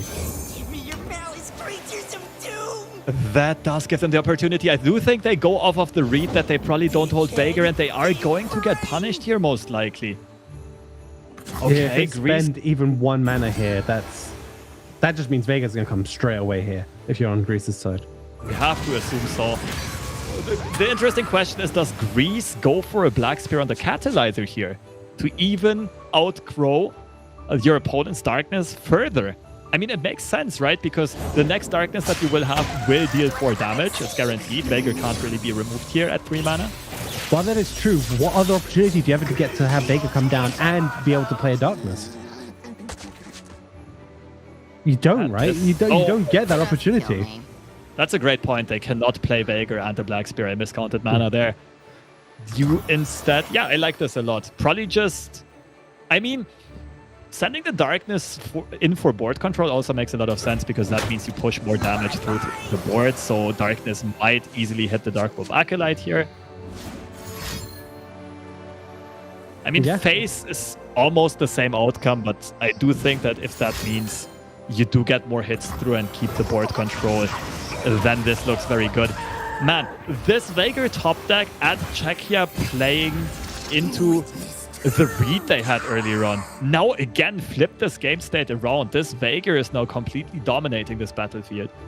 Yes, obviously Czechia has the answer to it this turn, but the damage has kind of been done here with this Veigar, right? It's got an extra darkness proc on the damage. It's generated multiple darknesses and removed units and allowed for Greece to do a big open swing. However, though, there is options here for Czechia. They've got another aloof, another center, and I feel like at this point now in the game, you kind of just have to start playing stuff with your Czechia. You can't do this wait for potential floating of 6 mana turns anymore. You kind of put under a little bit too much pressure now. Yeah, for sure, but this is also the second Veigar that you will deal with this mini-morph, and therefore the odds of them having the third one are gonna be super duper low. And you also already dealt with a Senna. Rekindler, of course, would be a bit of a problem, but as long as your opponent doesn't stick a Veigar, you're kind of fine. So open attack comes in, which means none of the darknesses is gonna hit the face. Nonetheless, the darkness is already at 4 damage, and that means that all of Czechia's champions here can be contested very, very efficiently. Yeah, it wouldn't surprise me just to see another aloof come down this turn from Czechia's side. You're way too behind now to do the bluffing game, right? And you've moved 2 Vegas, so it's very unlikely Greece has a third one, I should say. The other line is Ishtali, Darkness, and the next turn you have Aloof Senna, Darkness. I mean, I absolutely agree. You can't really afford to continue with that Mexican standoff, basically. You can't really... You also already used too many more. Most Darkness lists only play 2. At some point, you're just not representing strats anymore, really. Pass coming out from Czechia, though. Honestly, Greece is kind of okay with this, right? They can Absolutely. Yes, they lose more mana, but like their hand is primarily reactive anyway, so it's not the end of the world.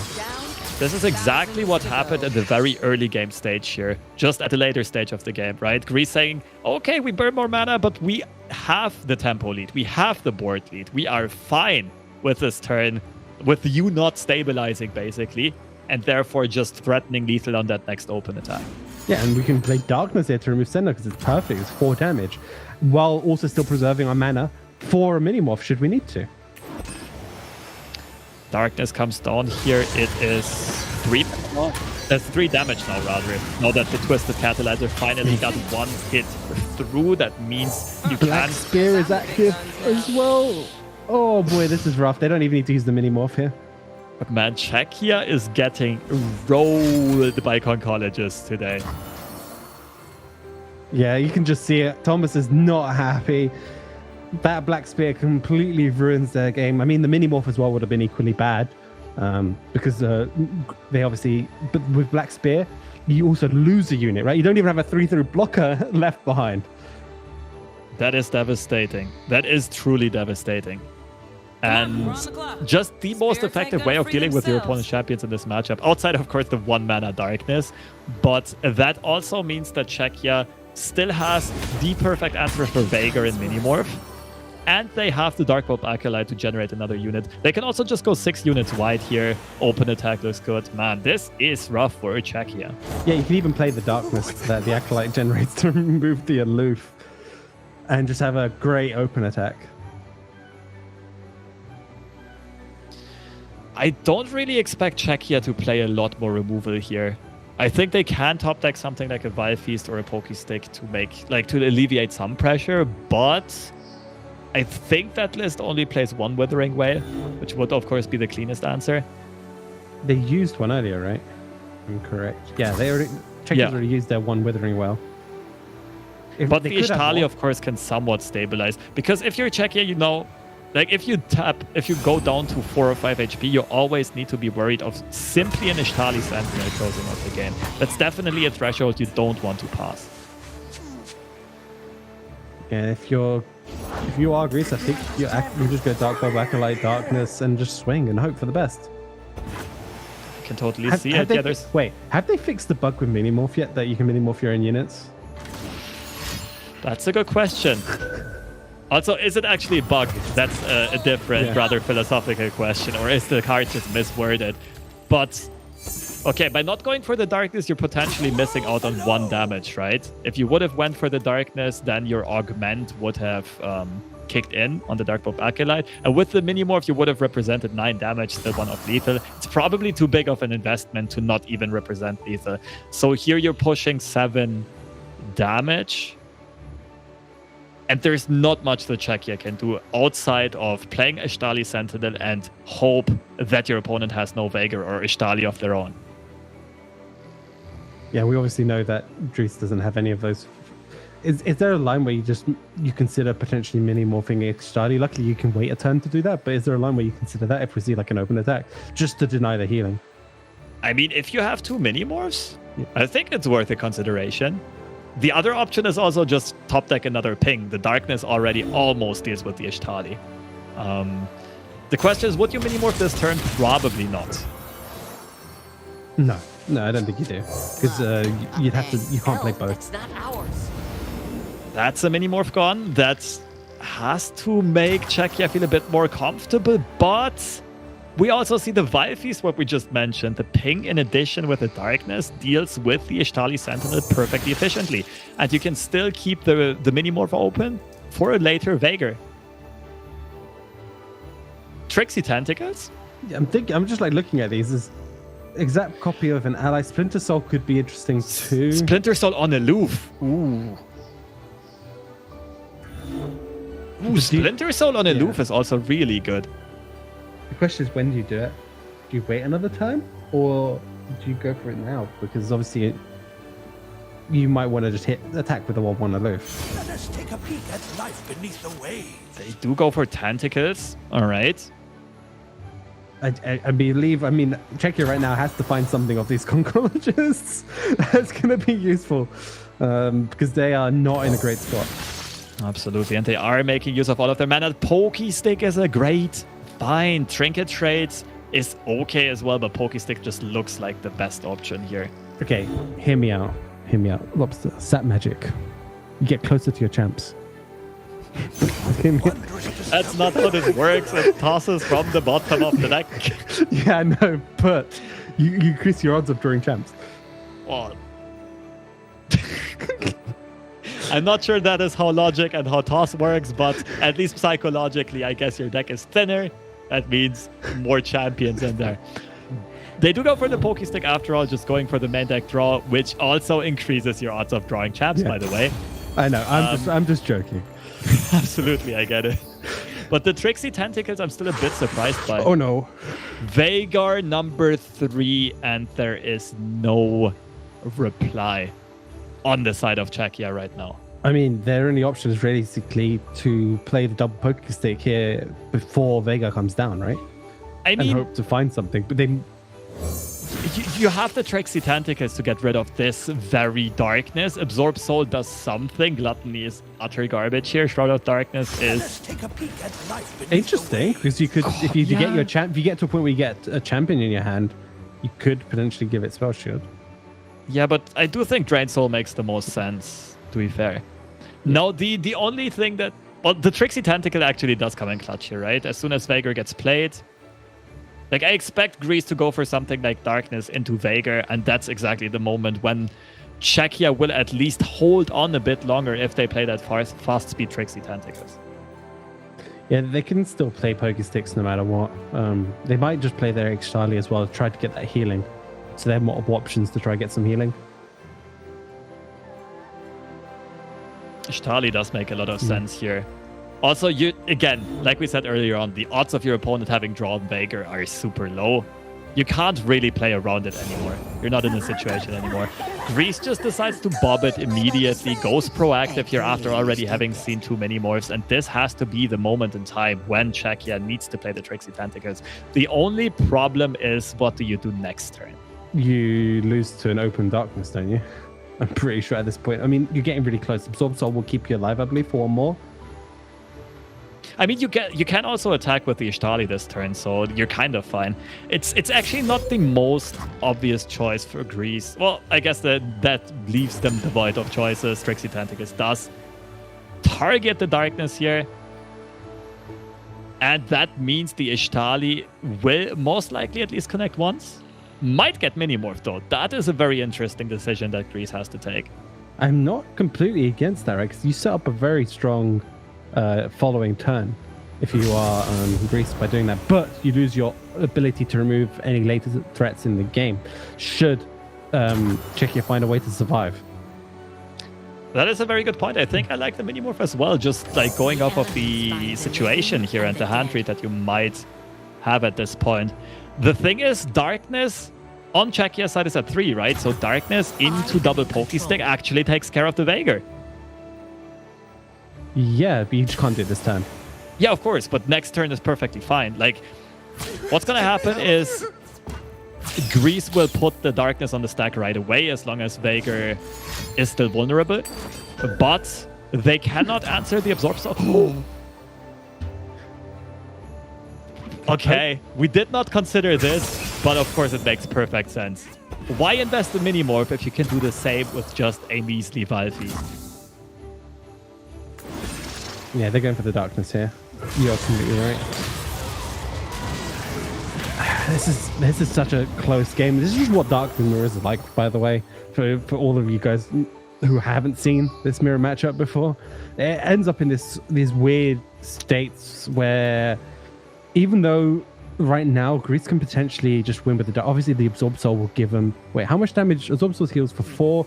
The darkness is currently on 5. It will be 5 after Veigar buffs it again. Yeah. So technically, Czechia is stable. But they don't have any of their any champs to end the game. They don't have a way of dealing with it. But I mean, they're drawing.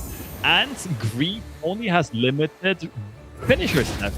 Only some amount of Rekindlers and some amount of Ishtali Sentinels, depending on how many they run. Senna gets found here on Czechia's side. The best Darkness Generator might get met by a Mini-Morph though. Yeah, and you're going to have to Absorb Soul here, which means you lose a unit on your board as a blocker as well, which is a consideration. But the Senna is the perfect answer, right? And the Vilefeast as well. Vilefeast Veigar here. It's just strong. Vilefeast Veigar makes sure you get your 5th blocker. Okay, they decide to Absorb Soul Aloof to play around some wild stuff like double pings. Yeah, I like that. It's just playing a little bit on the safer side. They just need blockers. It doesn't really matter what they are, really. And that will be 5 blockers to Greece's potential 5 attackers. I don't even think they'll go for the swing because of the Ishtali Sentinel. What they could consider, like what Greece could consider right now, is mini-morphing the Ishtali. Just because, especially if your opponent... Oh, they played Vilefeast instead of Pokestick, though. But you have to expect your opponent to still have more threats in deck and to have more draw than you potentially, right? You could still Vilefeast your own Veigar to deny 1 heal. Yeah, that's the line. They're just going all in on this turn, and they're most likely going to mini-morph the Ixtali to deny heal as well. Mm-hmm. Vilefeast being used for very suicidal purposes here across this game, but also taking care that Czechia's Nexus HP stays rather low here. All the way down to 2, still making sure that an Ishtali Sentinel is going to be enough, but only for now. Senna coming in. Senna will definitely help with stabilizing here. They only need... Oh, what they need to do is put the 1/1 spider at the beginning, right? They put a 1/1 spider at the beginning and then put put everything else after, right? And then try to they have to then mini-morph their 1/1 spider and hope, I guess, that Czechia doesn't block it. That's like the only line. I don't think that's going to happen though. No, that won't happen because they've been playing around pinks before. There's no way they're not going to play around the Pokestick here. They decide to not go for the swing. They decide to keep the Minimorph for potential Veigar. They're basically saying, okay, we still have plenty of time. Senna cannot hit our face. We have technically 8 chump blockers on the board because the Hapless Aristocrat, of course, spawns another Spiderling. And therefore they're saying, okay, we have plenty of time. We will draw our win condition eventually if we just stall a bit here. But what is their current win condition, right? It's Ixtali? Ixtali? Yeah. Rekindler. Yes, you're right. Yeah, it's one of those two. But they don't have board space for Rekindler right now. Wait, but Rekindler pulls Senna right now, if I'm not mistaken. Yes. I mean, Veigar is in the death pool, but Senna is the higher attack unit, making her the strongest unit in the death pool. It's pretty much all or nothing on drawing an Ixtali here for Greece then. Or like a double pokey stick, but that's not going to happen. Not likely to happen anyway. You never know. We saw some crazy stuff happen today. I mean, how likely is it to pull a freaking Scorched Earth from a Conchologist and then a Black Spear in the Darkness Mirror? That is true. You have got me there. You have got me on that one. We shall see, but Czechia, after the super duper slow start, managed to just hang in there, hang tight, especially by representing a lot of threats, by keeping a lot of mana open with these mind games, and is starting to outgrind Greece. The Nexus HP tells a different story, but if we look at the board and hand state, Czechia is definitely favored as of right now. Rekindler, that is gonna have to stall the game much, much, much longer. But like we mentioned earlier on, Senna getting revived does mean Darkness Generation, but does not mean it can hit face. Yeah, the next obvious question is, do you want to Minimorph Ixtali and deny this healing? Persistence is Because the Ixtali will put you at 6. I believe Darkness at the moment only does 5. So that's still 1 off, right? You have to at least consider it, yeah. Especially now that you already used a bunch of Pokey Sticks, that last damage might be very tough to get through. I could definitely see a Minimorph here, especially considering that Rekindler into Darkness takes care of the Senna already. Yeah, this is... Oh man, this match is super close. I mean, it's Darkness Blizzard in general is super close, but just the way this game was played out. Also, we have to consider, Czechia still has Vegas in their deck. They haven't drawn any. Still, all 3 of them. Yeah. Veigar waiting room. Veigar mod check. Minimorph does come out, deny the lifesteal, so Greece still hanging in there, basically realizing, okay, there's a good chance we will not win the long game, even though we have Rekindler in hand. We need a finishing draw soon. I mean, they've needed it for like the past 3 turns, really, and just... Czechia's had the answers every single time just to survive by the tiniest sliver of health. Oh, man, this is just insane match here between these two guys. And I actually don't mind this Pokey Stick from Czechia, just to recognize, look, we just need more cards at this point.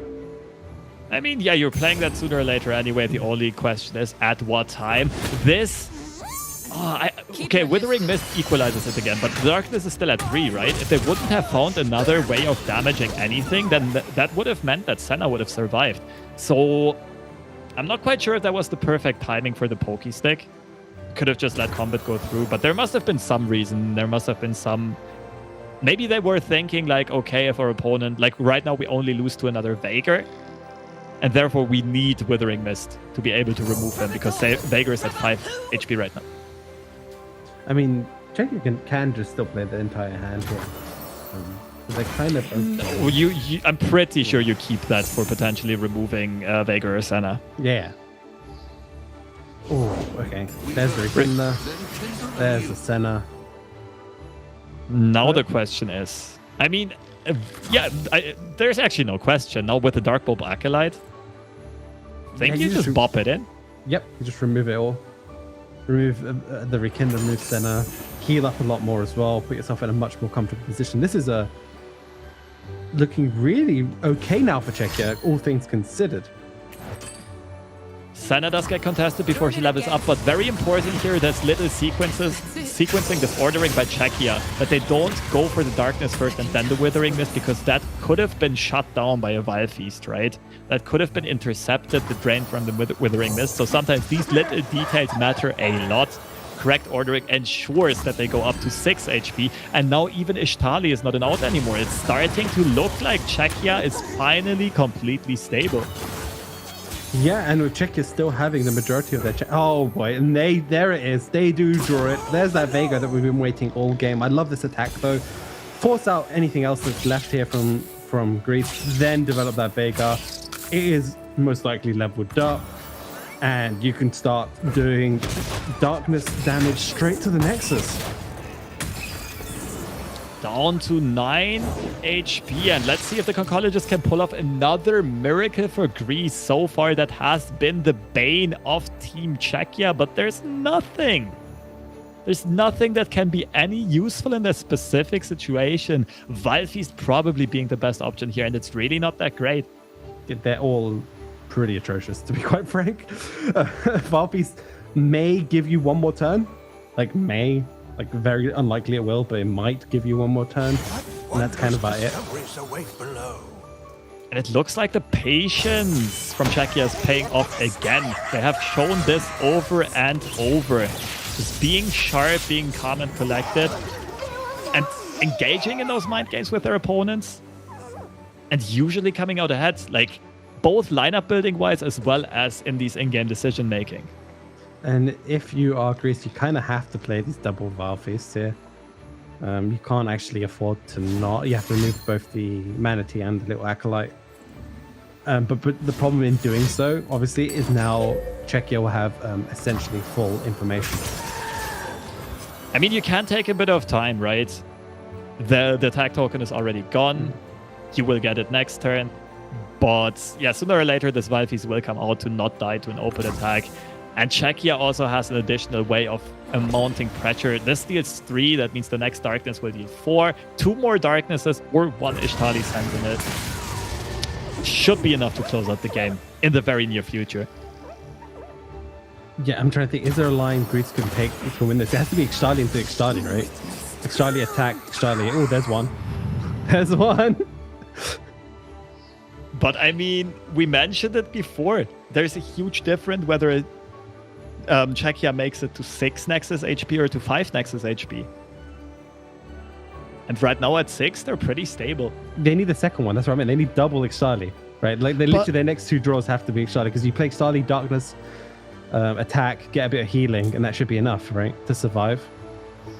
Probably. Now, the thing is, of course, that Ishtali into Darkness on Vhagar, into Vile Feast on Vhagar, makes sure that this threat is gotten rid of. Nonetheless, Czechia will still have the board lead.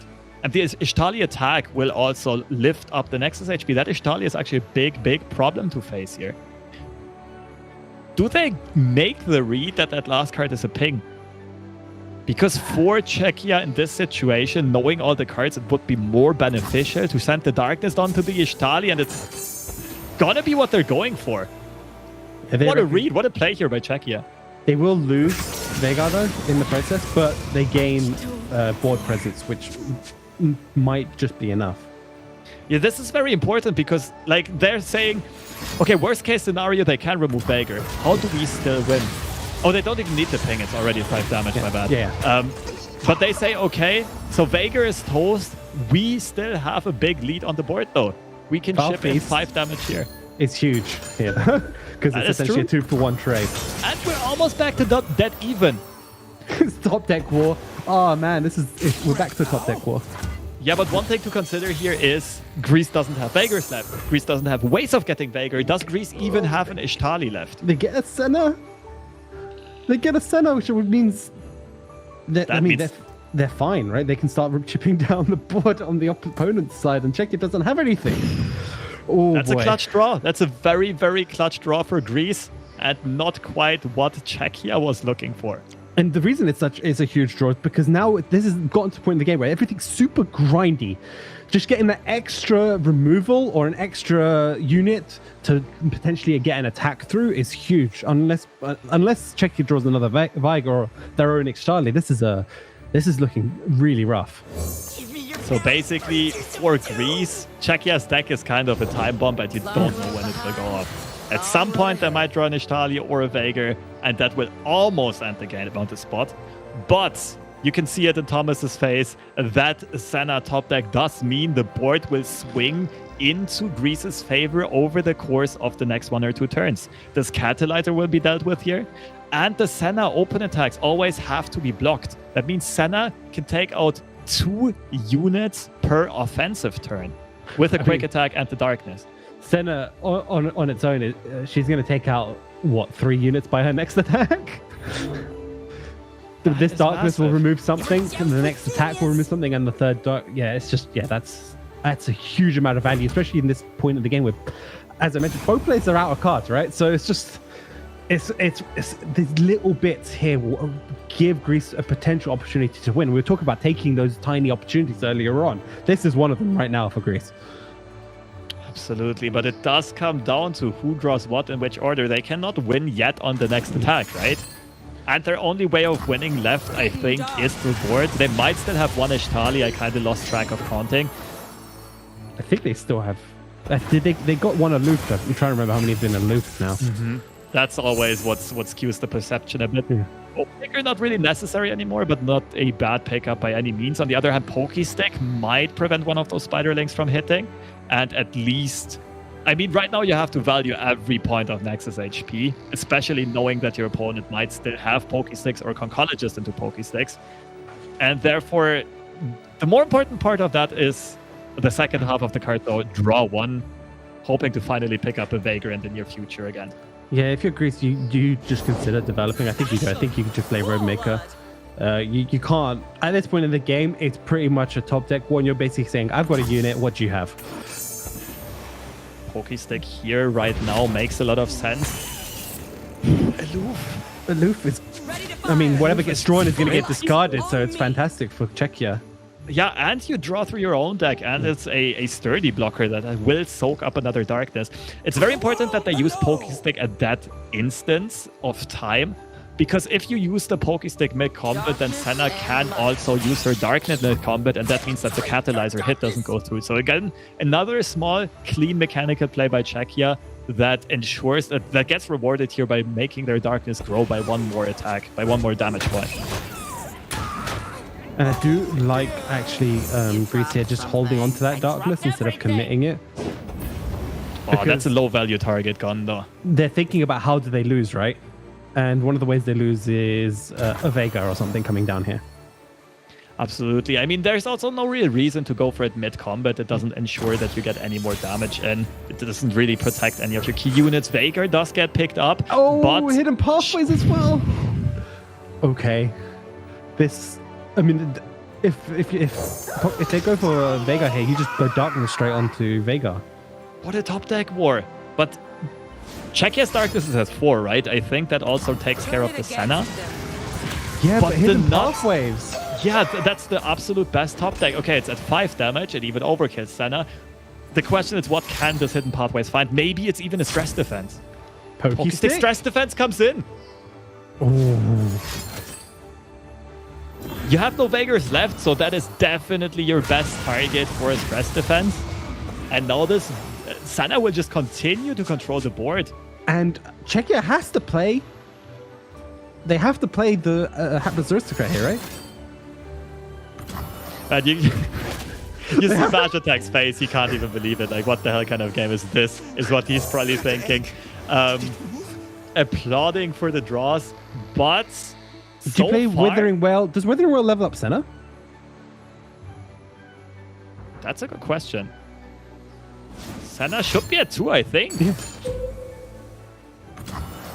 Right now you do have 3 blockers though. Right now you're not taking any Nexus damage. But how long will that stay the case? And that Withering Well also provides healing for Greece to be out of range of like Darknesses now as well, for the most part. Whereas oh no. Wait, Veigar and Senna's champion spell. What is it called? Dark Shadow, Dark something? Who plays Senna's champion spell? It does not happen way too often, but if it happens, it's usually super impactful. But they do go for it immediately. That means Veigar is going to hit the board and stick around, and he can block. But, well, he's not going to stick too long because Senna will generate another darkness. So playing Veigar is forced, and him dying is definitely going to happen here. And that is the third Veigar? Second? I'm trying to remember. It might be only the second. Chin up and smile. Man, this game has been going on for too long. The thing is, I think Czechia already dealt with, like, played or got their Ishtalis discarded, right? I think all three of them are gone. Yeah, I think they had most of them already earlier. And yeah, you have to remove Veigar here. This just stops the darkness being used on the Nexus. But again, I don't think it matters that much because most likely the Czechia removed from this center. Yeah, the thing is exactly, we're back to the drawing board, basically. But the main difference is Greece having more units on the board. Next question is, how many cards are left in both players' decks? Because we've been here for a while. This is a full-on war of attrition and twisted catalyzers. Not good enough. This gets met by an Ishtali. That is... Oh, no, wait. If Czechia... I mean, they have to play it, right? They have to play it. They can't top deck anything else, especially if they have no Withering Wells left. And there was just nothing to be done here for Czechia.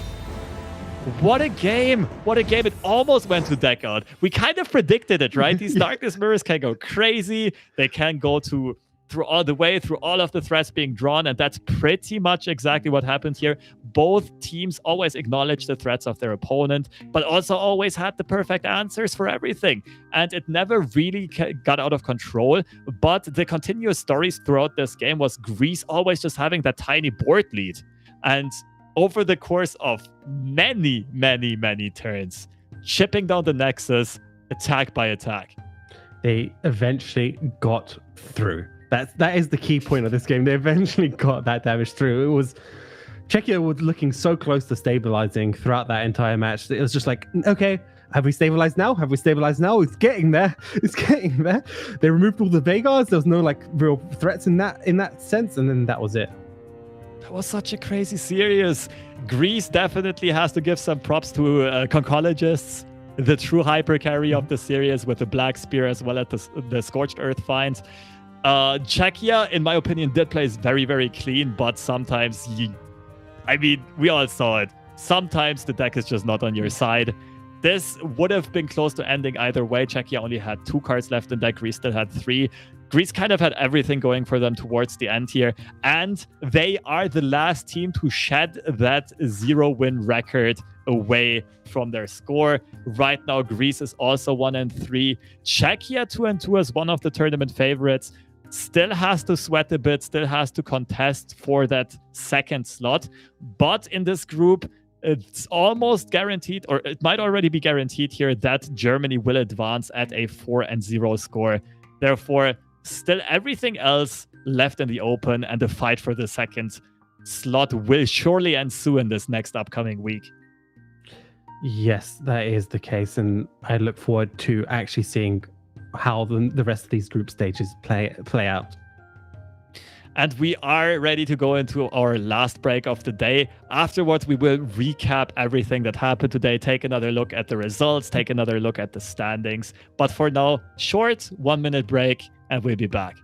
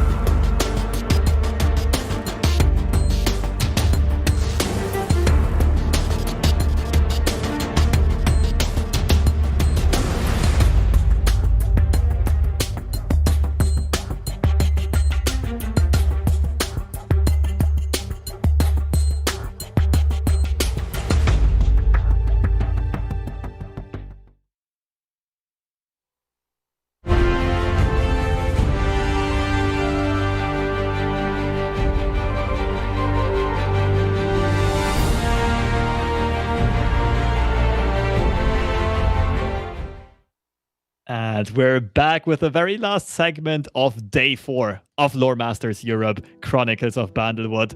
The start of the second round robin, the rematches, and they did not fail to deliver. Yeah, it was a fantastic overall day of matches that we've had throughout the day. As we can see here for you guys, we started off obviously with the Italy match with Thralls up against Belgium. They ended up playing fantastically, taking a 2-1 victory there, as well as Poland, the 0-3 team, taking a win here up against the leaders of their group, Sweden. Again, it was an off-stream match, so we don't know how that one played out, but fantastic play for Poland. They get themselves on the board. Looking at Group C, Norway fell to Russia. Overall, the story of the day was most of the scores kind of equalizing. The undefeated teams mostly dropping a game, dropping a series, and the other teams that were 0-3 managing to snag a win and still keep their hopes alive. In this case, Norway versus Russia, Norway losing that 3-0 score and is now 3-1. Morocco versus France. France is not cursed anymore. France has broken the curse at the 11th run in a row. They finally get a serious win here and are now standing 1-3, albeit with kind of poor tiebreakers. Yeah, and in the next group, obviously, Spain were able to now take the lead in their group by beating Romania 2-0 in a match where Romania were just unfortunate in their severe Arctron matchups to be able to close out a win there. And obviously we saw Serbia take the win over reigning champs Turkey here, again making their groups very, very close. I believe with Spain sitting at the top with 3-1, and then everyone else kind of being in the middle of the pack. And while we were way ahead of schedule on those first 3 series of the day, Czechia versus Greece decided to bring things back to normality, to bring things back to schedule. Although the first 2 games were rather fast, some aggro here and there, we saw some crazy conchologist action, Scorched Earth in the burn deck, delaying the Bandlewood win condition by long enough so that they could get that submersible finish. And of course, the Darkness Mirror for the Ages, a pure war of attrition that seemed to never stop and almost went all the way to deck out. But in the very end, Greece just found that one tiny tempo window where that open attack secured them the game, just having drawn the right cards in the right time. At the same time, Germany off stream, keeping their record perfect so far, defeating Belarus 2-0, the only team that remains undefeated in this tournament series, and they lead the pack, they lead Group A very comfortably. But we can get a better visualization here if we take a look at the standings themselves and not only talk about results. Yeah, so you can have a look at Group A. As you just mentioned, Germany sitting there comfortably with a 4-0 lead in their group, pretty much securing their spot for top A. They must be super ecstatic about that. Czechia sitting in position number 2 with the 2-2 position, not entirely secure at all. Same with Greece and Belarus, both getting their 1 wins now. They both have 1 win, I should say, on the board. So everything to play for basically for that second spot there in that group between those 3 teams.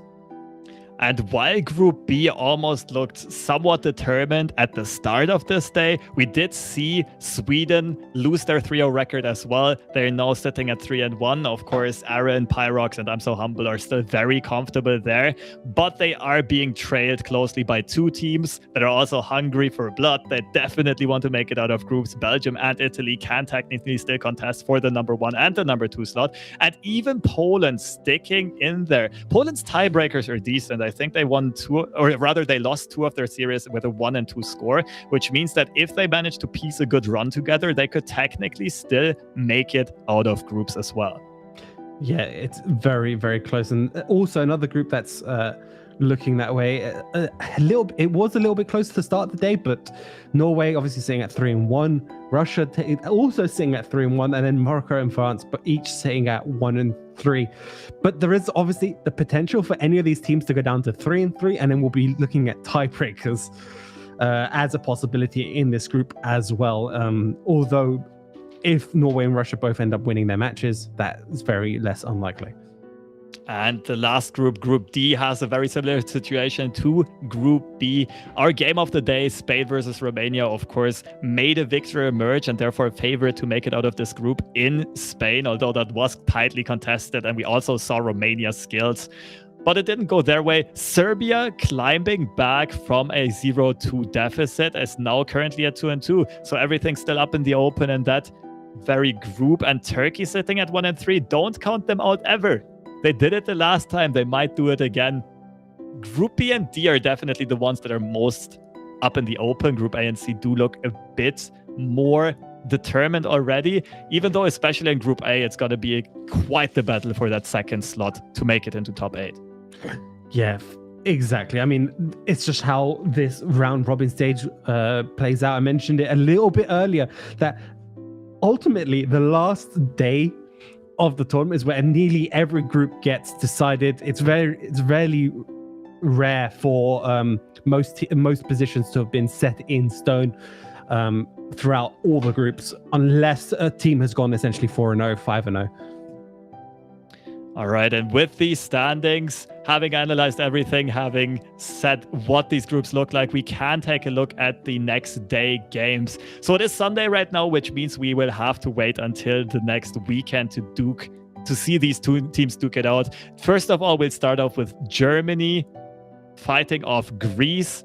Germany, of course, already almost secured, but Greece very much eager to compete with Czechia for that second seed. And Belarus versus Czechia, off stream, unfortunately, might be the more important game in the series, because this very much will determine. Both teams could end up on a 2-3 score, or Czechia could finally pull ahead again with a 3-2 score and therefore solidify their position in this group. Yeah, that's the next part as well. The Italy versus Poland. Again, it's one of those matches. Both of these teams, if Poland can get the win here, they'll tie themselves, I believe, with Italy's score for that third and fourth spot. So that's also a very important match for them to knock down essentially one of their competitors for the second place in their group and give themselves a stronger fighting chance to get out of it. And Sweden versus Belgium. Again, both these guys sitting nearer the top. Whoever gets this win, most likely going to try and solidify their spot near the top of the leaderboards.